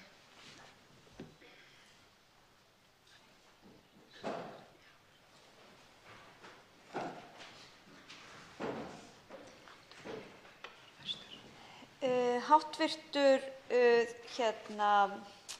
þá veitir andsvar, háttvirtur 8. þingmaður Norðvesturkjördæmis, Sigurður Páll Jónsson.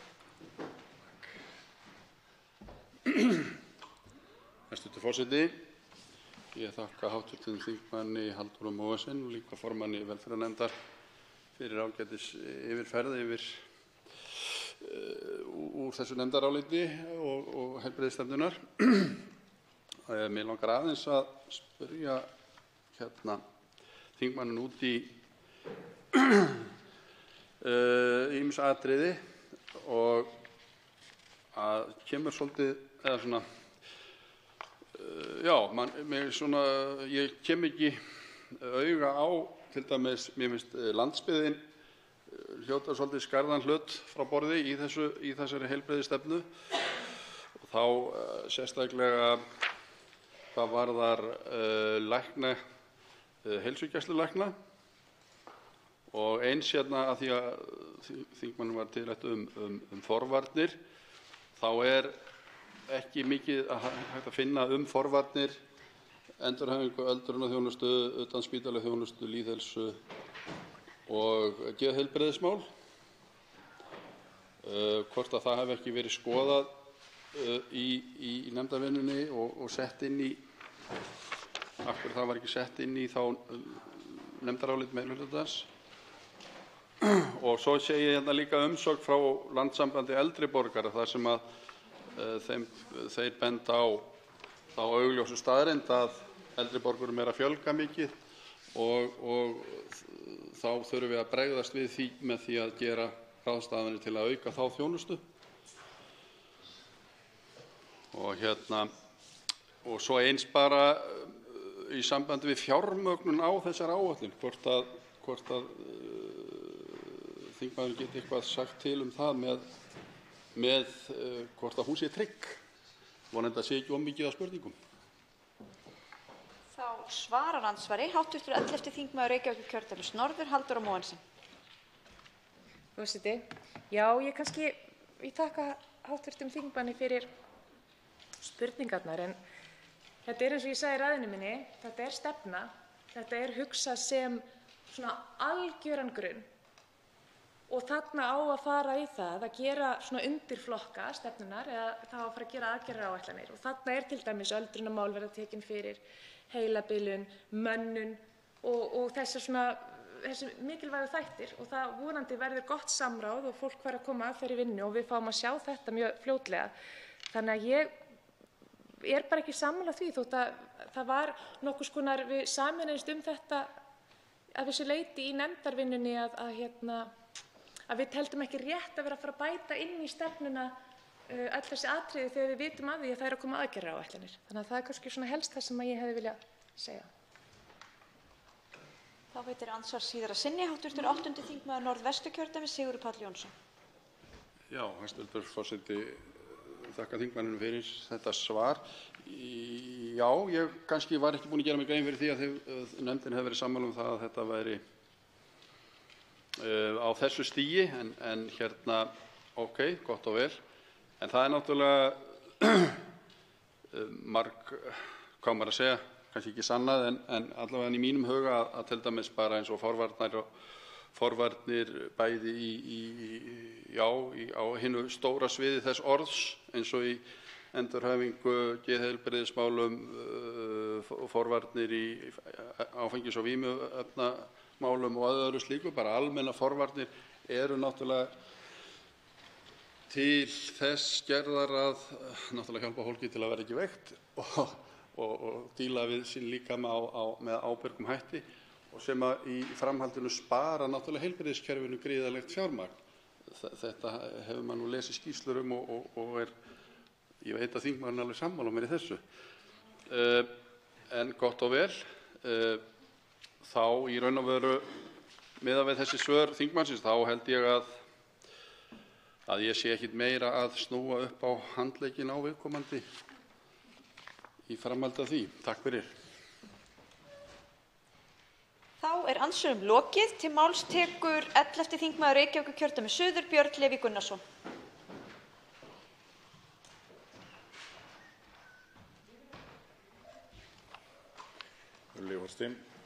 Eins og ég geri stundum með svona önnur frumvarp sem að ekki beint á í minni nefnd eða svoleiðis, þá kíki ég oft á kaflann mat á áhrifum, svona sem nefndarmaður í fjárlaganefnd. Og þegar stefnu að ræða sem einmitt mikið rætt í tengslum við fjármálaáætlun, þá finnst mér nauðsynlegt að benda á það að stefna stjórnvalda líka lögð fram í fjármálaáætlun. Og af hverju þarf ég að ítreka það? Það af því að í kaflanum mat á áhrifum segir með leyfi forseta ráðgert að muni fylgja aðgerðaáætlun til 5 ára sem verða endurskoðun árlega og svo ekki búist við því að stefnan ein og sér án aðgerðaáætlunar leiði til aukins kostnaðar eða hafi önnur áhrif. Og svo í lok kaflans þar sagt að ef það ætti að einstaka aðgerðir geti þurft utanaðkomandi ráðgjöf sem ætti að rúmast innan fjárheimilda ráðuneytisins.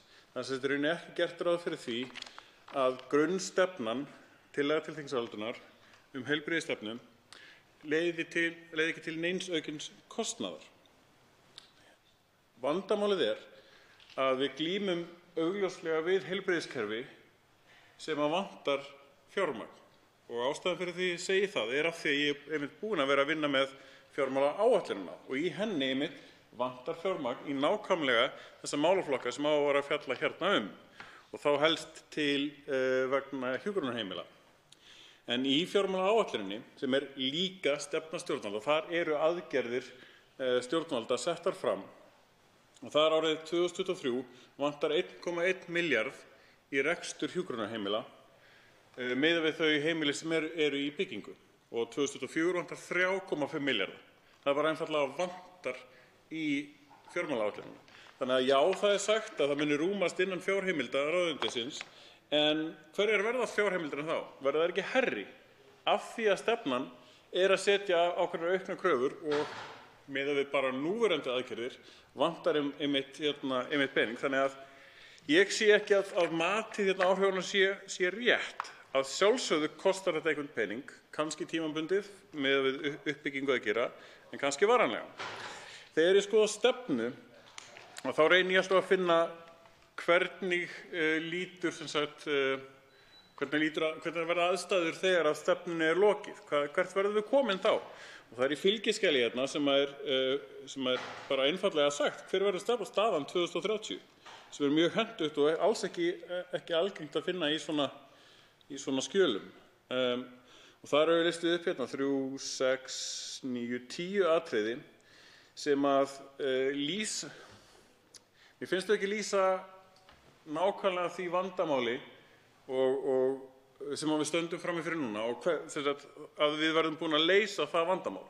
Vissulega sagt að það verði rétt þjónusta á réttum stað og ýmislegt svoleiðis sem er jákvætt og það talað að laga mönnunarvandann og því líkt, en mönnunarvandann einmitt núna. Það líka hægt að glíma við hann í fjármálaáætluninni, í aðgerðaáætluninni sem að þar kemur fram. Vandamál sem við stöndum frammi fyrir einmitt skortur á heilbrigðisstarfsfólki, hjúkrunarfræðingum til dæmis og fleiri stéttum þar innan.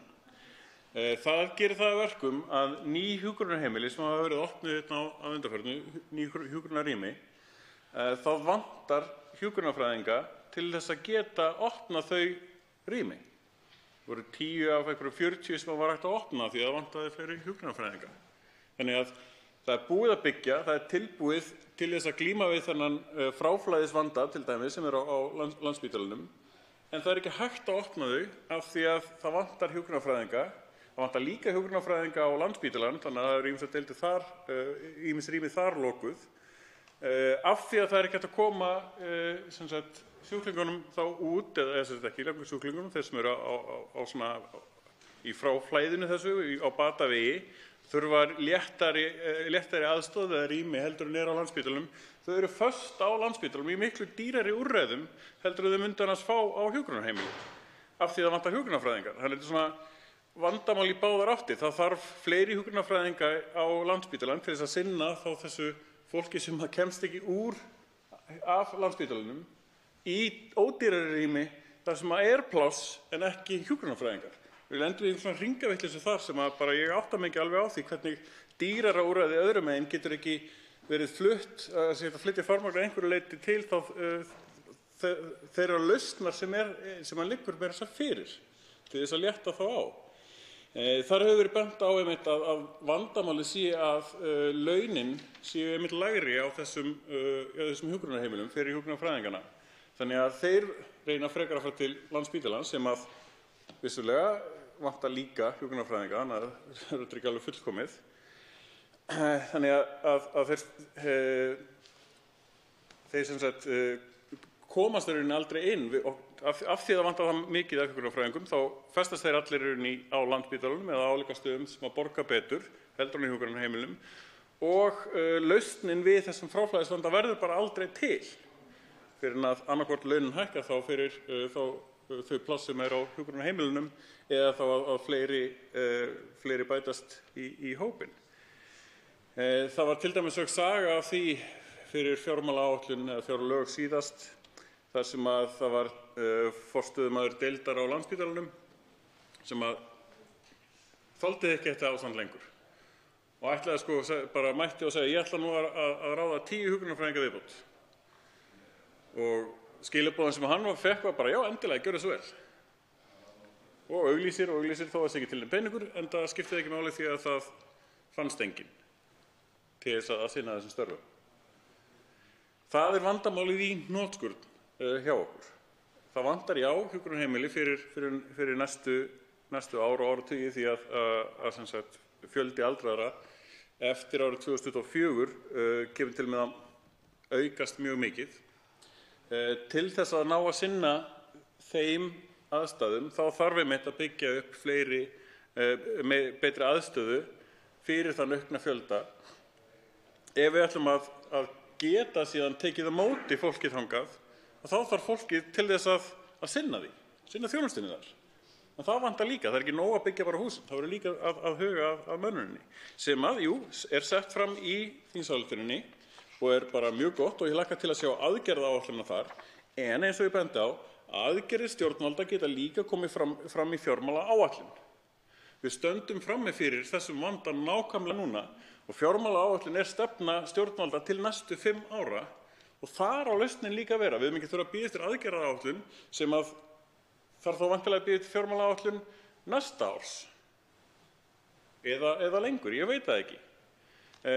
Það er nefnilega þannig í fjármálaáætlun að stefnan á að vera sett fram, þá á að vera búið að gera ráð fyrir þessum kostnaði ef að aðgerðaáætlun kemur ekki fram fyrir en seinna og dettur ekki inn á fyrir árið 2021 þá eða eitthvað þvílíkt. Það sem kemur þá aukinn kostnaður vegna þessara lagfæringa sem þarf að gera með auknum kröfum vegna mönnunar og svo framvegis, að þá á samt að gera ráð fyrir þeim fjárhæðum í fjármálaáætlun núna.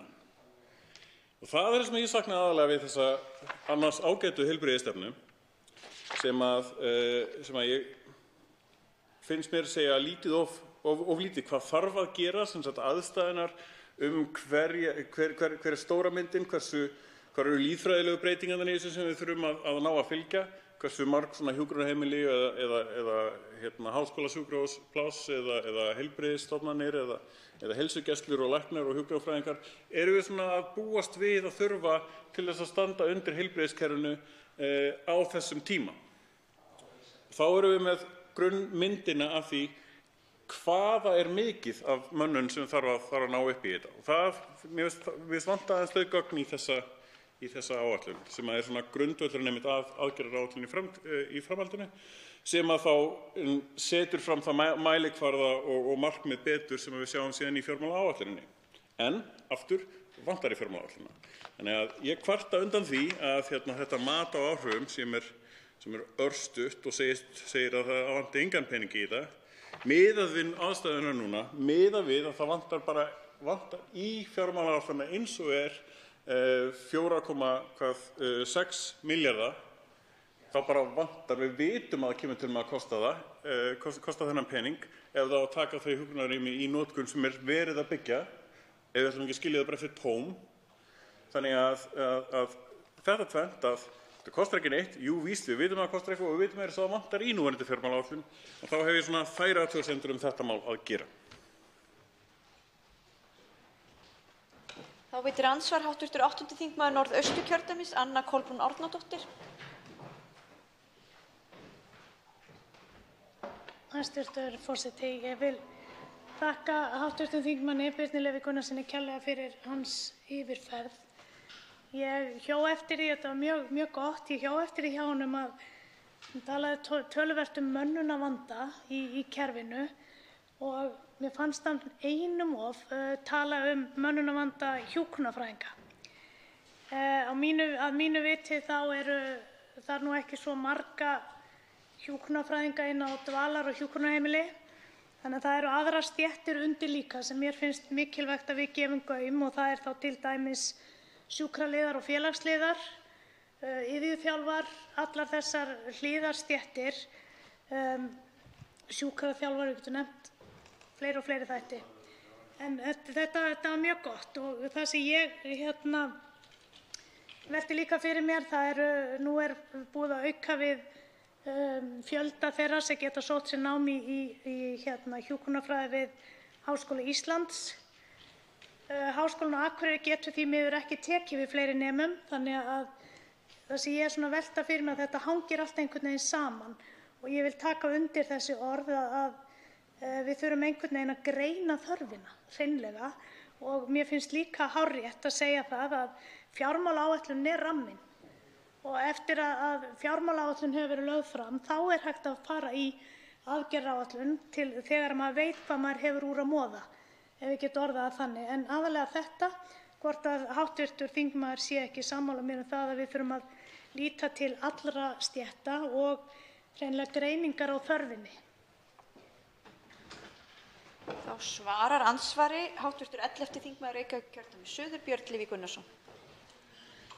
Ég nefndi mitt meðal annars hjúkrunarfræðingar. Ég treysti mig bara ekki alveg í upptalninguna. Hún ansi víð og fjölbreytt og mjög mismunandi hvar vantar og hversu mikið.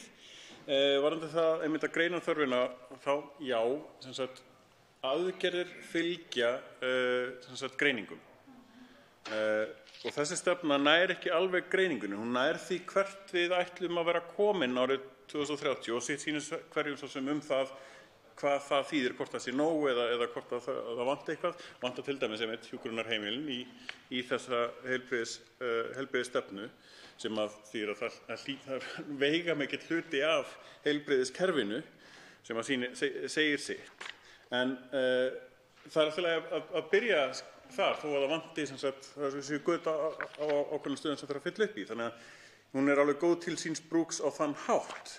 Það sem að sjálfsögðu kemur í framhaldinu já, að það þarf að greina þörfina og út frá þeirri greiningu hægt að taka ákvarðanir það hvaða aðgerðir eru gáfulegar til þess að ná þeim markmiðum sem að vandamálin sýna okkur og eins og ég var að rekja það var það sem mér fannst einmitt. Mér fannst mörg af vandamálunum það augljós að það á að vera byrjað að taka á þeim í fjármálaáætluninni sem nefnt, það talað einhver 18 atriði sem að heilbrigðisráðherra lagði til einhvers staðar og 9 atriði sem á að leysa innan heilbrigðisstofnana og eitthvað því líkt, en engin kostnaðargreining á því, engin hugmynd hvaða aðgerðir það eru, hvort það kosti eitthvað, hvert markmiðið með þeim,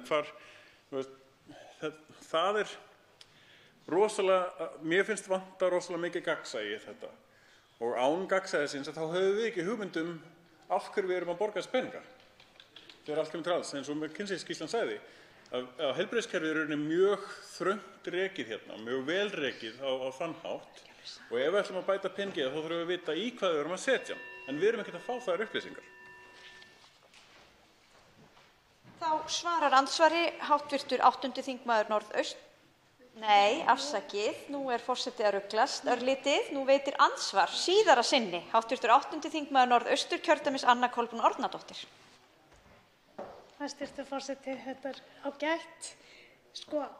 Ef við byrjum á þessu, það alveg klárlega vantar skýrar forgangsleiðir, ef við getum orðað það þannig, hvert við eigum að setja fjármagnið og það talað heilsugæsluna sem fyrsta viðkomustað sem heldur svo ekki vatni vegna þess að fólk kemst aldrei á heilsugæsluna og fer þar af leiðandi á bráðamóttöku því að þar fær það bótmeina sinna fyrr.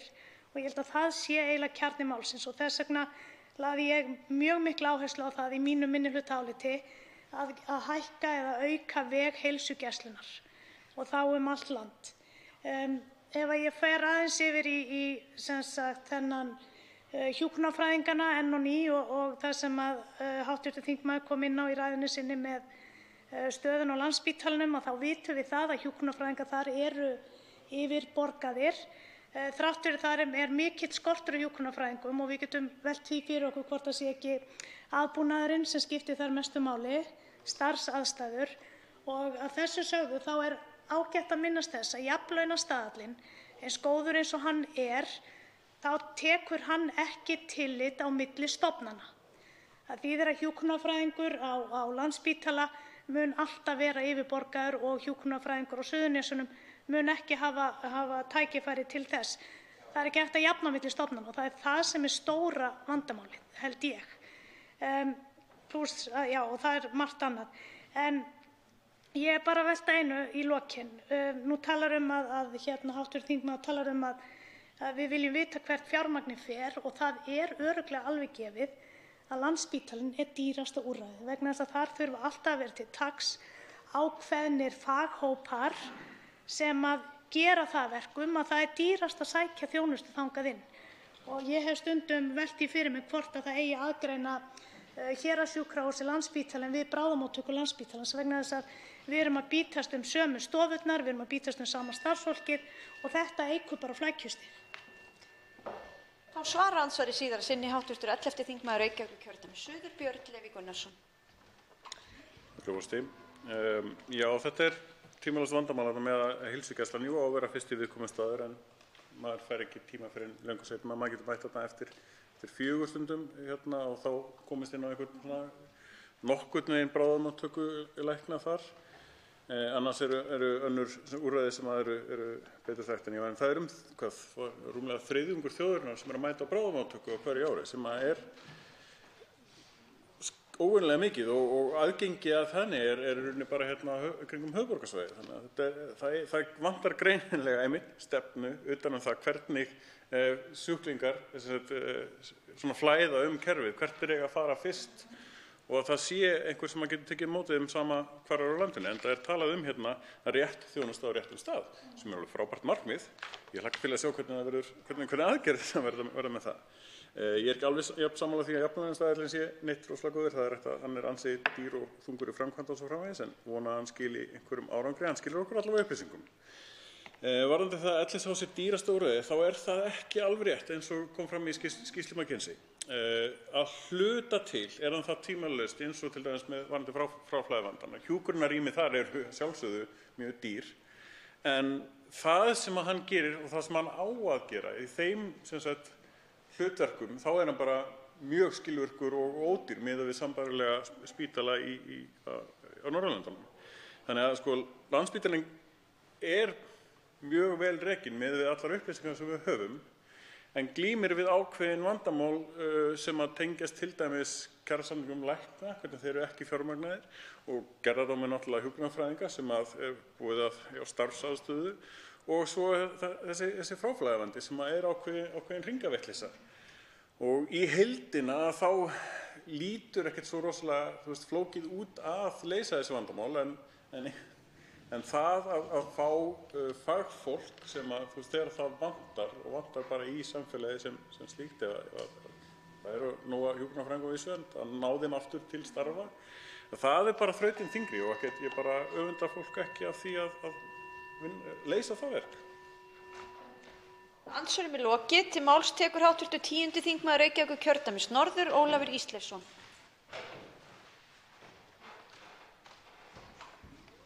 Frú forseti, við ræðum hér tillögu til þingsályktunar heilbrigðisstefnu til ársins 2030.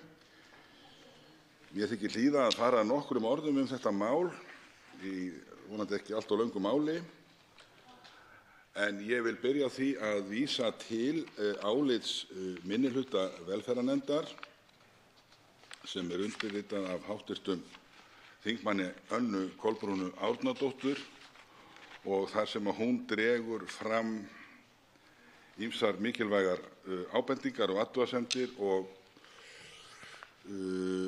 leið stefnu Miðflokksins í þessu þýðingarmikla málaflokki.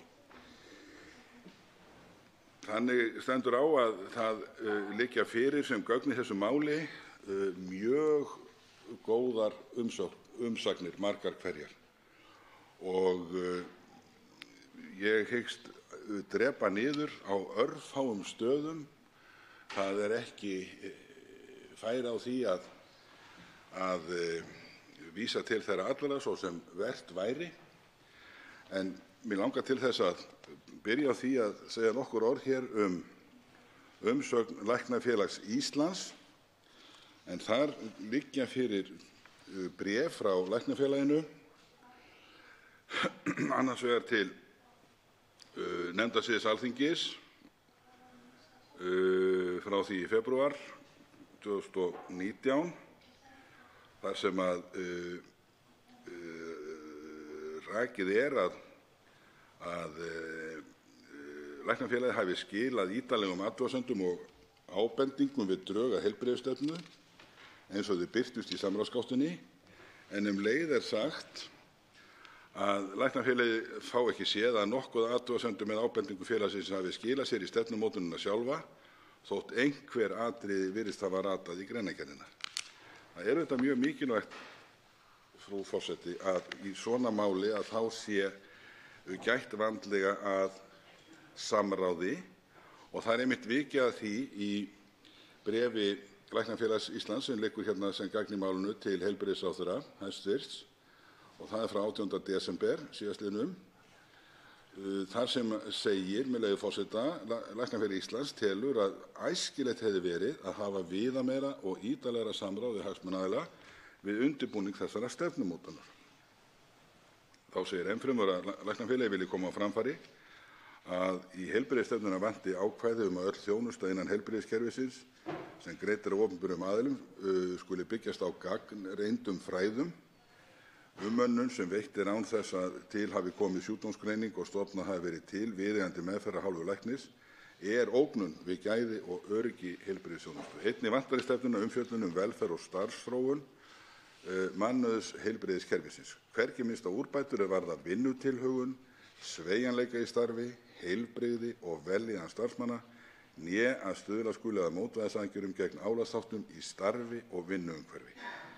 Alveg vantar ákvæði lágmarksöryggisviðmið í mönnun starfseininga innan heilbrigðiskerfisins. Ekkert markmið er öryggi starfsmanna.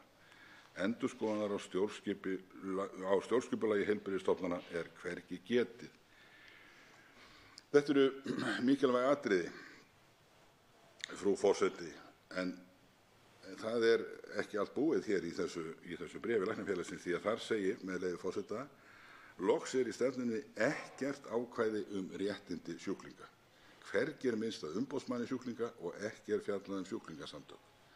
Læknafélag Íslands leggur til að í stefnuna komi markmið að 2030 verði búið að stofna heildarsjúklingasamtök sem hafi tryggan, faglegan og rekstrarlegan grunn.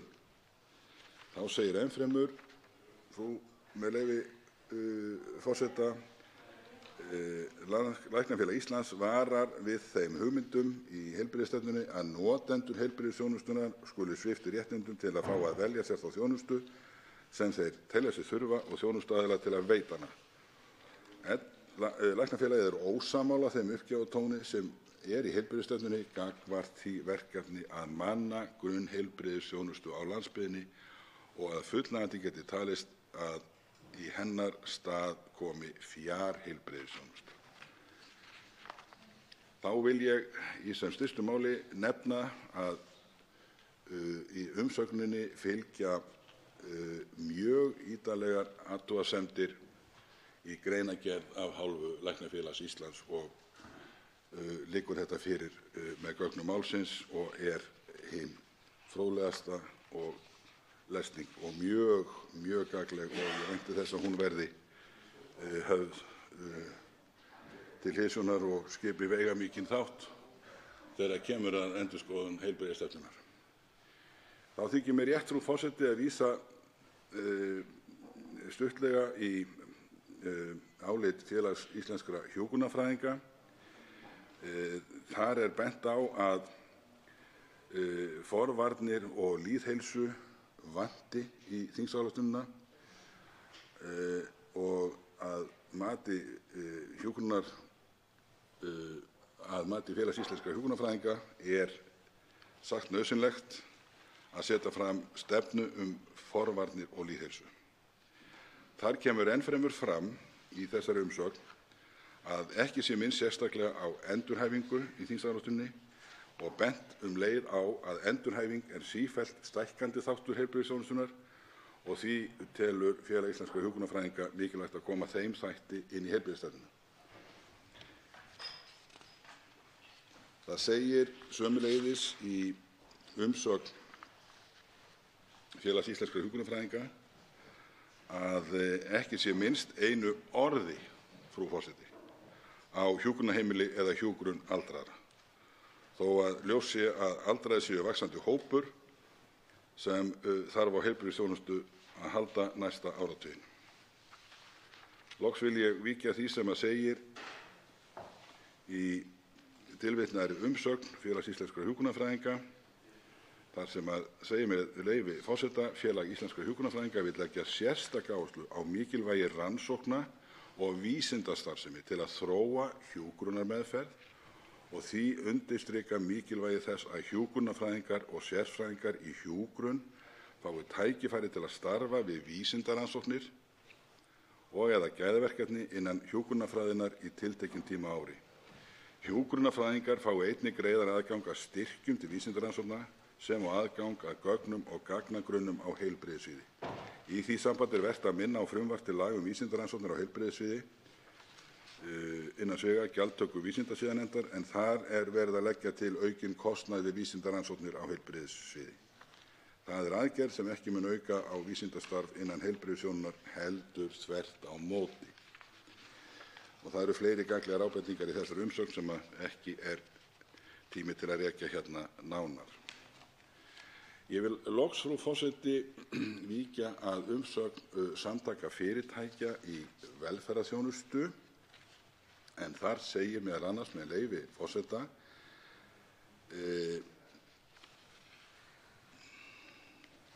þar sem vikið er að hjúkrunarheimilum og endurhæfingarstofnunum og hvernig þær stofnanir eigi að virka sem hluti af heilbrigðiskerfinu.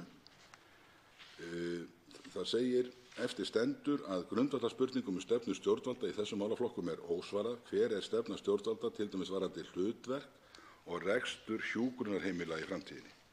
Er það ætlun stjórnvalda að hjúkrunarheimili sinni líknandi meðferð og umfangsmikilli hjúkrun í auknum mæli eins og þróunin hefur verið undanfarin ár?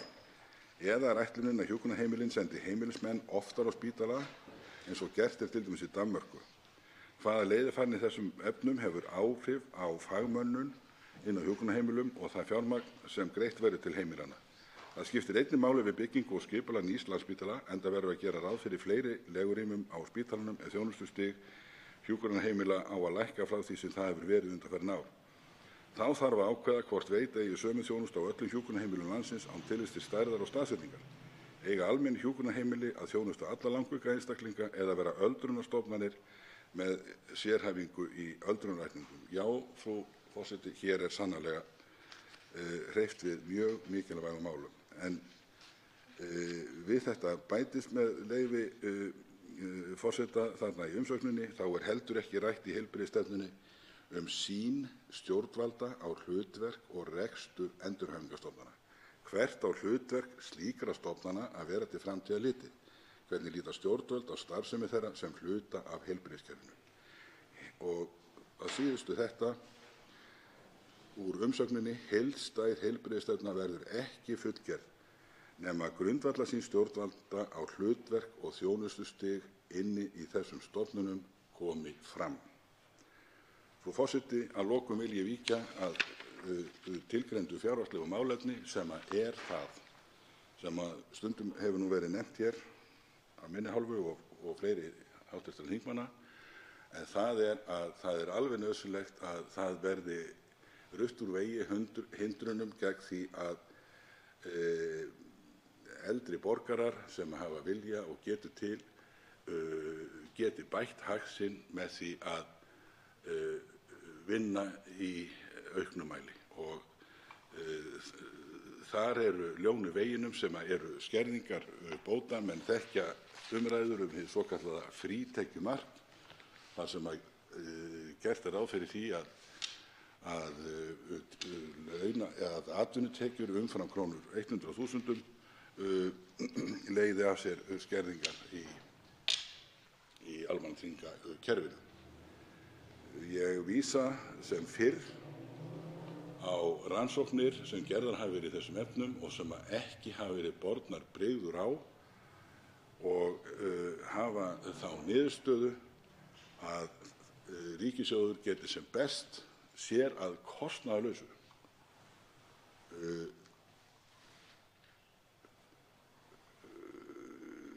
fellt niður þessar hindranir. Og þegar ég sagði ríkissjóður þá meinti ég sjálfsögðu ríkið, og ríkið getur ríkissjóði að kostnaðarlausu gert þetta. Það er niðurstaða þessari rannsókn sem gerð var af viðurkenndum sérfræðingi á þessu sviði, Dr. Hauki Arnþórssyni, stjórnsýslufræðingi, að það að fella niður þetta frítekjumark með öllu myndi ekki kosta ríkissjóð svo mikið sem krónu, heldur myndu aukna tekjur sem myndu skapast af þessari auknu atvinnu og myndu fela í sér skatta af þessum tekjum, auk veltuskatta, að það væri jafnvel svo að það mætti búast við því að ríkissjóður hefði hag af þessari breytingu frekar heldur en kostnað. Ég leyfi mér að ljúka máli mínu með því að hvetja til þess að þetta atriði verði tekið til gagngerrar skoðunar leið og að heilbrigðisstefnunni sem nú er lögð fram hér í fyrsta sinn. Þess má minnast að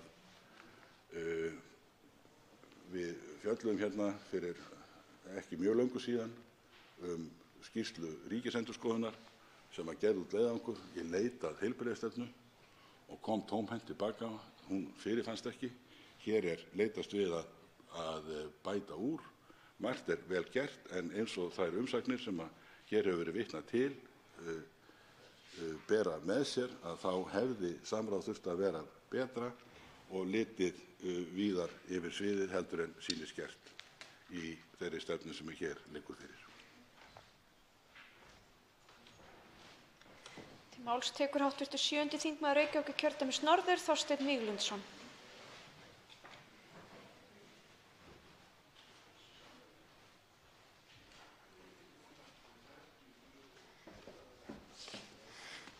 Frú forseti, við ræðum hér tillögu til þingsályktunar heilbrigðisstefnu til ársins 2030 síðara sinni og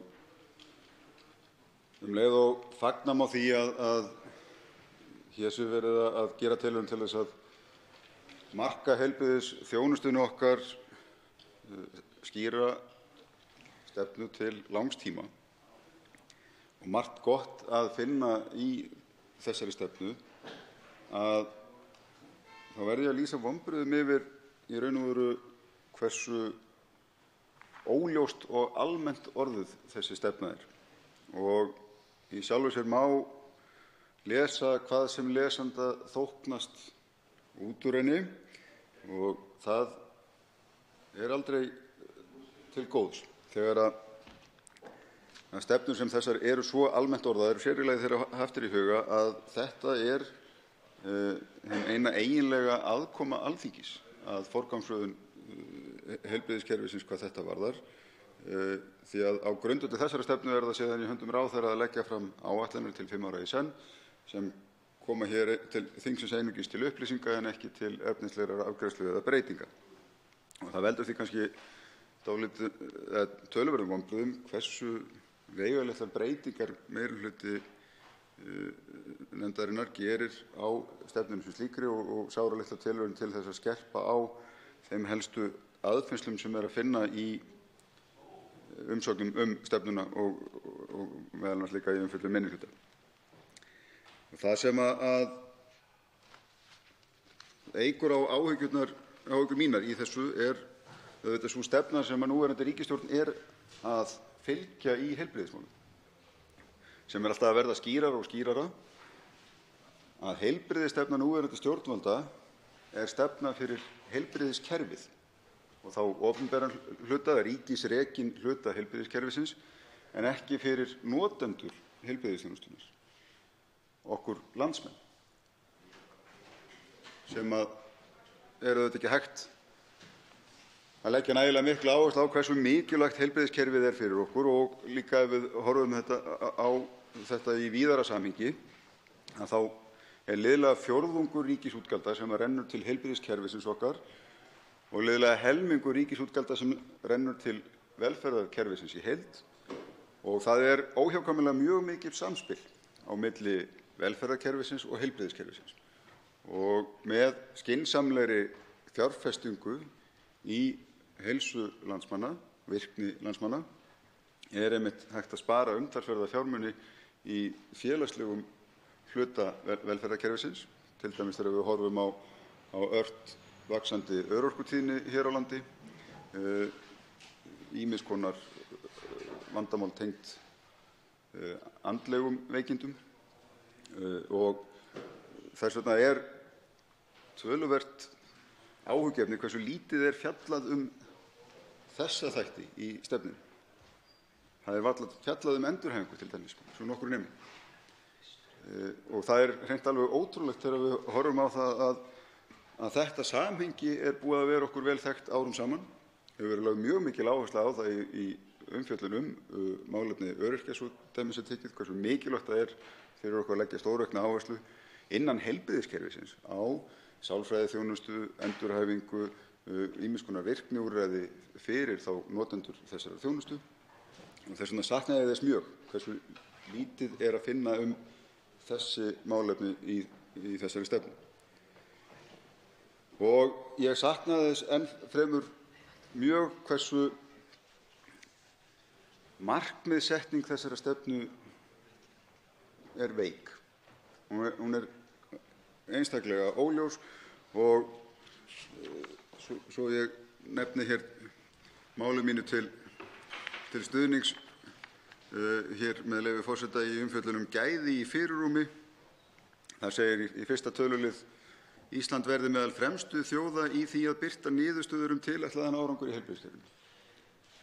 Og þá spyr ég mig, markmið okkar hlýtur að vera hér að reka heilbrigðiskerfi í fremstu röð. Og hér hefði maður viljað sjá einhverja skýrari markmiðssetningu hver væru gæðamarkmiðin okkar í heilbrigðiskerfinu, hvernig ætlum við að mæla þau, hvernig ætlum við að fylgjast með því að við séum að ná þeim árangri sem að er stefnt í þessari stefnu. En í stað þess fáum við í raun og veru almennt orðalag að það skuli mæla gæði, en ekki hver það skuli vera. Þetta er mjög kerfislæg hugsun, finnst mér. Það hlýtur að vera grundvallar skylda okkar þegar við erum að setja hér fram heilbrigðisstefnu til rösk áratugar, að við setjum í þeirri stefnu fram mjög skýr markmið það hverju við viljum ná fram í auknum gæðum, bættri þjónustu, þannig að heilbrigðisþjónustan okkar nýtist notendum hennar betur á komandi árum.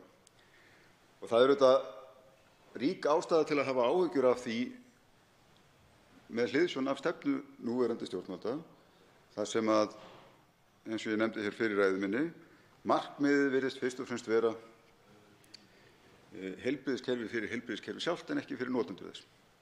Og við höfum séð mýmörg dæmi þess að það er verið að verja stór auknum fjármunum til heilbrigðiskerfisins án þess að af því sjáist neinn mælanlegur árangur. Hér nýverið birti landlæknir niðurstöðu sína á úttekt á svokölluðum biðlistaátökum sem þar sem niðurstaðan var mikil vonbrigði en kom í sjálfu sér ekki óvart. Það er að segja að það stóraukna fjármagn sem hefði verið sett í að stytta biðlista á þessum sviðum hefði ekki skilað tilætluðum árangri og langt í frá. Og ég átti hér fyrir skömmu orðastað við hæstv. Heilbrigðisráðherra þar sem ég ræddi einmitt þetta vandamál, að við værum að sjá jafnvel minnkandi afköst á ákveðnum sviðum heilbrigðiskerfisins, sér í lagi þegar kæmi til dæmis að liðskiptaaðgerðum, augasteinsaðgerðum og fleiru, þar sem væri verið að veita auknum fjármunum til þess að vinna á biðlistum en aðgerðum væri beinlínis að fækka og biðlistar jafnvel að lengjast. Og í mínum huga helgast þetta fyrst og fremst af stefnu núverandi ríkisstjórnar að allt nýtt fjármagn inn í kerfi verði að fara til hins ríkisrekna kerfis í stað þess að horfa til einfaldrar nálgunar hvar nýtist fjármagnið best, bæði kostnaðarlega séð fyrir ríkissjóð en ekki síður afkastalega séð fyrir notendur þjónustunnar. Hvernig mætum við þörfum notenda heilbrigðiskerfisins okkar best? Þannig að heilbrigðisþjónusta verði mikil að gæðum en ekki síður tímanleg og svo fyrir ríkissjóð hagkvæm eins og kostur er. Ég held að hér hefði þurft að verja talsvert meiri tíma í að móta einmitt skýrari markmið á hverju sviði og þegar við horfum til þátta eins og skilvirkra innkaupa að þar enn og aftur er mjög almennt orðalag hvernig það skuli unnið en ekki séð með neinum hætti að þar séu nein mælanleg markmið, mælanleg árangursmarkmið sem að hönd á festir sem hægt sé að meta þá árangur þessarar stefnu út frá. Og það er raunar, getum við sagt, rauði þráðurinn eða rauða stefið í þessari stefnu allri. Það verður eiginlega ekki nokkur leið að meta árangurinn af henni þegar fram í sækir.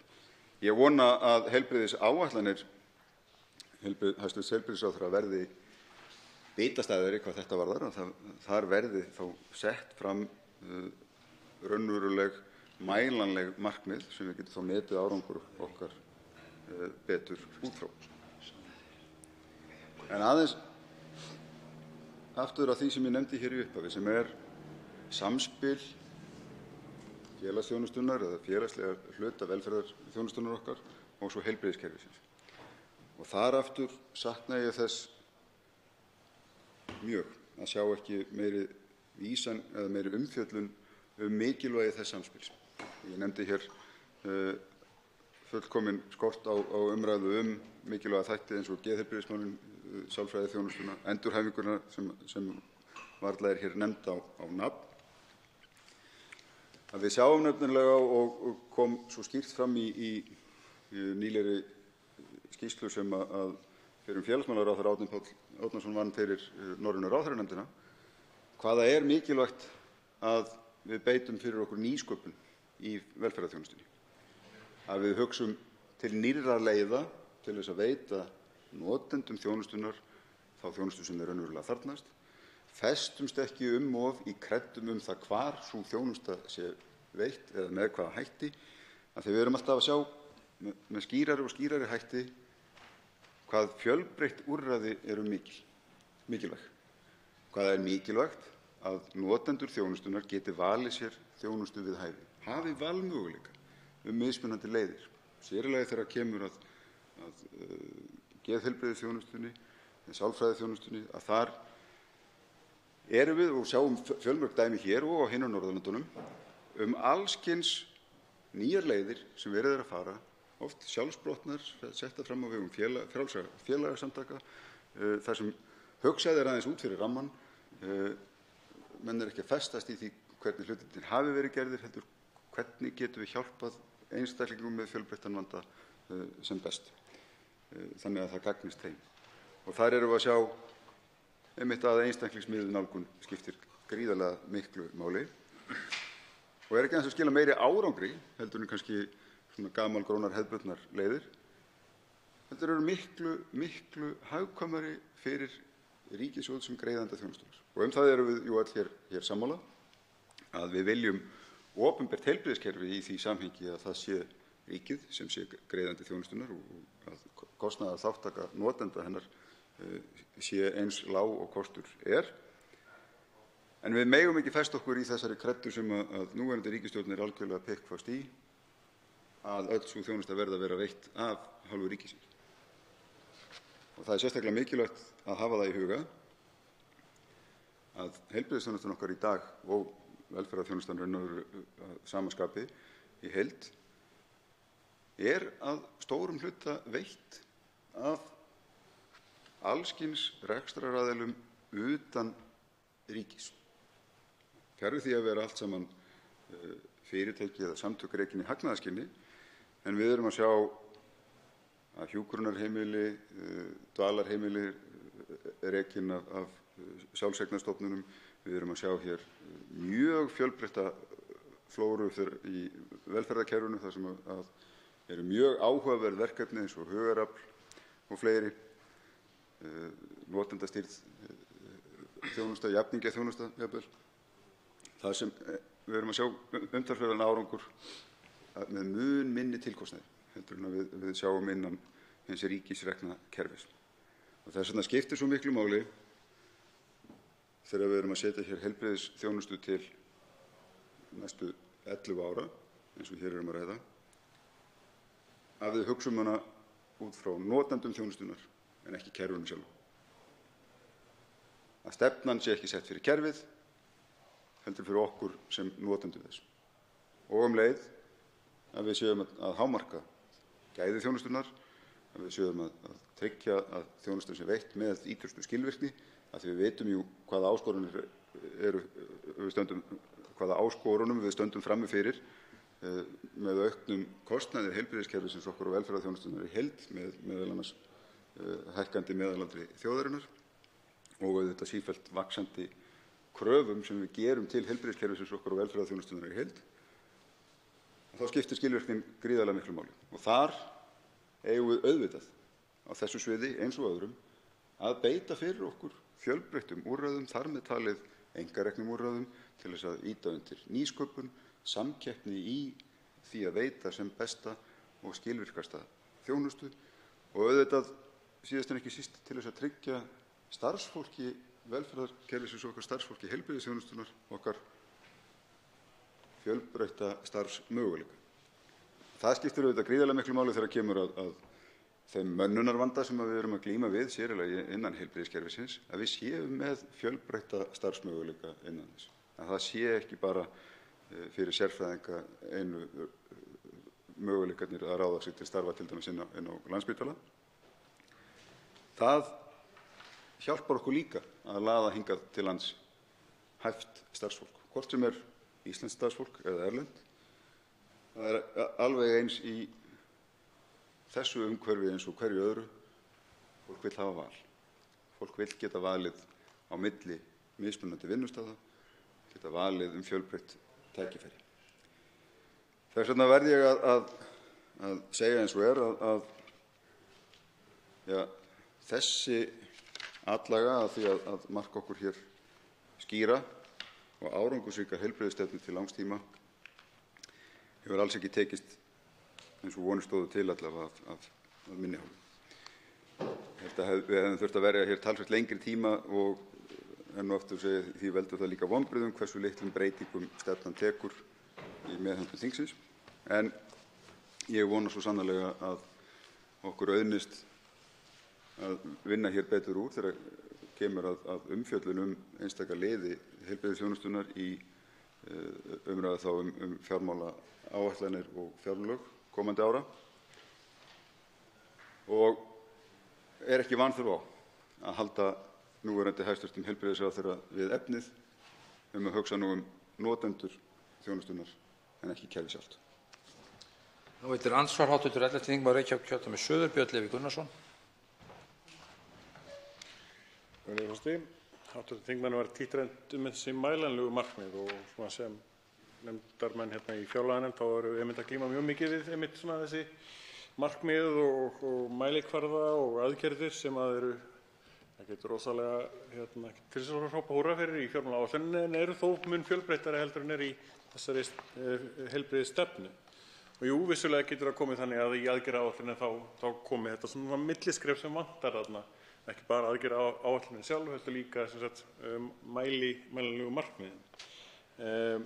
En mér langaði til þess að spyrja hv. þingmann eins og ég fjallaði í ræðu minni hérna matið á áhrifum, hvort hann hefur skoðað það nægilega vel, því mér finnst einmitt þessi sagt að það sé mat á áhrifum þessa frumvarps, eða þessara þingsályktunar, það er sagt að þetta kosti ekki neitt. Það að setja fram svona stefnu og segja bara að kostnaðurinn komi síðan fram í aðgerðaráætlunum seinna og jafnvel ekki sagt bara að rúmist innan fjárheimilda ráðuneytisins seinna meir. Hvort að það sé raunhæft að svona pútta sem sagt því verkefni svona seinna í sem sagt aðgerðaráætlunum í staðinn fyrir að þarf ekki svona heildarkostnaðarrammann í svona stefnu. Ef við erum að horfa þetta aðeins frá svona fjármálalegu sjónarhorninu í kringum fjármálaáætlun og svo framvegis, því að við þurfum að taka mark á þessari stefnu í fjármálaáætlunum og við vitum það nú þegar það vantar 4,6 milljarða bara fyrir heilbrigðis hjúkrunarheimilin fyrir 2023 og 2024. Þannig að kostnaðurinn augljóslega einhver, þarf ekki að vera skýrara svona heildarramminn strax hérna. Og svarar andsvari hv. 7. þingmaður Reykjavíkurkjördæmis norður, Þorsteinn Víglundsson. Herra forseti, ég þakka hv. þingmanni andsvarið. Jú, ég alveg hjartanlega sammála því og framtíðarstefnumótun eins og hér á ferðinni ætti einmitt að taka á stóru áskorununum fyrir okkur. Hver framtíðarþörf okkar fyrir hjúkrunarheimili? Hver framtíðarþörf okkar í uppbyggingu innan heilbrigðisþjónustunnar á hinum ýmsu sviðum hennar, hvort sem við horfum til heilsugæslunnar, geðheilbrigðismála, sjúkrahúsanna sjálfra og svo framvegis. Við sjáum til dæmis fjölmörg atriði eins og vaxandi tíðni liðskiptaaðgerða sem bara fylgi fiskum þá hækkandi meðalaldurs þjóðarinnar svo dæmi sé tekið. Ég sakna þess verulega að það sé ekki reynt að leggja einhverja mælistiku á umfang þessa og hver þá kostnaðurinn við það að byggja heilbrigðiskerfið upp til þess að takast á við þær áskoranir, hvaða möguleika við höfum þá á móti til þess að nálgast hlutina mögulega með nýjum hætti og ná þá fram einhverju hagræði á móti með nýsköpun eða nýrri nálgun í þjónustunni. En aftur minni á samspil velferðarkerfisins í heild við heilbrigðiskerfið og hvernig með aðgerðum á hvoru sviðum sviðinum félagslega hluta þess að heilbrigðiskerfisins sé hægt að spara verulega útgjöld á annarri hliðinni með jafnvel tiltölulega litlum útgjöldum á hinni. Og þarna hefði maður viljað sjá miklu skýrari markmið og það eru þetta lítils að tala í stefnu markmið eins og skilvirkni og gæði ef við erum ekki með neina mælikvarða framsetta það hvernig við ætlum að meta árangur okkar. Hvert við erum að stefna, hvernig við ætlum að meta það hvort okkur miðið þangað eða ekki. Þá veitir andsvar öðru sinni, hv. 11. þingmaður Reykjavíkurkjördæmis suður, Björn Leví Gunnarsson. Hv. þingmaður talaði mikið einmitt stefnu stjórnvalda til þess að veita öllum peningunum í hið opinbera kerfi, en það líka talað hérna í skilvirkum þjónustukaupum með leyfi forseta að Sjúkratryggingar Íslands annist alla samningagerð kaup á heilbrigðisþjónustu fyrir hönd ríkisins, hvort sem að ræða þjónustu opinbera eða einkaaðila. Þannig að það er einhver glæta að allir heilbrigðisstarfsmenn þurfi ekki nauðsynlega að vera opinberir starfsmenn samkvæmt stefnunni, þannig að það er allavega einhvað. Annað sem að svona hugmyndaflugum aðeins í gang yfir ræðu hv. þingmanns, þar sem að mér datt í huga að það væri kannski mjög viðeigandi að vera með eitthvað eins og kannski eitthvað svona símaforrit eða snjallforrit, app eða eitthvað því þar sem þú getur í rauninni athugað hvert þú átt að fara. Af því að heilsugæslan á að vera fyrsti viðkomustaður og við vitum alveg hvernig það er ekki að virka. En ef maður vissi miðað við að ég er með beinbrot eða held ég sem beinbrot eða eitthvað svoleiðis eða opinn skurður eða eitthvað svoleiðis, þá fáum bara farðu þangað. Og það getur verið einmitt hvaða þjónustuaðili sem er, opinber þjónustuaðili eða einkarekin heilsugæsla eða hvað sem er, því að út af því að Sjúkratryggingar sjá hvort við erum greiðsluna og samningarna hvað það varðar, þá er þú sem neytandi búin að greiða það og því hver veitir þjónustuna þegar allt kemur til alls. Og það er kannski einmitt það kerfi sem að hv. þingmaður var að kalla eftir einmitt. Það er þetta sem sagt þetta opinbert fjármagnaða kerfi ef við skildum rétt, en ekki endilega sem sagt að það sé verið að borga beint úr vasanum þegar kemur eftir í hvernig kemur til að hitta. Þá svarar andsvari síðara sinni hv. 7. þingmaður Reykjavíkurkjördæmis norður, Þorsteinn Víglundsson. Herra forseti, já, þetta eru áhugaverðar vangaveltur hjá hv. þingmanni.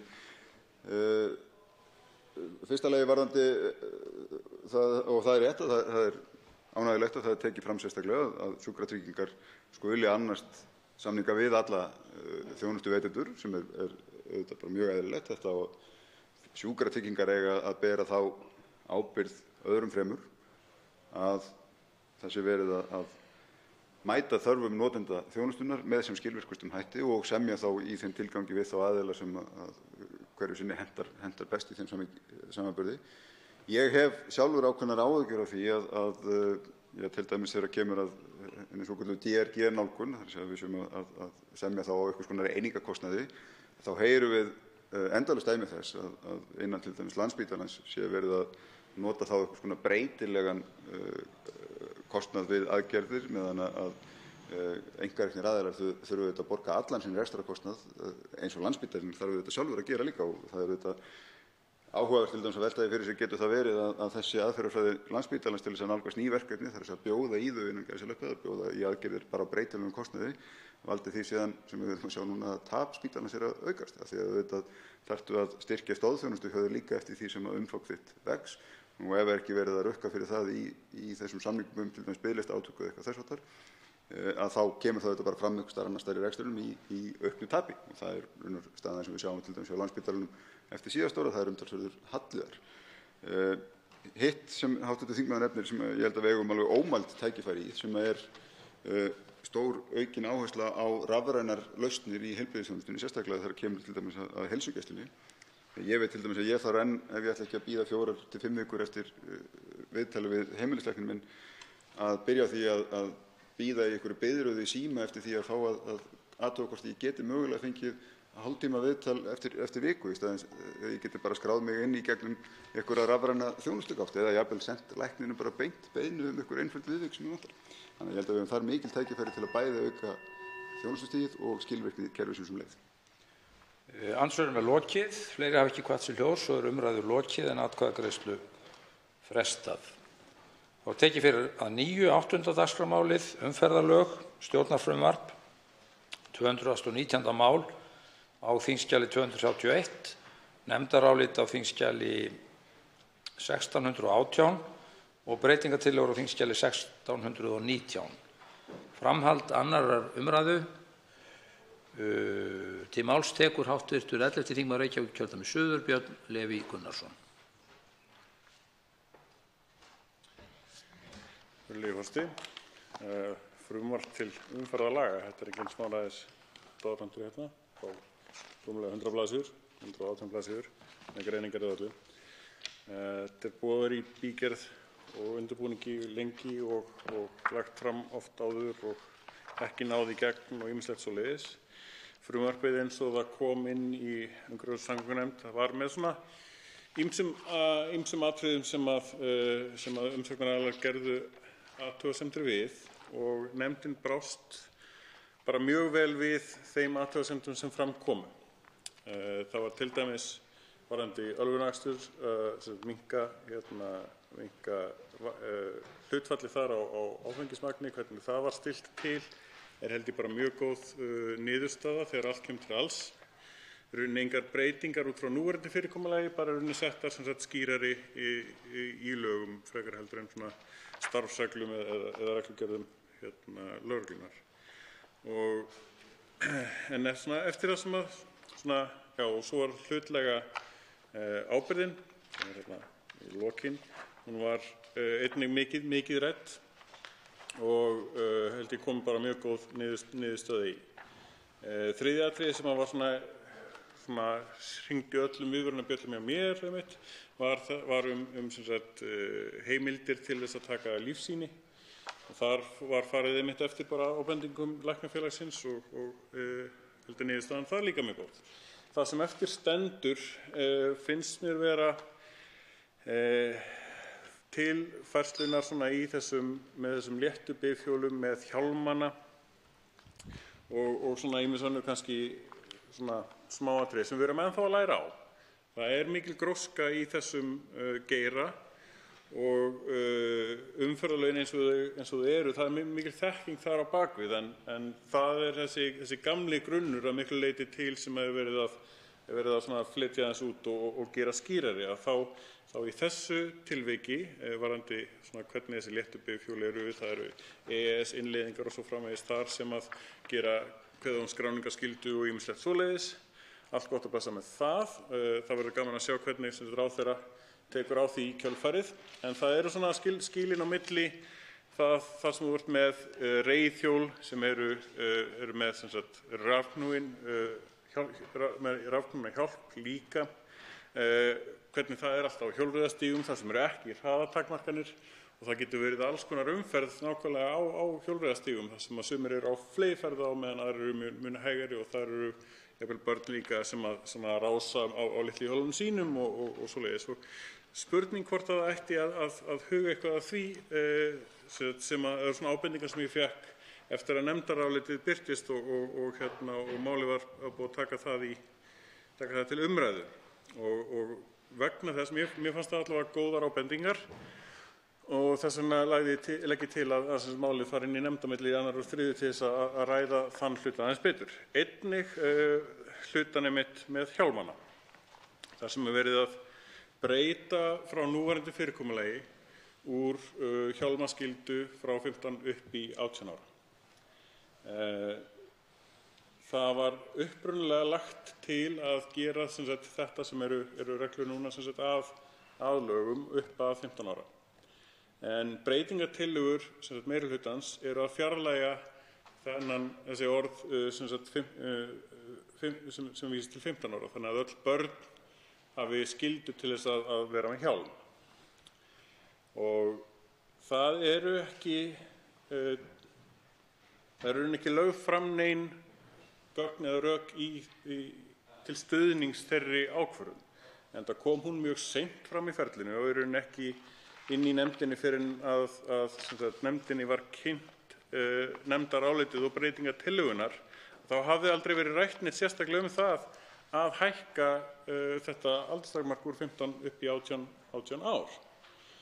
Og í umræðinu núna bara hafa komið ábendingar og athugasemdir varðandi það að það sem þetta varðar í rauninni, börn sem að samkvæmt barnasáttmálanum eiga að fá eitthvað þau mál, sín mál að segja, í rauninni bara öll mál að segja, að þá hafa þau ekki fengið tækifæri til þess að gera athugasemdir við þetta. Landssamtök hjólreiðamanna voru með ansi góða umsögn og vel rökstudda sem að vörpuðu ákveðnum efa á gildi þess að lögfesta hjálmaskyldu. Og það voru ákveðin sjónarmið hvaða áhrif það myndi hafa og lögðu til sendu nefndinni skýrslu frá Noregi það hvernig það hefði letjandi áhrif á notkun á hjólum og hjólreiðum sem ferðamáta yfirleitt. Þannig að eins og sagt hérna í nefndarálitinu liggja ekki fyrir afgerandi rannsóknir sem taka af allan vafa það hvort skylda til notkunar reiðhjólahjálma við hjólreiðar drægur hjólreiðum eða ekki. Þessi gögn eru einfaldlega þannig að það mun ekkert vera hægt að taka af allan vafa í svona vísindalegum skilningi hvað það varðar. En þessi skýrsla, hún allavega varpar vafa á það að hjálmaskyldan sem slík sé nauðsynleg. Það voru allir sammála það einmitt að hvetja til hjálmanotkunar. En það að gera það að lögum er samkvæmt þessum upplýsingum ekkert endilega að sýna sig skila þeim árangri. En það eina sem breytist í rauninni samkvæmt því sem kom fram í umræðum í nefndinni að lögreglan þá að fylgjast með þessum hjólreiðamönnum sem eru núna milli þá 15 til 18 ára sem annars var bara að fylgjast með yngri eins og það er núna. Meta hvort að viðkomandi sé þá undir 18 ára og stöðva viðkomandi, fá niður nafn og upplýsingar og allt svoleiðis og láta forráðamenn vita. Barnið þitt var ekki með hjálm á hjóli. Og það er allt sem það gerir. Einnig lagt til þess að nefndin beinir því til samgöngu- og sveitarstjórnarráðuneytisins að endurskoða reglur með tilliti til hjálmaskyldu fyrir allt hjólreiðafólk, að sleppa aldurstakmörkunum alveg. Og þetta ekki eitthvað sem kom fram, sá ég allavega í drögum nefndarálitsins, kannski var ég bara eitthvað blindur hvað þetta varðaði, en ég sá þetta fyrst núna bara þegar ég las lokanefndarálitið eftir útprentun hérna í nefndinni. Örugglega bara þetta er ansi mikil texti hérna, örugglega mest ég bara af því, en það var ekkert rætt nákvæmlega þetta í nefndinni.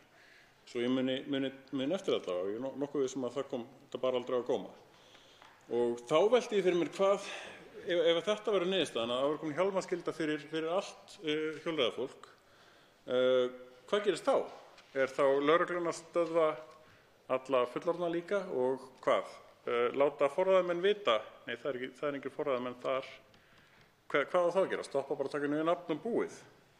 Eða á að fara að beita einhverjum refsingum eins og varðandi öryggisbelti eða hvað? Þetta skilur eftir þessi rosalega stóra spurningar. Og það er hin ástæðan fyrir því að ég myndi vilja sjá nefndina fjalla þetta á milli 2. og 3. umræðu, hvort að það sé í raun og veru nauðsyn á að færa þessa hjálmaskyldu í lög alveg upp að 18 ára aldri, eða hvort það sé hægt að nota einhver úrræði sem að jafnvel skila meiri árangri í betri samvinnu einmitt við þá aðila sem að þessi lög eiga að fara að ná yfir. Og hvort að jafnvel það sé hægt að vinna betur einmitt að þessu fyrir yngra fólk. Nú verður stungið upp á því umræðinni að færa þá upp í 16 ára þar sem hann myndi ná öllum grunnskólanum. En ég veit ekki, það getur verið hugmynd, en á sama tíma á ekki að þurfa lög á bak við þetta. Það á ekki að þurfa að beita lögreglunni sem einhvers konar hræðslutæki fyrir börn til þess að nota hjálma, alls ekki. Ef eitthvað þá það ekkert rosalega hjálplegt svona ímyndunar að séð fyrir lögregluna að hún sé einhvers svona refsivöndur fyrir uppeldisaðferðir foreldrana. Það frekar léleg afsökun því að lögregluna á þarna að vera til þess að hjálpa börnunum alveg tímalaust. Frekar heldur en að vera vondikallinn sem að geti stoppað þau og kvartað í mamma og pappa fyrir að þau séu ekki með hjálp. Þannig að ég beini því eindregið til nefndarinnar að íhuga þetta betur, taka betri umræðu þetta og kalla til umsagnaraðila frá því fólki sem að þessi breyting kemur til með að ná til. Virkjum aðeins ungmennaráðin og sýnum í verki að við séum að fara eftir barnasáttmála Sameinuðu þjóðanna. Þá tekur til máls 84. þingmaður Norðvesturkjördæmis Bergþór Ólason.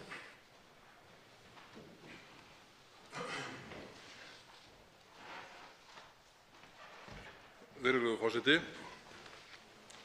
Hér undir lok þessarar umræðu langar mig að koma inn á nokkur atriði varðandi umferðarlögin.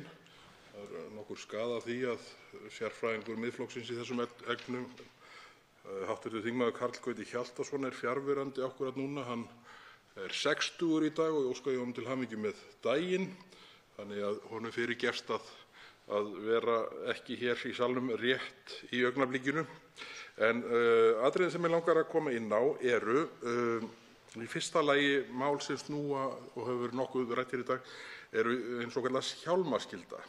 Ég vil bara skilja það eftir hérna að auðvitað eðlilegt að hjálmaskyldan sé algild og nái yfir alla aldursflokka.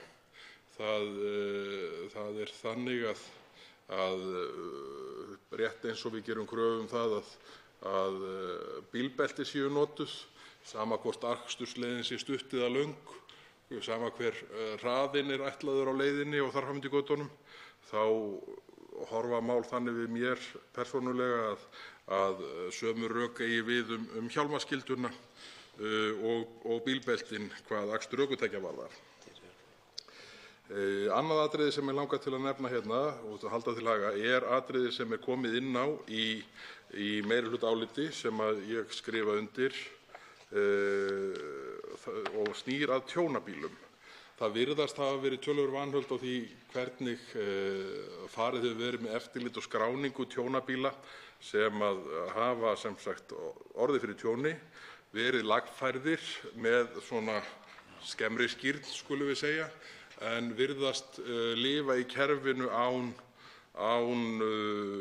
sérstakrar skráningar og þannig að jafnvel getur komið upp sú staða að öryggisatriði bíls séu ekki virk með þeim hætti sem reiknaði með, af því að hvergi liggur fyrir neitt það að hlutur hafi verið lagfærður í kjölfar tjóns. Nefndin afgreiðir þetta með þeim hætti að, með leyfi forseta, nefndin beinir því til ráðuneytis að taka reglugerð nr. 822/2004 til endurskoðunar og gera breytingar ef þarf og auka eftirlit svo að taka megi á þessu vandamáli af festu. Og þar átt við þetta vandamál sem eru tjónabílar sem eru seldir fyrst og fremst á uppboðum, sumir hverjir lagfærðir með skemmri skírn og seldir síðan á almennum markaði án þess að sá sem kaupir eigi nokkurn möguleika á því að átta sig á að tjónabíl sé að ræða. Þriðja atriði sem mig langar að koma inn á hlutlæga bótaábyrgðin. Ég ánægður með að henni skuli haldið óbreyttri frá fyrri lögum. Það voru töluvert íþyngjandi hugmyndir sem sneru að því að uppáleggja til að mynda bílaleigum að sjá innheimtu gjalda sem að leigurnar töldu erfitt fyrir sig að standa í innheimtu á. Þannig að ég held að þar hafi náðst góð niðurstaða. Og síðasta atriði sem mig langar að koma inn á, það atriði að snýr að 50. greininni Áður var það þannig að hvað kannabisefni varðar þá gilti jafnt hvort að kannabis mældist í blóði eða þvagi og nú gerð sú breyting að eingöngu verður að ræða blóðprufur, að þær verði taldar sönnun þess að ökumaður hafi keyrt ökutæki undir áhrifum kannabisefna. Ég held að þarna hefðum við átt að halda okkur við það að þvagprufurnar héldu sínu gildi. Það hefur ótvírætt forvarnargildi að mínu mati og ég held að rétt eins og við getum horft til þess að ökumaður sem keyrir ölvaður heim til sín en kemst áfallalaust heim, hann auðvitað tekinn af lögreglunni heima hjá sér út á plani ef hann næst þar. Rétt eins og sá sem tekinn lendir í myndavél fyrir hraðakstur, hann fær sekt og hann skilir sér heim óskaddaður í lok ökuferðar. Og með sömu rökum þá má auðvitað segja að sá sem mælist með kannabis í þvagi, hann hefur verið tilbúinn á einhverjum tímapunkt að keyra bifreið og taka áhættuna af því að keyra bifreið án þess að áhrif væru að fullu farin úr kerfinu. Það má leiða líkum að því. En að endingu, þetta eru þessi 4 atriði sem mig langaði til að nefna hér í þessari umræðu og vil að endingu, mér heyrðist það á fyrri ræðumanni að málið gengi til nefndar á milli umræðna. Mér gæti þá að misheyrst, þá gæti maður kannski tekið eitt samtal þetta inn í nefndinni, en að öðru leyti reikna ég með því, ég leggi til að málið verði klárað og afgreitt á þeim nótum sem nú liggur fyrir með þessu meirihlutaáliti og það verði til töluverðra bóta hvað umferðarlögin varðar og umferðaröryggi í landinu. Fleiri hafa ekki kvatt sér hljóðs og umræðu lokið en atkvæðagreiðslu frestað. Forseti ekki alveg ljóst hvort beinlínis hefur komið fram ósk um að málið gangi til nefndar en það verður kannað. Forseti vill jafnframt taka undir árnaðaróskir til afmælisbarns dagsins, hv. þingmanns Karls Gauta Hjaltasonar, eins og sem hv. þingmaður kom hér inn á. Þá tekið fyrir 12. dagskrármálið, lögfesting samnings Sameinuðu þjóðanna réttindi fatlaðs fólks. Það þingsályktunartillaga 21. mál á þingskjali 21 og nefndarálit á þingskjali 1484. Síðari umræða. Til máls tekur framsögumaður velferðarnefndar, hv. 6. þingmaður Norðvesturkjördæmis Guðjón S. Brjánsson. Virðulegur forseti, ég mæli hér fyrir nefndaráliti með breytingartillögu tillögu til þingsályktunar lögfestingu samnings Sameinuðu þjóðanna réttindi fatlaðs fólks. Nefndin hefur fjallað málið og fengið á fund sinn hv. ráðherra Ásmund Einar Daðason ásamt fulltrúum félagsmálaráðuneytis. Við fengum á fund okkar líka fulltrúa frá félagsmálaráðuneytinu, frá dómsmálaráðuneytinu, frá Öryrkjabandalagi Íslands, frá Rannsóknarsetri í fötlunarfræðum við Háskóla Íslands, frá Landssamtökum Þroskahjálp, frá Geðhjálp, UNICEF og frá embætti umboðsmanns barna. Umsagnir formlegar bárust frá Bandalagi háskólamanna, Blindrafélaginu, Geðhjálp, Landssamtökum Þroskahjálp, Mannréttindaskrifstofu Íslands, Öryrkjabandalagi Íslands, Persónuvernd, Rannsóknarsetri í fötlunarfræðum við Háskóla Íslands, Sambandi íslenskra sveitarfélaga, Tabú femínískri fötlunarhreyfingu, embætti umboðsmanns barna og þjónustu- og þekkingarmiðstöð fyrir blinda, sjónskerta og daufblinda einstaklinga. Með þingsályktunartillögunni lagt til að ríkisstjórninni verði falið að undirbúa lögfestingu samnings Sameinuðu þjóðanna réttindi fatlaðs fólks og að ljúka aðlögun íslenskra laga að honum. Samningurinn var fullgiltur fyrir Íslands hönd hinn 23. september 2016, samanber þingsályktun nr. 61/145. Við umfjöllun nefndarinnar kom fram mikil samstaða mikilvægi þess að lögfesta samninginn. Lögfesting samningsins myndi styrkja stöðu fatlaðra einstaklinga og ábyrgð ríkisins við framkvæmd hans yrði skýrð enn betur. Bent var á að við fullgildingu samningsins hefði íslenska ríkið skuldbundið sig til að tryggja fötluðum þau réttindi sem samningurinn felur í sér. Hins vegar tryggði fullgilding samningsins ekki með fullnægjandi hætti að fatlaðir einstaklingar geti borið fyrir sig réttindi samkvæmt samningnum fyrir dómstólum.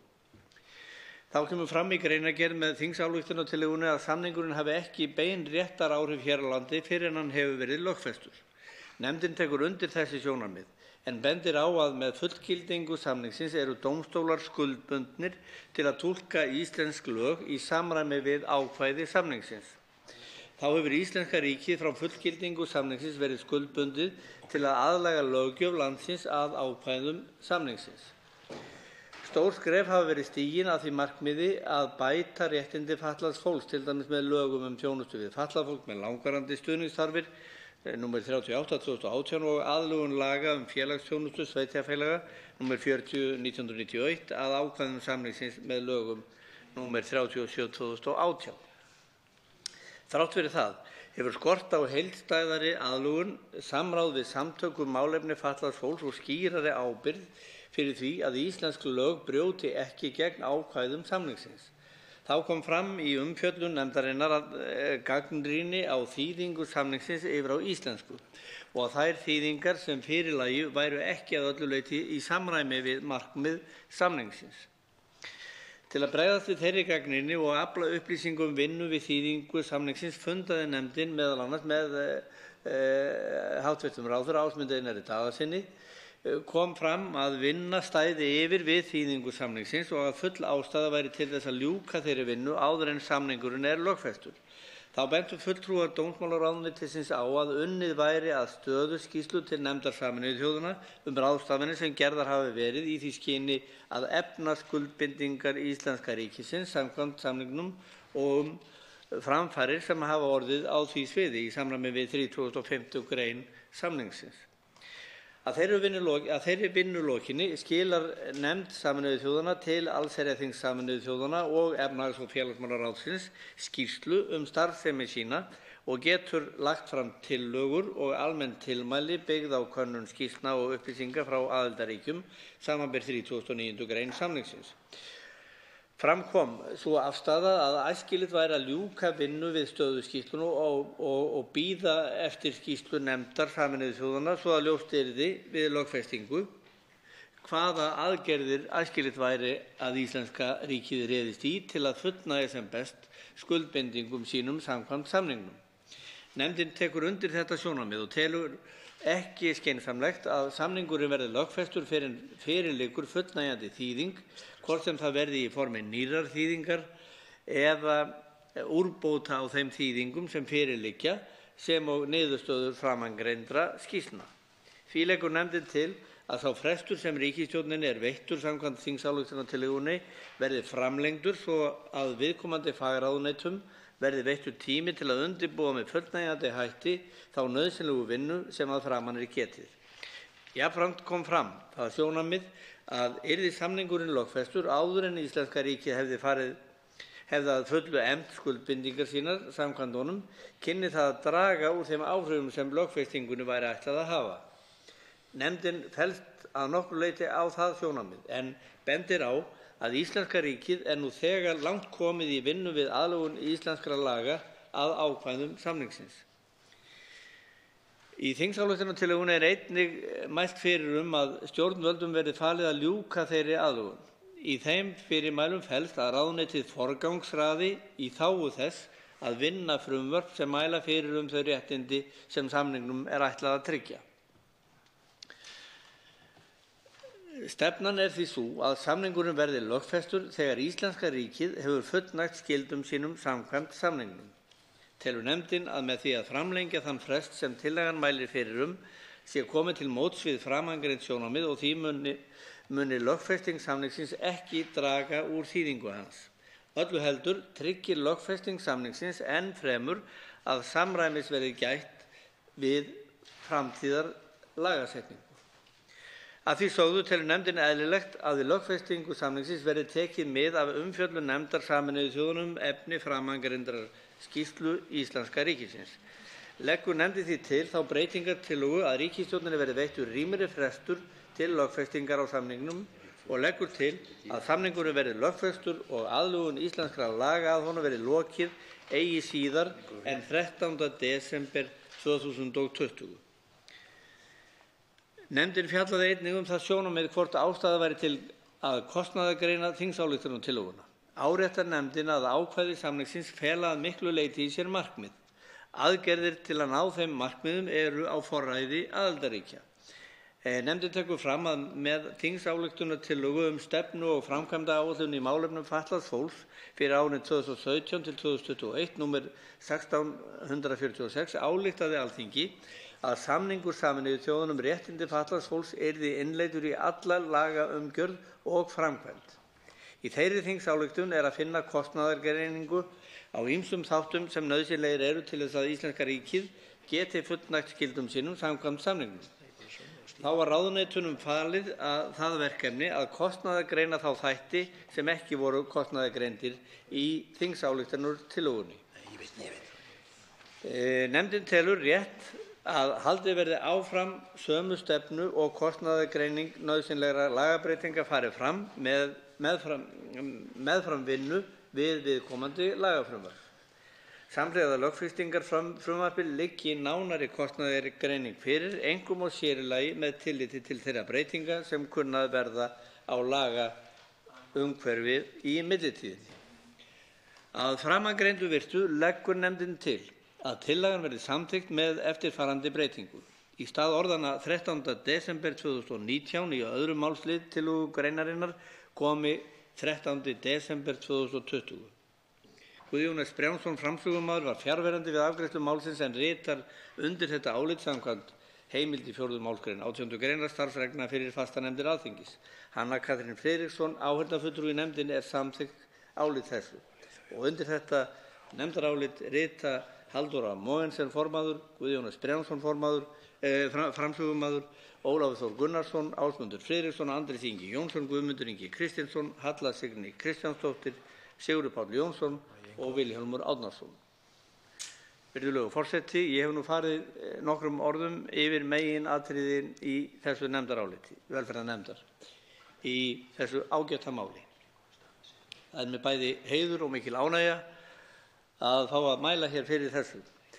Það sómi fyrir Alþingi en mikilvægast það þó og mestu hagsmunirnir og brýnastir. Það eru þeir sem lúta að þeim einstaklingum sem búa við fötlun á Íslandi. Með þessari þingsályktunartillögu sem undirritaður væntir og vonar að verði samþykkt, enda hana breið samstaða í nefndinni og meðal þingmanna undir þessa þingsályktunartillögu meðflutningsmenn eru úr öllum flokkum. Með henni verður samningurinn sem sagt lögfestur og réttarleg staða fatlaðra tryggð til jafns á við aðra þegna í samfélaginu að lokum. Ég óska okkur öllum til hamingju að því tilskildu að þessi tillaga fái þetta framgang á hinu háa Alþingi og að þessum orðum sögðum þá lýk ég máli mínu. Tekur til máls hv. 8. þingmaður Norðausturkjördæmis, Sanna Kolbrún Árnadóttir.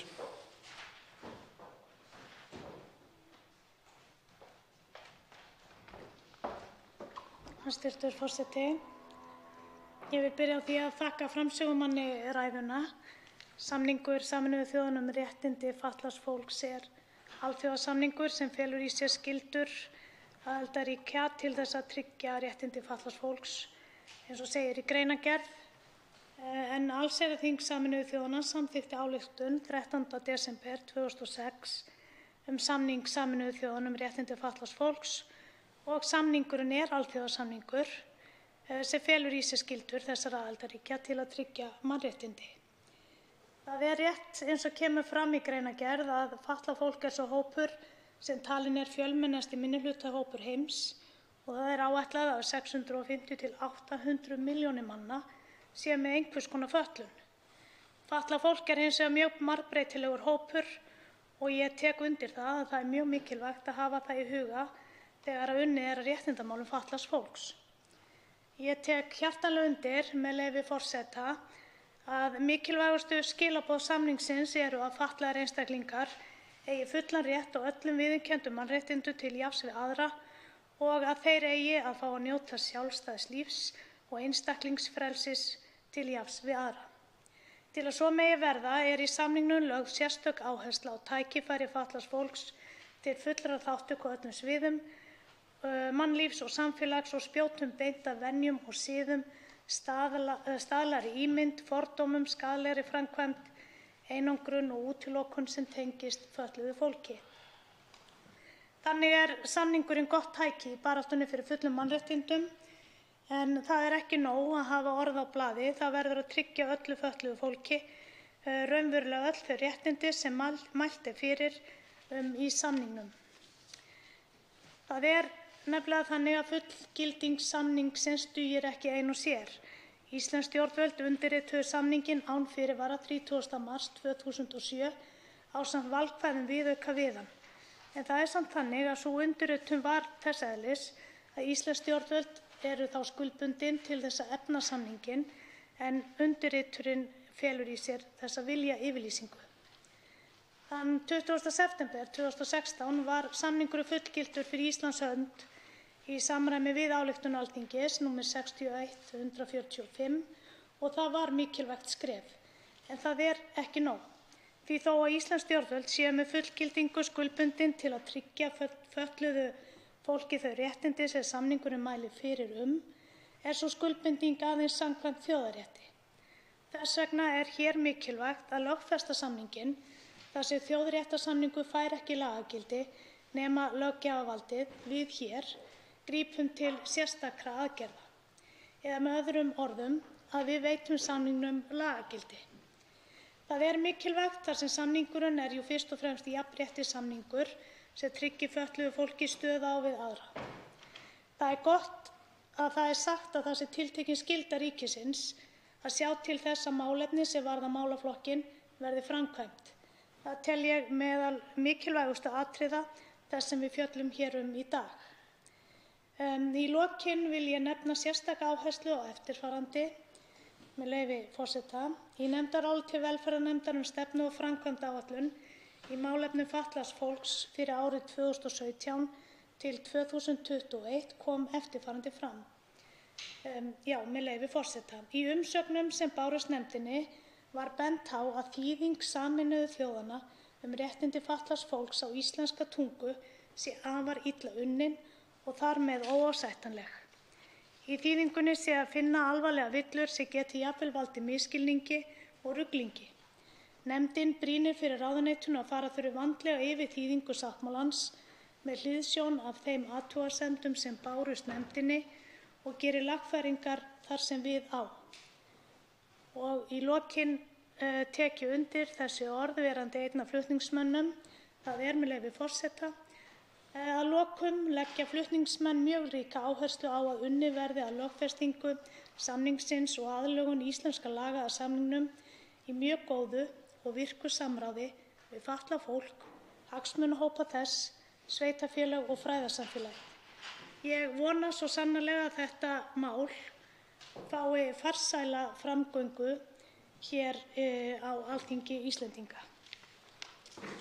Til máls tekur hv. 3. þingmaður Reykjavíkurkjördæmis suður, Ágúst Ólafur Ágústsson. Herra forseti, hér er Alþingi að fara að taka risastórt skref sem felst í því að við munum staðfesta þingvilja að samningur Sameinuðu þjóðanna réttindi fatlaðs fólks beri að lögfesta. En með þessari lögfestingu verður Ísland eitt fyrsta landið í heimi til að lögfesta samninginn og mun það stórbæta réttindi fatlaðs fólks og öryrkja á Íslandi.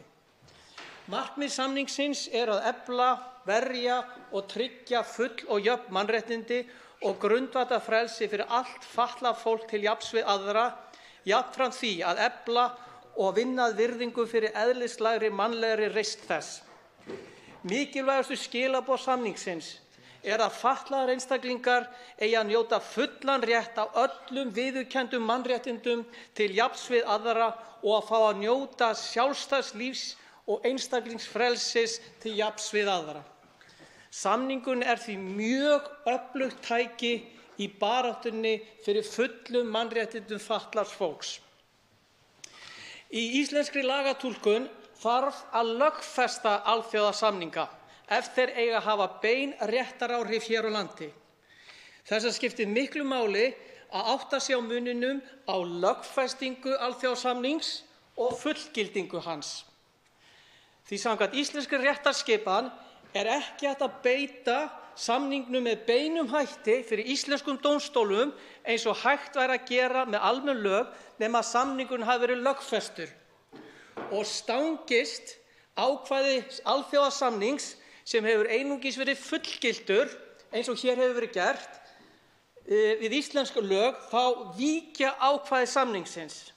En að sjálfsögðu hafa mannréttindasáttmálar sem Ísland hefur fullgilt áhrif á lagatúlkun.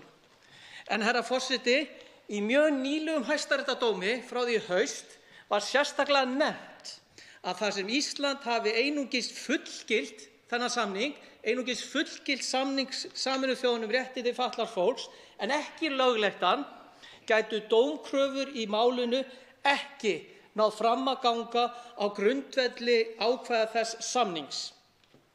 Þess vegna hefur þetta mjög mikla efnislega þýðingu, þetta skref sem við erum að taka hér, að lögfesta samninginn. Ég undirstrika það, fullgilding einfaldlega ekki nóg.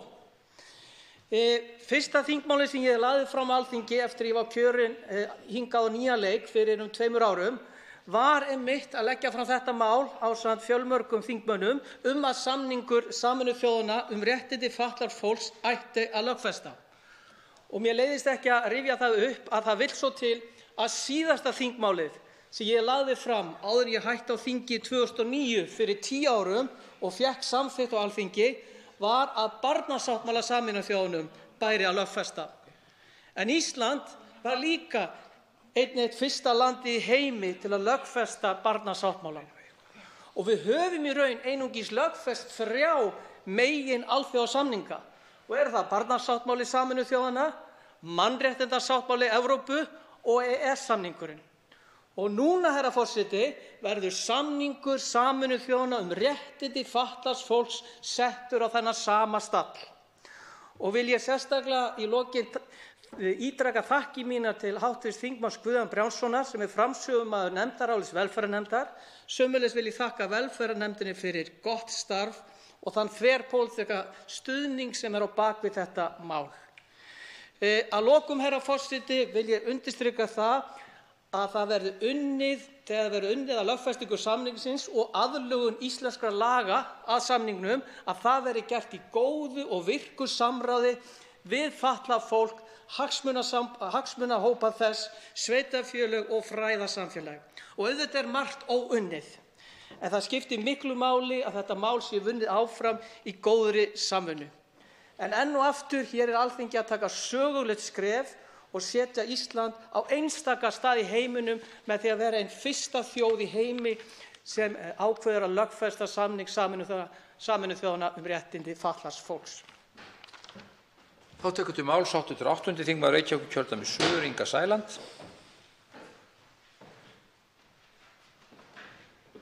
Virðulegi forseti, þetta gleðidagur fyrir margra hluta sakir og fyrir okkur fatlað fólk þá þetta óborganlega mikill gleðidagur. Ég segi loksins og eins og hv. þingmaður Ágúst Ólafur Ágústsson sagði hér á undan mér, hvernig í rauninni við höfum siglt í gegnum lífið með okkar fatlaða fólk bara á fullgildingu samningsins um réttindi fatlaðs fólks. Þá loksins erum við að sjá fyrir endan á því að við fáum að löggilda núna. Hvers vegna höfum við dregið lappirnar, virðulegi forseti, í löggildingu samningsins? Jú, það er vegna þess að hann kostar svolítið mikið. Það verður erfitt að neita okkur fötluðum um aðgengi. Það verður erfitt að setja okkur alltaf til hliðar og viðurkenna það ekki á viðurkenningu um leið að við eigum rétt á því að taka þátt í samfélaginu á eins og mögulegt að gera samfélagið þannig úr garði í kringum okkur að við getum lifað í því eftir bestu stöðu okkar í líkamlega, andlega og allavega. Þannig að núna við löggildingu sáttmálans þá það alveg bara ótrúlegt. En mig langar nú að leiðrétta ágætan þingmann, háttvirtan þingmann Ágúst Ólaf, þegar hann segir það að Ágúst Ólaf Ágústsson, þegar hann segir að við séum einhverjir brautryðjendur í lögfestingu eða löggildingu á sáttmálanum. Það eru aðeins 2 þjóðir í Evrópu sem hafa ekki löggilt samning Sameinuðu þjóðanna réttindi fatlaðs fólks.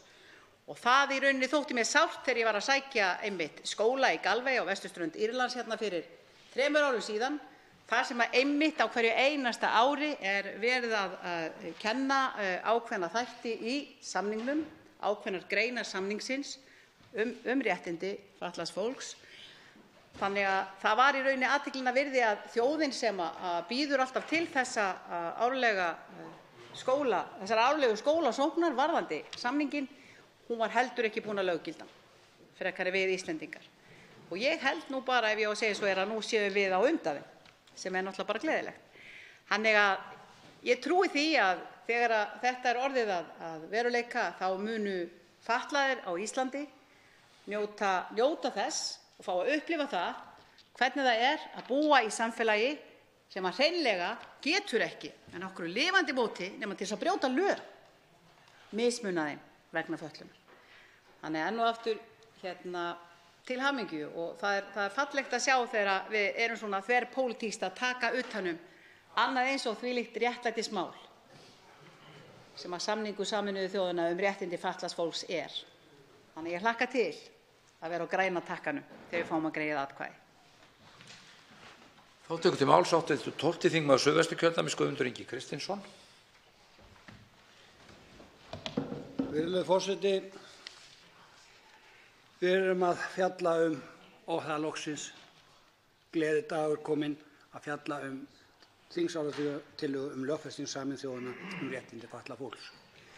Þetta hefur verið barist lengi fyrir þessu af okkur sem hafa lifað í þeim heimi sem fötlun Þetta bara upphafið. Þetta fyrsti dagurinn, það verið að mæla fyrir þessu, þetta að skella á, en við verðum líka átt okkur á því að við eigum að láta okkur hlakka til sérstakan dag, það 13. desember 2020, þegar á að vera búið að lögfesta og koma öllum lögum og reglum sem þarf að breyta í lag.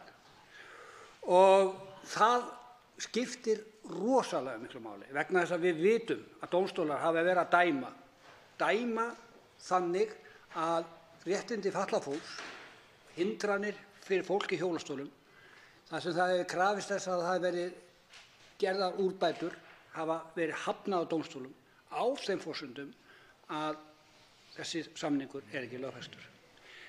Það eru mörg svona mál og margar hindranir sem eru í vegi sem hafa stoppað vegna þess að við höfum ekki löggilt samninginn. Þess vegna segi ég það að þetta bara gleðidagur og gott að þetta sé komið, en þetta bara fyrsta áfanginn. Síðan þurfum við að sjá til þess að það verði breytt öllum lögum og það verði búið að gera þetta þannig að við þurfum ekki að fresta því að þetta taki gildi 13. desember 2020 og þá segi ég og þá getum við sagt til hamingju fyrir alla þá fatlaða sem þegar samningurinn loksins kominn að fullu í gildi. Fleiri hafa ekki kvatt sér hljóðs og þá umræðu lokið en atkvæðagreiðslu frestað. Þá tekið fyrir 13. dagskrármálið, réttindi barna sem aðstandendur, frumvarp 255. mál á þingskjali 273, nefndarálit á þingskjali 1511 og breytingartillögur á þingskjali 1512. Önnur umræða. Til máls tekur framsögumaður velferðarnefndar, hv. 11. þingmaður Suðvesturkjördæmis Ólafur Þór Gunnarsson. Herra forseti, ég mæli hér fyrir nefndaráliti frumvarp til laga um breytingar á ýmsum lögum vegna réttar barna sem aðstandenda. Það mikil samstaða þetta mál og nefndin fékk til sín nokkurn fjölda gesta og umsagna. og eins og kemur fram í nefndarálitinu. En með frumvarpinu eru lagðar til breytingar á ýmsum lögum til að tryggja að börnum sem missa foreldri vegna sjúkdóms eða andláts sé tryggður stuðningur og ráðgjöf og að réttur þeirra til umgengni við nána vandamenn hins látna foreldris eða aðra nákvæmna sé virtur. Við umfjöllun nefndarinnar birti Hagstofan tölur yfir fjölda barna sem missa foreldri ár hvert.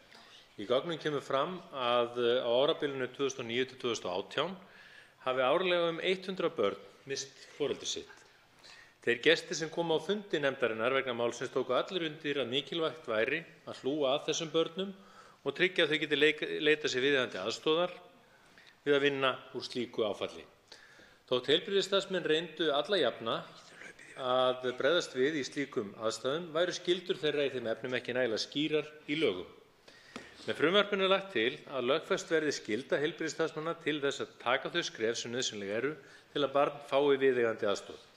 Fram kom að það væri vilji innan heilsugæslunnar á höfuðborgarsvæðinu til að veita þá aðstoð sem nauðsynleg er og þá í samráði við félagsþjónustu sveitarfélaganna og viðkomandi menntastofnanir og að Þróunarmiðstöð íslenskrar heilsugæslu hefði yfir að búa mikilli sérfræðiþekkingu sem myndi nýtast við að koma á verkferlum til að tryggja góða efnislega útfærslu á ákvæðum frumvarpsins. Umsagnaraðilar eru allir fylgjandi markmiðum frumvarpsins, það er að tryggja rétt barnsins með því að leggja frumkvæðisskyldu á viðeigandi aðila sem koma að málefnum og velferð barna. Fyrir nefndinni komu fram nokkrar mikilvægar ábendingar sem þeir sem sinna munu frumkvæðisskyldunni þurfa að hafa í huga þegar verkferlar til að fullnægja frumkvæðisskyldunni eru ákveðnir. Öryrkjabandalagið benti á mikilvægi fræðslu þegar fötluð börn væri að ræða og góðra samvinnu við fagaðila innan stofnana. Þarna mætti skoða að málstjóri myndi halda utan upplýsingarnar sem barn þyrfti á að halda, en oft var að kalla til fagmenn sem geta notað óhefbundnar samskiptaleiðir. Geðvernd benti á mikilvægi þess að heilbrigðisstarfsmenn kanni þegar sjúklingar koma inn á heilbrigðisstofnun hvort þeir eigi börn og að skyldur heilbrigðisstarfsmanna séu skýrar í slíkum tilfellum. Samband íslenskra sveitarfélaga og Barnaverndarstofa lögðu mikla áherslu á að upplýsingamiðlun á milli aðila þyrfti að vera skýr svo að hver og einn gæti sinnt sínu hlutverki og að stuðningur kæmi þaðan sem það væri barninu fyrir bestu hverju sinni. Þá var bent á að mikilvægt væri að tryggja snemmtæka íhlutun til að tryggja velferð barnsins. Til að tryggja rétt barnsins til upplýsinga, stuðnings og tengsla við fjölskyldu sína væri mikilvægt að setja frumkvæðisskyldu á félagsþjónustu sveitarfélaga. Á það var bent að félagsþjónustan hefði víðtæka þekkingu á mögulegum úrræðum og þeirri aðstoð sem væri í boði. Hins vegar skorti á virk úrræði innan félagsþjónustunnar til að koma börnum til aðstoðar ef ekki væri sérstaklega leitað til hennar. Töldu ýmsir að betur færi á því að tilkynna bæri félagsmálanefndum eða ráðum sveitarfélaganna og að þær yrðu einn hlekkur í samvinnu aðstoð við börn sem missa foreldri. Nefndin áréttar að frumvarpinu er ætlað að leggja ríka frumkvæðisskyldu á aðila til að tryggja rétt barna sem missa foreldri og tryggja varanleg tengsl barns við fjölskyldu fráfallins foreldris. Mikilvægt er að framkvæmd skylduna sé í samræmi við markmið lagabreytinganna en nánar útfærsla verði í höndum þeirra sem best til þekkja og hafa frumkvæðisskylduna. Tryggja þarf að aðilar sem hafa bestu þekkinguna í náið samstarf sín á milli og við viðeigandi fagaðila. Margir starfa samkvæmt slíkum verkferlum eins og þekkist í flestum skólum en ferlana þarf að samræma svo aðstoðin skili tilætluðum árangri. Nefndin leggur til breytingar sem gera skylduna skýrari og leggur til að heilbrigðisstofnunum verði falin tilkynningarskylda gagnvart félagsmálanefndum sveitarfélaganna sem hafa góða þekkingu á þeim úrræðum sem í boði eru. Aðrar ábendingar sem komu fram fyrir nefndinni eiga við málefni barna í víðara samhengi og telur nefndin þær eiga heima hjá barnanefnd félags- og barnamálaráðherra. Með vísan til framangreinds leggur nefndin til að í 1. tölulið 2. málsgreinar 1. greinar frumvarpsins verði kveðið skýrar að orði að kannað skuli hvort sjúklingum með geðsjúkdóma, fíknisjúkdóma eða illvíga líkamlega sjúkdóma eigi barn undir lögaldri. Heilbrigðisstarfsmenn sem hafa afskipti af málum barna eða þungaðra kvenna hafa tilkynningarskyldu gagnvart barnaverndarnefnd á grundvelli barnaverndarlaga nr. 80/2002. Ákvæðinu er ætlað að tryggja enn fremur að heilbrigðisstarfsmaður sem kemur að umönnun sjúklinga með alvarlega sjúkdóma tryggi að sjúklingur sem á barn fái fræðslu rétt og stöðu barnsins vegna veikindanna. Er lögð til einföld orðalagsbreyting til þess efnis svo ekki leiki vafi á það að hér sé skyldu heilbrigðisstarfsmanns að ræða. Þá komu fram athugasemdir við lokamálslið 4. málsgreinar 5. gr. frumvarpsins að barn sem er eldra en 15 ára geti sjálft gert kröfu umgengni. Í umsögn embættis umboðsmanns barna var bent á að ekki væri ástæða til að miða við 15 ára aldur í þessum efnum. Grundvallarreglan rétt barna til þátttöku væri sú að börn eigi rétt á því að tjá sig í öllum málum varða þau og beri að taka réttmætt tillit til skoðana þeirra í samræmi við aldur og þroska. Leggur nefndin því til þá breytingu að barn geti sjálft haft frumkvæði að því að sýslumaður taki til skoðunar hvort umgengni við aðstandendur eftirlifandi foreldris verði komið á óháð aldri.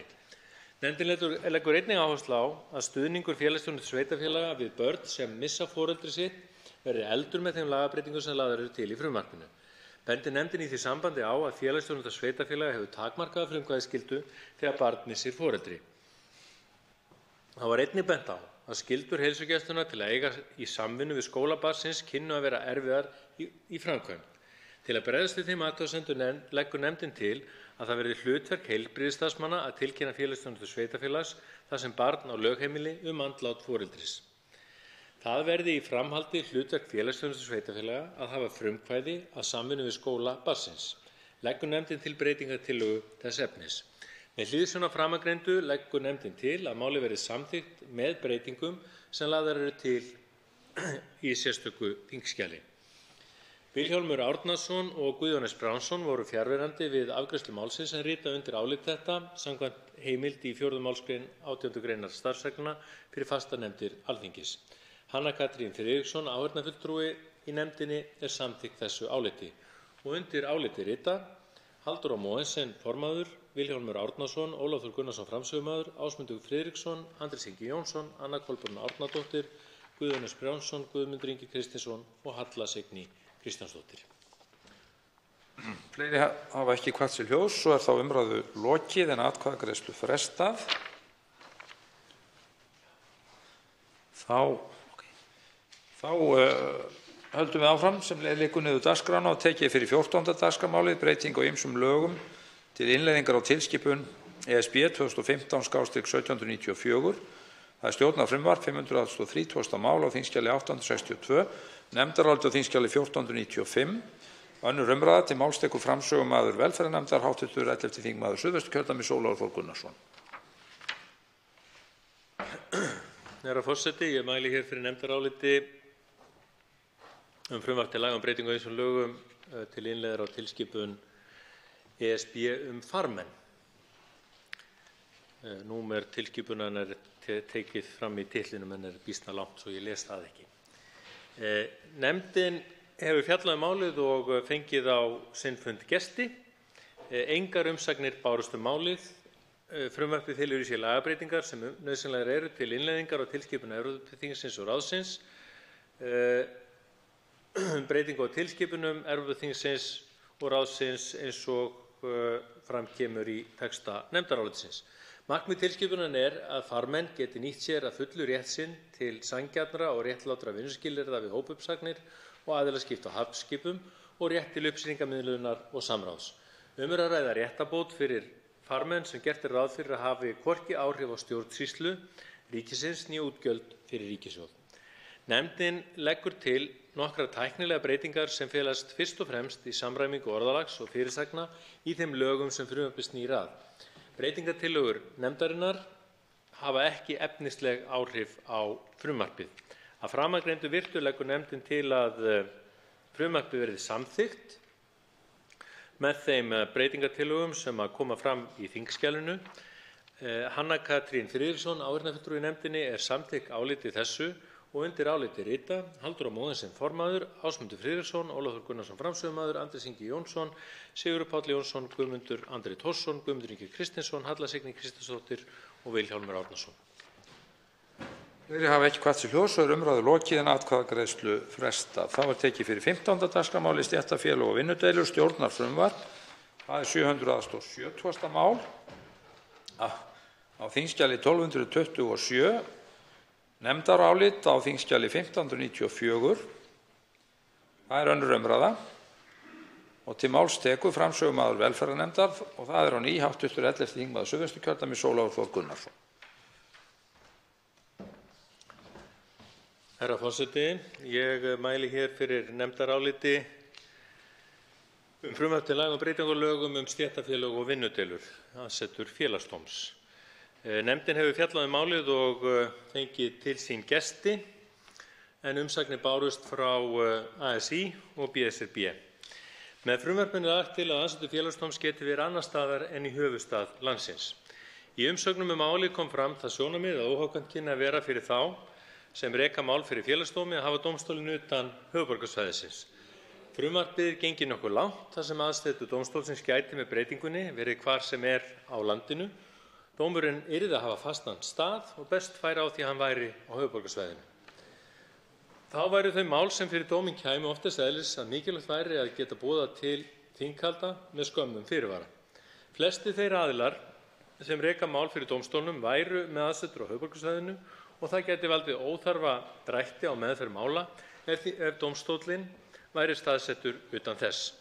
Einnig var bent á að þeir dómarar sem sitja í dómnum hefðu þau störf ekki að aðalstarfi og því væri rétt að taka tillit til þess. Hins vegar kom fram það sjónarmið að dómstóllinn þjónaði öllu landinu og ætti sem slíkur að geta verið hvar sem er á landinu. Nefndin telur að hagkvæmnissjónarmið mæli með því að Félagsdómur verði í höfuðstað landsins eða í grennd við hann. Hins vegar kunni að vera vandkvæðum bundið að setja slíka takmörkun í lög. Bendi nefndin í því sambandi á að höfuðborgarsvæðið er í daglegu tali talið samanstanda af sveitarfélögunum sem teljast til 3 kjördæma í þingkosningum. Það er að segja Reykjavík norður og suður og suðvesturkjördæmi. Í seinni tíð hefur hins vegar verið bent á að mörk höfuðborgarsvæðisins kunni að vera víðari. Það er atvinnusvæði sem samanstendur af kjördæmunum 3, Suðurnesjum, syðsta hluta Vesturlands og vestasta hluta Suðurlands einnig. Þannig hefur oft verið talað svæðið frá Hvítá til Hvítár. Það er svæði sem afmarkast af Hvítá í Borgarfirði og Hvítá í Árnessýslu og Ölfusá. Nefndin telur að þrátt fyrir að brottfall áskilnaðar að Félagsdómur skuli vera í höfuðstað landsins gæti gefið tilefni til að ætla að dómstóllinn gæti verið hvar sem er á landinu, verða að líta svo á að hagkvæmnissjónarmið sem meðal annars segir í greinargerð að líta skuli til tryggi að dómstólinn verði áfram staðsettur í Reykjavík eða í nágrenni hennar. Nefndin telur þetta hagkvæmnissjónarmið vera skýrt og því ekki ástæða til þess að skilgreina nákvæmlega í lögunum hvar dómstóllinn á að vera staðsettur. Nefndin leggur til að frumvarpið verði samþykkt óbreytt.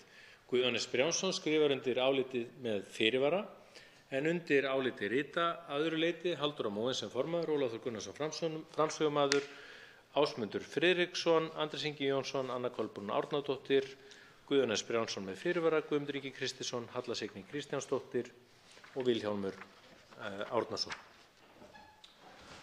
Fleiri hafa ekki kvatt sér ljós og er umræðu lokið en atkvæðagreiðslu frestað. Það var tekið fyrir 16. dagskrármálið persónuvernd og vinnsla persónuupplýsinga stjórnarfrumvarp 495. mál á þingskjali 811, nefndarálit á þingskjali 1623 og breytingatillaga á þingskjali 1624. Önnur umræða. Til máls tekur framsögumaður velferðarnefndar, hv. 11. þingmaður Suðvesturkjördæmis Ólafur Þór Gunnarsson. Herra forseti, ég mæli hér fyrir nefndaráliti frumvarp til laga breytingar á ýmsum lögum vegna laga persónuvernd og vinnslu persónuupplýsinga. Þetta mál heyrir undir stofnanir fjallar stofnanir á málefnasviði félags- og barnamálaráðherra.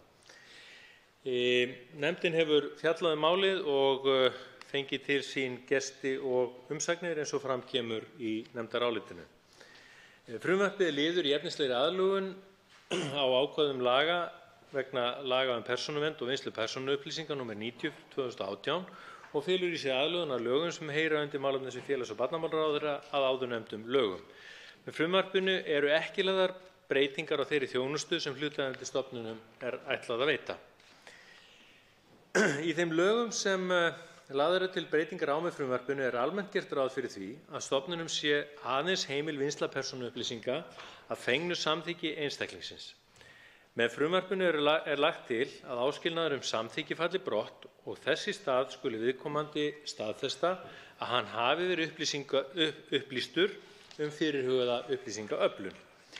Í því sambandi bendir nefndin á að í 8. tölulið 3. greinar laga persónuvernd og vinnslu persónuupplýsinga segir að samþykki í skilningi laganna sé óþvinguð, sértæk, upplýst og ótvíræð vilja yfirlýsingin skráða að hann samþykki með yfirlýsingu eða ótvíræðri staðfestingu vinnslu persónuupplýsingum sig.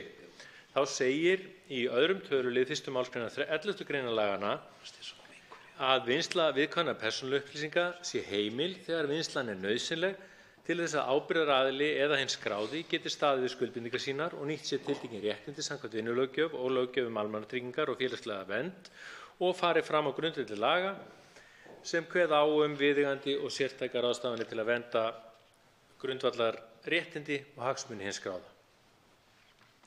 Við umfjöllun nefndarinnar kom fram að sú breyting sem lögð til í frumvarpinu væri nauðsynleg enda gæti samþykki ekki talist viðeigandi réttargrundvöllur fyrir heimild til vinnslu persónuupplýsinga af hálfu viðkomandi stofnana. Var í því sambandi bent á að þegar einstaklingur er í þeirri stöðu að þurfa að veita samþykki, enda sé það forsenda fyrir því hann fái notið lögbundinna réttinda, geti samþykkið ekki talist óþvingað. Því væri nauðsynlegt að upplýsingaöflunin færi fram á grundvelli lagaheimildar en ekki samþykkis einstaklingsins. Nefndin bendir þó á að með því að gera það að forsendu fyrir vinnslu persónuupplýsinga að viðkomandi hafi staðfest hann að vera upplýstur upplýsingaöflunina sé gengið lengra en lög persónuvernd og vinnslu persónuupplýsinga gera ráð fyrir. Í því sambandi bendir nefndin á að frumvarpið geri ekki ráð fyrir því að það kunni í einhverjum tilvikum að vera undanþágu frá upplýsingaskyldunni í samræmi við lög persónuvernd og vinnslu persónuupplýsinga og reglugerð Evrópuþingsins og ráðsins frá 2016/679 frá 27. apríl 2016 vernd einstaklingsins í tengslum við vinnslu persónuupplýsinga og frjálsa miðlun slíkra upplýsinga og niðurfellingu tilskipunar 95/46/EB.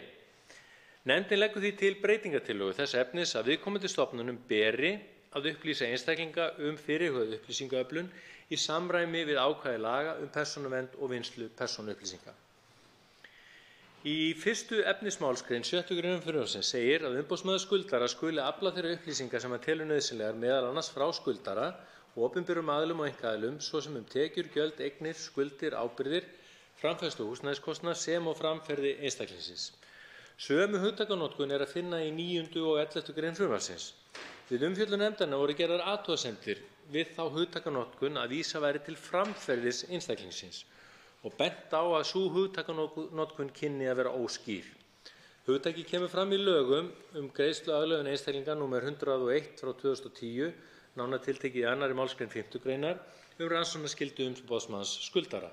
Með hugtakinu er fyrst og fremst vísað til þeirra ástæðna sem geta komið í veg fyrir að greiðsluaðlögun verði heimiluð samkvæmt 6. grein laganna. Nefndin bendir á að í ákvæðunum kemur fram að heimildir umboðsmanns skuldara til upplýsingaöflunar takmarkast við þær upplýsingar sem hann telur nauðsynlegar. Þá koma ákvæði laga persónuvernd og vinnslu persónuupplýsinga framangreindum ákvæðum til fyllingar. Þar kemur fram sú meginregla að gætt skuli að því að persónuupplýsingar séu nægilegar, viðeigandi og ekki umfram það sem nauðsynlegt er miðað við tilgang vinnslunnar. Nefndin telur því að þær tilvísanir sem finna má í lögunum greiðsluaðlögun einstaklinga til framferðis einstaklingsins nægilega skýrar, enda má draga skýra ályktun af öðrum ákvæðum þeirra til fyllingar hugtakinu. Þá telur nefndin að öðru leyti tryggt að umboðsmanni skuldara sé einungis heimilt að afla þeirra upplýsingar sem nauðsynlegar eru til þess að komast að niðurstöðu í hverju máli. Nefndin telur því ekki ástæðu til að víkja frá þessari hugtakanotkun enda er hún í samræmi við önnur ákvæði laganna. Afmarkað er með fullnægjandi hætti hvaða upplýsingar umboðsmanni skuldara er heimilt að afla hverju sinni og tryggt að umsækjandi sé upplýstur vinnslu upplýsinganna. Fram kom athugasemd þess efnis að félagsmálanefndir sveitarfélaga hefðu þurft á upplýsingum að halda frá fleiri aðilum en taldir eru upp í 12. grein frumvarpsins. Hefði velferðarsvið Reykjavíkurborgar meðal annars þurft að kalla eftir upplýsingum frá Fangelsismálastofnun, Lánasjóði íslenskra námsmanna, Sjúkrasjóði stéttarfélaga og Þjóðskrá Íslands. Nefndin leggur til breytingu þess efnis að tilgreint verði hvaða gagna megi afla en ekki verði tæmandi talið frá hvaða stofnunum megi afla þeirra. Við umfjöllun nefndarinnar kom fram að það sjónarmið að heimildir Greiningar- og ráðgjafarstöðvar ríkisins til vinnslu persónuupplýsinga kynnu að vera of víðtækar. Hins vegar var bent á það að upplýsingamiðlunin og upplýsingaöflunin væri nauðsynleg til þess að stofnunin geti sinnt lögbundinni þjónustu. Nefndin telur skýra lagaheimild vera fullnægjandi grundvöll fyrir þeirri vinnslu sem stofnunin er heimil og í samræmi við 2. til 4. tölulið 1. málsgrein 11. grein laga persónuvernd og vinnslu persónuupplýsinga. Nefndin telur því ekki tilefni til þess að gera efnislega breytingu á heimildum stofnunarinnar til vinnslu persónuupplýsinga. Að mati nefndarinnar er framsetning ákvæðisins hins vegar fremur óskýr og leggur nefndin til breytingu sem er ætlað að bæta úr þeim óskýrleika. Að framansögðu virtu leggur nefndin til að frumvarpið verði samþykkt með þeim breytingum sem lagðar eru til á sérstöku þingskjali. Anna Kolbrún Árnadóttir, Guðmundur Ingi Kristinsson og Vilhjálmur Árnason voru fjarverandi við afgreiðslu málsins. En undir áliti rita Halldóra Mogensen formaður, Andrés Ingi Jónsson, Ólafur Gunnarsson framsögumaður, Ásmundur Friðriksson, Guðjón S. Brjánsson og Halla Signý Kristjánsdóttir. Fleiri hafa ekki kvatt sér hljóðs og er umræðu lokið en atkvæðagreiðslu frestað. Þá er tekið fyrir 17. dagskrármálið, sjúkratryggingar, stjórnarfrumvarp 644. mál á þingskjali 1050, nefndarálit á þingskjali 1622, önnur umræða. Til máls tekur framsögumaður velferðarnefndar og enn er það hv. 11. þingmaður Suðvesturkjördæmis Ólafur Þór Gunnarsson. Herra forseti, ég mæli hér fyrir nefndaráliti frumvarp til laga breytingu á lögum sjúkratryggingar nr. 112/2008 með síðari breytingum. Það er að segja að þetta fjallar persónuvernd og vinnslu persónuupplýsinga í þessu tilviki á sviði hjá stofnunum sem að heyra að stærri hluta til undir heilbrigðisráðuneytið. Frumvarpið felur í sér efnislega aðlögun laga sjúkratryggingar að lögum persónuvernd og vinnslu persónuupplýsinga nr. 90/2018. Frumvarpið hefur ekki í för með sér breytingar í tengslum við þá þjónustu sem að Sjúkratryggingastofnunin er ætlað að veita, heldur gerir frumvarpið ráð fyrir nauðsynlegum breytingum á ákvæðum laga til að tryggja að vinnsla persónuupplýsinga á grundvelli viðkomandi laga samræmist ákvæðum laga persónuvernd og vinnslu persónuupplýsinga. Fyrst og fremst felur breytingin í sér að Sjúkratryggingastofnun þarf ekki að afla samþykkis fyrir fyrirhugaðri vinnslu persónuupplýsinga, heldur styðst vinnslan við lagaheimild. Við umfjöllun nefndarinnar kom fram það sjónarmið að með afnæmisskilyrðis samþykki væri ekki fyllilega tryggt að einstaklingur fengi upplýsingar fyrirhugaða upplýsingaöflun Sjúkratryggingastofnunar. Heimild stofnunarinnar til að afla upplýsinga frá skattyfirvöldum kallaðist á við þagnarskyldu yfirvaldanna samkvæmt 117. grein laga tekjuskatt nr. 90/2003, enda getur skattyfirvöld ekki staðfest að heimild væri til vinnslu persónuupplýsinga nema fyrirlagi samþykki frá viðkomandi fyrir vinnslunni. Nefndin fellst ekki á þetta sjónarmið.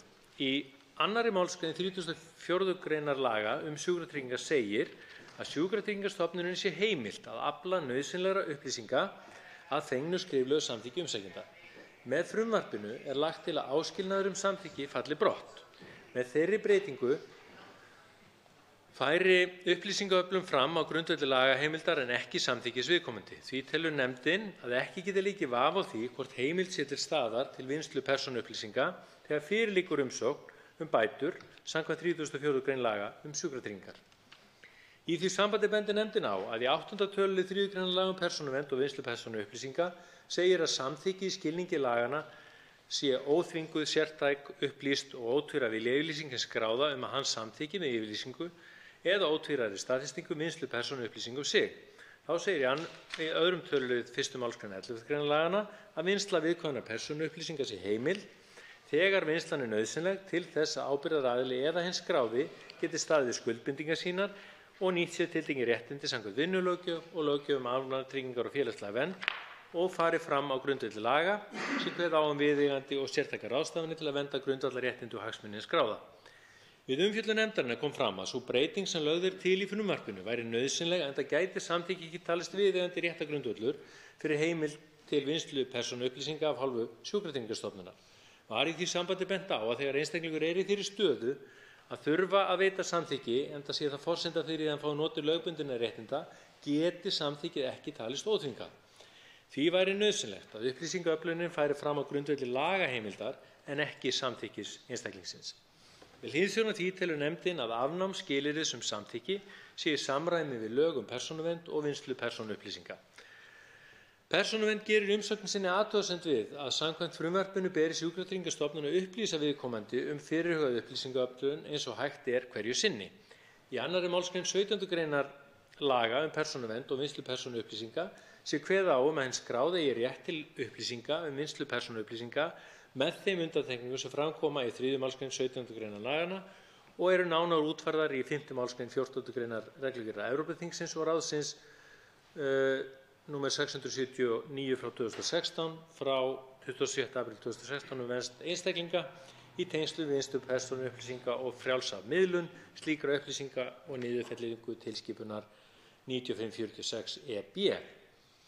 Bendir Persónuvernd á að tilvísun til þess að Sjúkratryggingastofnunin ber að upplýsa viðkomandi eins og hægt sé hverju sinni feli í sér víðtækari heimild til takmörkunar á upplýsingarétti aðila en leiðir af reglugerðinni. Nefndin tekur undir þetta sjónarmið enda hljóti mat Sjúkratryggingastofnunar að þurfa að byggjast á þeim forsendum sem heimila slíka takmörkun samkvæmt reglugerðinni. Leggur nefndin til þá breytingu á b-lið 1. greinar frumvarpsins að skylda Sjúkratryggingastofnunar til að upplýsa fyrirhugaða vinnslu persónuupplýsinga verði í samræmi við ákvæði 2. málsgreinar 17. greinar laga persónuvernd og vinnslu persónuupplýsinga. Með hliðsjón af framangreindu leggur nefndin til að málið verði samþykkt með þeirri breytingartillögu sem hér var rakin. Anna Kolbrún Árnadóttir, Guðmundur Ingi Kristinsson og Vilhjálmur Árnason við fjarverandi við afgreiðslu málsins en undir áliti rita Halldóra Mogensen, Andrés Ingi Jónsson, Ólafur Gunnarsson framsögumaður, Ásmundur Friðriksson, Guðjón S. Brjánsson og Halla Signý Kristjánsdóttir. Fleiri hafa ekki kvatt sér hljóðs og þá umræðu lokið en atkvæðagreiðslu frestað. Þá er komið að 18. dagskrármálinu, stofnun ráðgjafarstofu innflytjenda, þingsályktunartillaga 19. mál á þingskjali 19, nefndarálit á þingskjali 1628, síðari umræða. Til máls tekur framsögumaður meirihluta velferðarnefndar, hv. 11. þingmaður Suðvesturkjördæmis Ólafur Þór Gunnarsson. Herra forseti, ég mæli hér fyrir nefndaráliti stofnun ráðgjafarstofu innflytjenda. Nefndin hefur fjallað málið og fengið til sín gesti og fengið fjölmargar umsagnir sem ég vísa til í þingskjalinu. Með þingsályktunartillögunni lagt til að komið verði á fót miðlægri upplýsingastofu þar sem innflytjendur geti sótt allar upplýsingar þjónustu, réttindi og skyldur. Gert ráð fyrir því að ráðgjafarstofa innflytjenda verði samvinnuverkefni ríkis og sveitarfélaga og þar geti innflytjendur sótt sér upplýsingar þvert á sveitarfélög. Í umsögnum sem bárust nefndinni kom fram mikill áhugi á efni tillögunnar og almennt samkomulag mikilvægi verkefnisins. Nokkrir umsagnar aðra lýstu áhuga á því að taka verkefni að sér og að það geti hentað vel með þeirri starfsemi sem viðkomandi væri með fyrir. Þá komu fram hugmyndir það hvernig koma ætti á fót þjónustumiðstöð fyrir innflytjendur. Á það var bent á þau verkefni sem falin yrðu ráðgjafarstofu innflytjenda samkvæmt þingsályktunartillögunni sköruðust að einhverju leyti við starf Fjölmenningarseturs á Ísafirði og því væri nærtækara að efla starfsemi Fjölmenningarseturs en að deila kröftunum annað. Var í því sambandi bent á að heppilegra geti verið að fela Fjölmenningarsetri þau verkefni sem lagt væri til að yrðu falin ráðgjafarstofu innflytjenda. Á hinn bóginn komu fram þau sjónarmið að mikill fjöldi innflytjenda væri búsettur utan kjarnasvæðis Fjölmenningarseturs á Vestfjörðum. Að mati meirihlutans eru öll framangreind sjónarmið málefnaleg og lýsa skilningi á þeim vanda sem innflytjendur búa við þegar þeir leita sér þjónustu í íslensku samfélagi. Að mati meirihlutans afar brýnt að unnið verði að því markmiði tillögunnar að koma á fót einnar stöðvar þjónustu eða á ensku, herra forseti, One Stop Shop, ING, til að efla þjónustu og ráðgjöf við innflytjendur. Meirihlutinn leggur áherslu á að þar verði sérstaklega skoða hvort hægt verði að koma upp starfsstöðum víðar á landinu en á höfuðborgarsvæðinu, enda fjöldi erlendra ríkisborgara sem starfar utan þess oft í mannfrekum verkefnum í fámennum sveitarfélögum, meðal annars í byggingaverkefnum og í ferðaþjónustu. Líkt og rakið í greinargerð með tillögunni lagt til að sérstaklega verði horft til starfs Fjölmenningarseturs þegar starfsemi ráðgjafarstofu verði ákveðin og stofan geti verið deild innan Fjölmenningarseturs. Meirihlutinn telur þetta verkefni afar mikilvægt og leggur til breytingar á texta tillögunnar með hliðsjón af því. Meirihlutinn telur að félagsmálaráðuneytinu verði falin útfærsla verkefnisins en geti eftir atvikum leitað eftir samráði við dómsmálaráðuneytið eða undirstofnanir þess. Þá leggur meirihlutinn áherslu á að við úrvinnslu málsins verði horft til fjölbreyttra samskiptalausna þannig að notendur þjónustunnar geti leitað eftir henni hvar sem þeir eru staddir á landinu. Meirihlutinn leggur til að tillagan verði samþykkt með eftirfarandi breytingu og tillögugreinin orðist þá svo: Alþingi ályktar að fela félags- og barnamálaráðherra að vinna áætlun stofnun ráðgjafarstofu fyrir innflytjendur sem verði samstarfsvettvangur milli stofnana ríkis og sveitarfélaga. Hlutverk ráðgjafarstofu verði að bjóða upp á aðgengilega ráðgjöf, leiðbeiningar og upplýsingar fyrir innflytjendur nauðsynlega þjónustu, réttindi þeirra og skyldur. Áætlunin verði unnin í samvinnu við innflytjendaráð, opinberar stofnanir, sveitarfélögin, félagasamtök og aðila vinnumarkaðarins.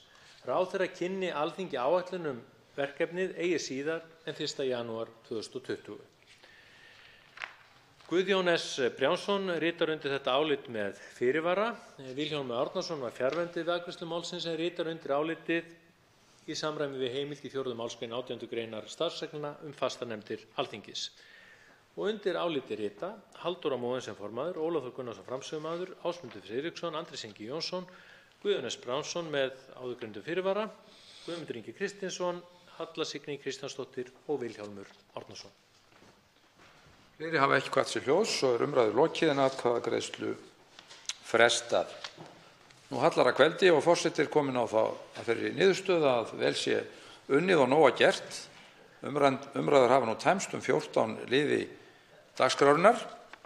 Í hönd fer helgi og hátíð sjómanna og forseti vill nota tækifærið og færa þeim árnaðaróskir héðan frá Alþingi. Út af dagskrá fundarins eru tekin 2. til og með 5. dagskrármálið sem og 19. til og með 30. og 5. dagskrármálið. Útbýtt á fundinum þingskjali 655 félagsleg aðstoð almannatryggingar stjórnarfrumvarp, félagsleg aðstoð og almannatryggingar stjórnarfrumvarp, þingskjali 663 helgidagafriður og 40 stunda vinnuvika, nefndarálit með breytingatillögu frá allsherjar- og menntamálanefnd. Þingskjali 670 auðkennaþjófnaður fyrirspurn flutningsmaður Albertína Friðbjörg Elíasdóttir. Þingskjali 671 sameining Seðlabanka Íslands og Fjármálaeftirlitsins og Seðlabanka Íslands. Nefndarálit 1. minni hluta atvinnuveganefndar. Þingskjali 672 sameining Seðlabanka Íslands og Fjármálaeftirlitsins og Seðlabanka Íslands. Nefndarálit 2. minni hluta efnahags- og viðskiptanefndar. Þingskjali 674 dýrasjúkdómar og fleira, nefndarálit með breytingatillögu frá atvinnuveganefnd. Þingskjali 675 þjóðarsjóður, nefndarálit 3. minni hluta efnahags- og viðskiptanefndar. Þingskjali 678 aðgerðaáætlun matvælaöryggi og vernd búfjárstofna, þingsályktunartillaga frá atvinnuveganefnd. Og þingskjali 679 fiskveiðar utan lögsögu Íslands, breytingatillaga Þorgerður K. Gunnarsdóttir. Þá liggur ekki fleira fyrir þessum fundi, það forseti best veit, og verður það boðað til næsta fundar með dagskrá. Fundinum er slitið.